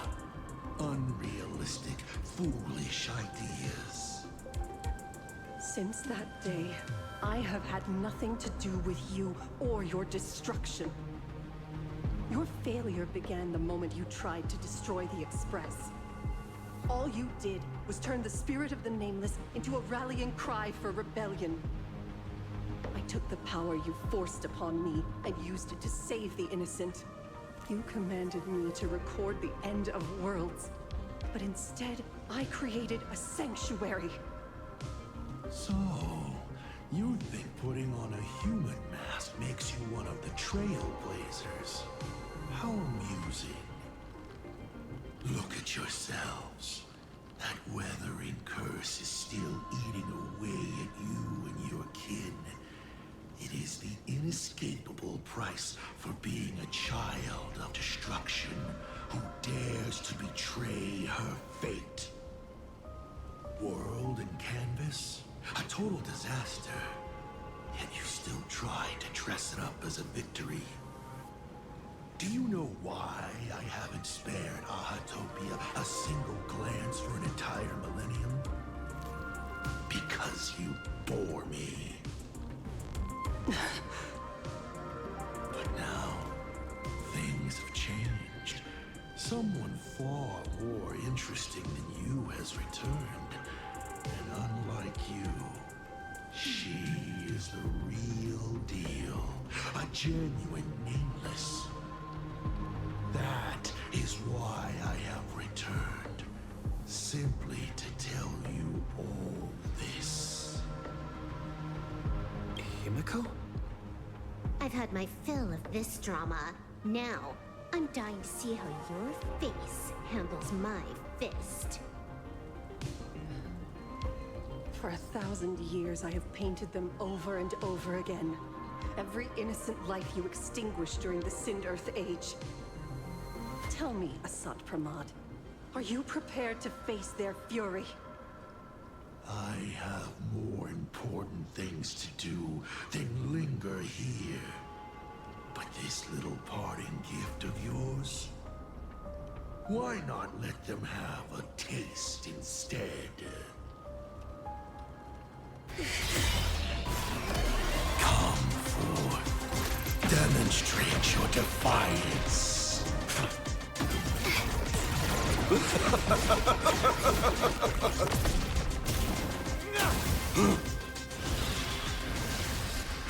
Is it over? Watch out! Pity. Such a clean strike. But the odds of success are 0.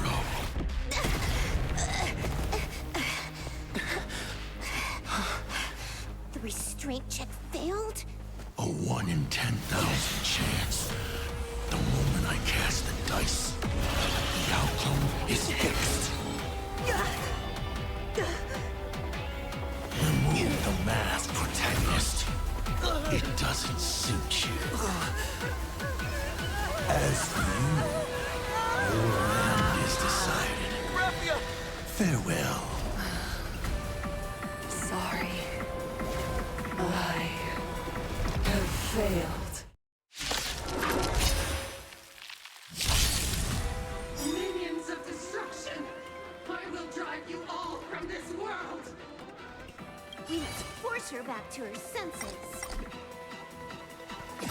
Let me teach you some moves!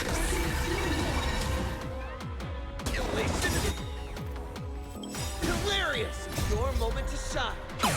All eyes are on you! Wiped him out!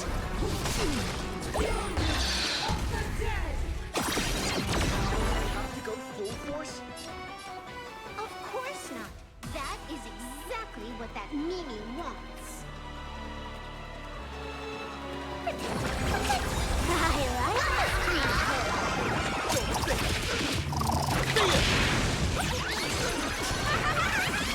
all for the thrill.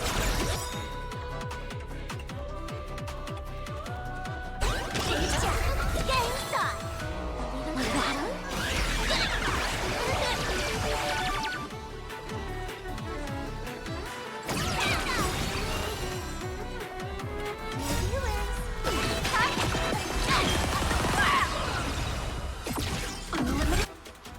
Firepower.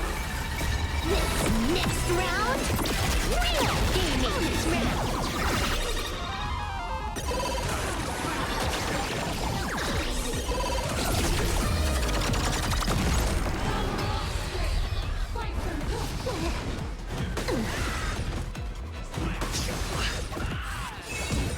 Trailblazer,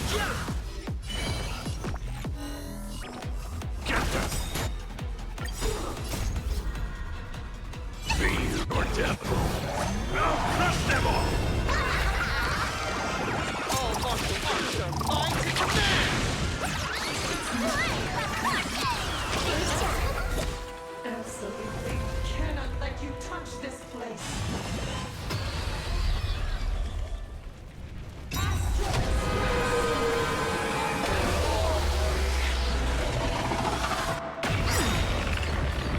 We need to finish this fast and catch up to Asat Pramar.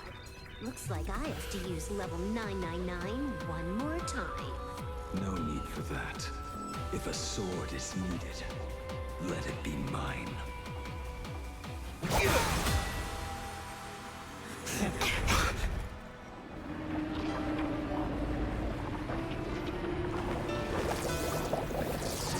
Have you thought it through? What defines a blade?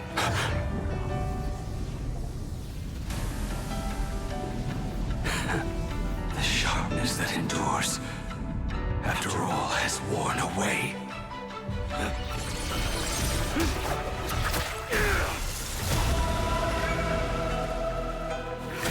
I shall take veracity as my forge, and abundance as my iron.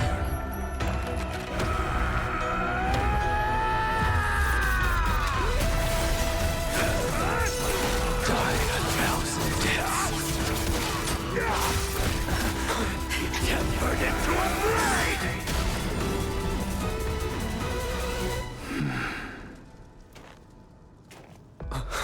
What? Not even a welcome back. You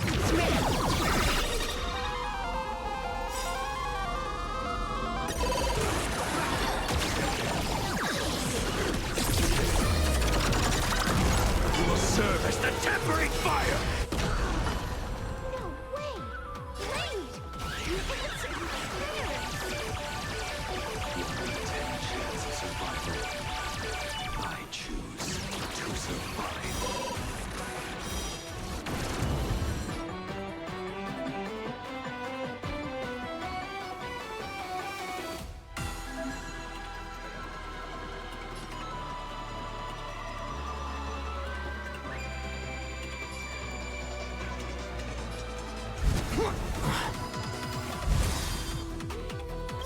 Your moment to shine. All eyes are on you. Feast your eyes,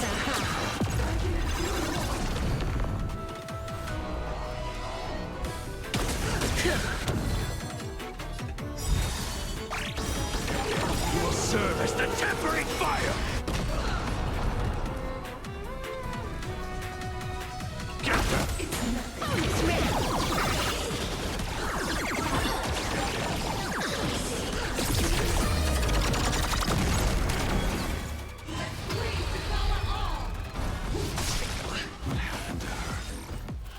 This is Asad Pramad's handiwork. Bring him to his senses first.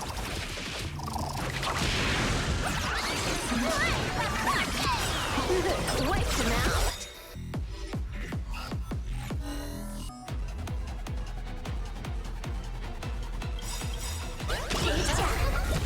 This next round, real gaming!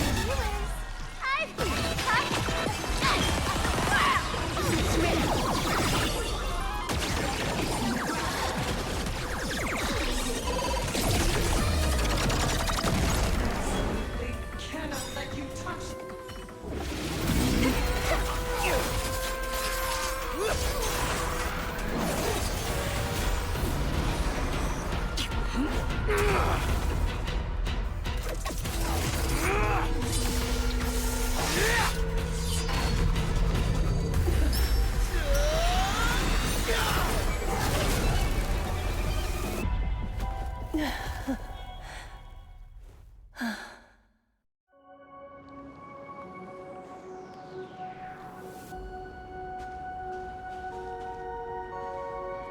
I hope I am not too late.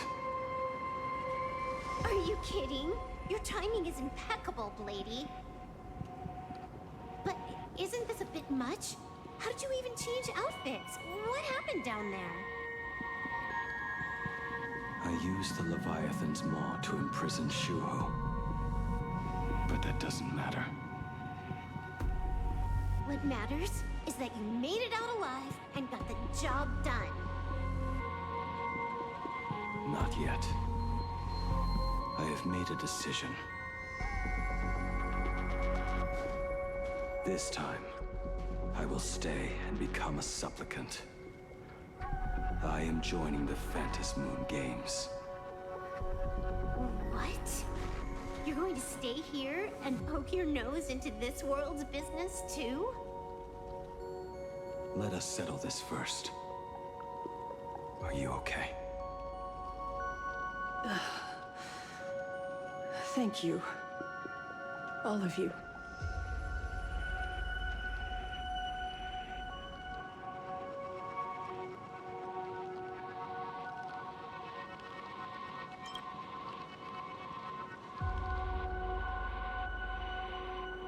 As long as the canvas remains, Asat Pramod cannot kill me.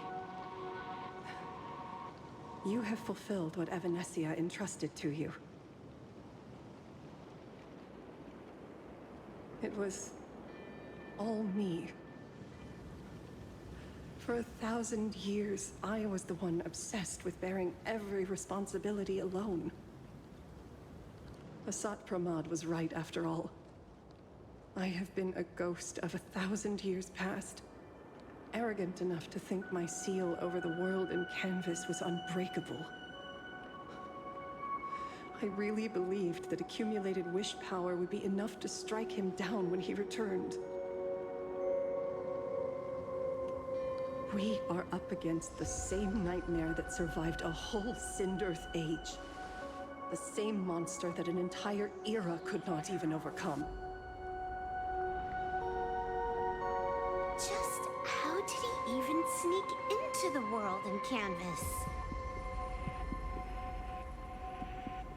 The first time I stepped into Inkford Hermitage, a strange Wispe tried to latch onto me, but it didn't succeed. Maybe that was the first step in Assad Pramad's plan to infiltrate this place. Then, he took on Graphia's form to tamper with my mask, and even taught me the way to summon the real Graphia. In the end, he got what he wanted. So, this guy has only been after one thing this whole time.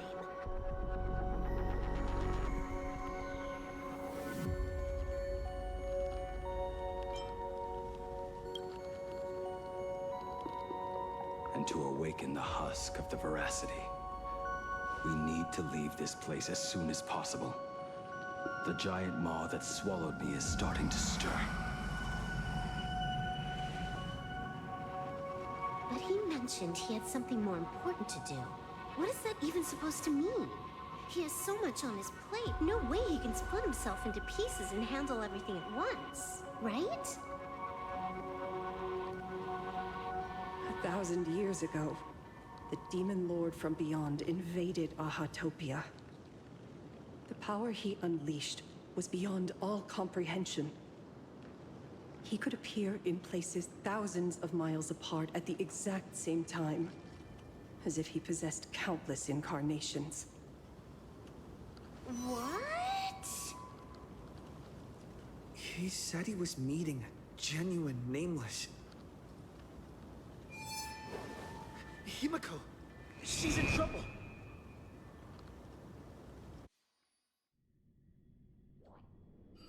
The biggest problem? Do you mean me? You said that classroom was a secret place of your own creation, yet Fullwish seemed to know everything about it. You are far too familiar with the Express, yet there is no way my father could have ever set foot on it. And another thing, when we first met up earlier, you said it had been 15 years. But my father clearly left much earlier than that. Your story is riddled with holes. Or rather, you never even intended to pretend. You are the only person I can never seem to lie to. And about that last point, it was just a slip of the tongue. Stop this pathetic act. You are not him. You who dare to impersonate my father, show your true self. It seems our pleasant little father-daughter chat has come to an end. Buying time, keeping me pinned down. Oh, you played your part well along the way. If I proved to be more dangerous than anticipated, you would be right there to shield your companions. But, Navigator, you still overlooked one possibility. The most fatal one of all.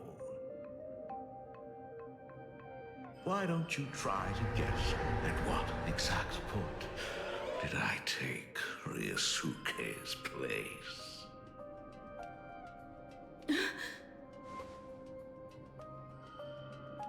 It happened on the day that man, in his desperate search for the source of the Weathering Curse to save his family, was destroyed by me.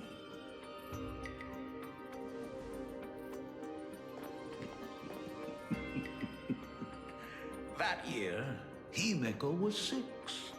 At her mother's funeral, she met her father for the first time. You are lying.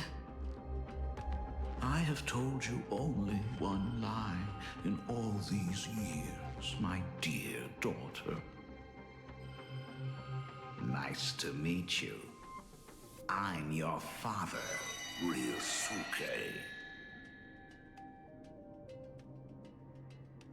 All that effort, all those years spent by my side. What are you really planning? Even I find it hard to tell what goes on in this head of mine sometimes.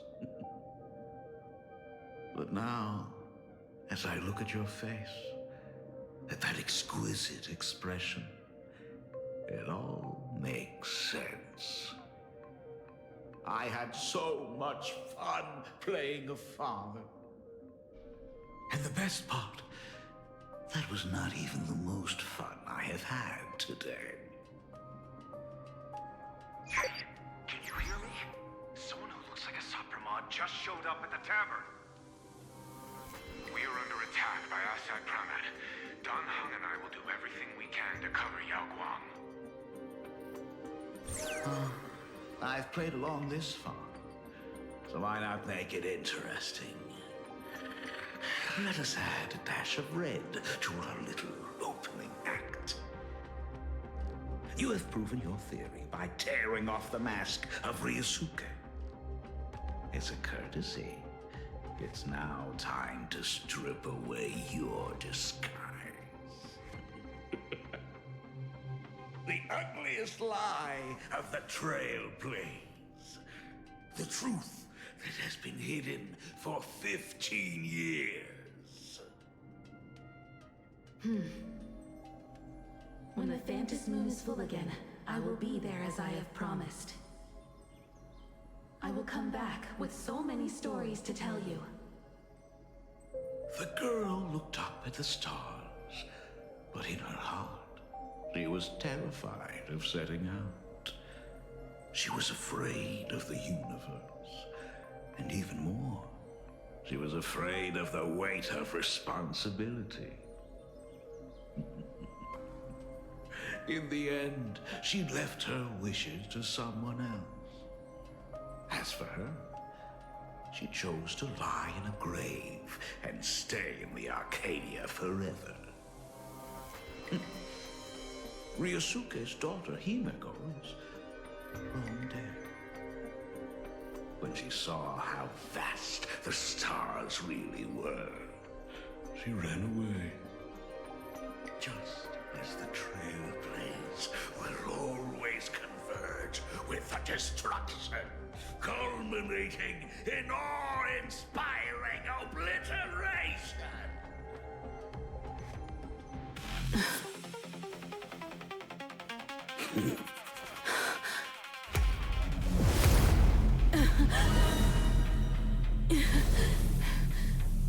So, you really are a fake. Right back at you.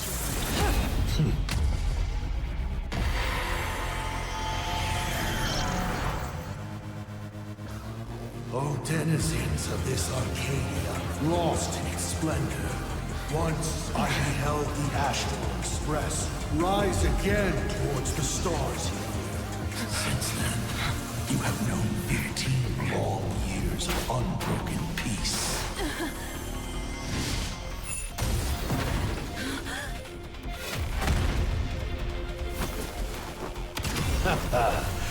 It's been a while, old friend.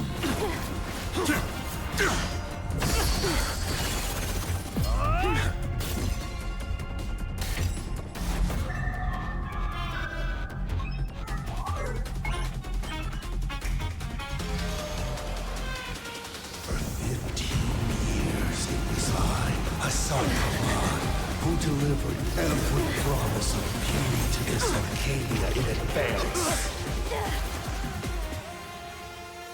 Now, please indulge in these long overdue surprises.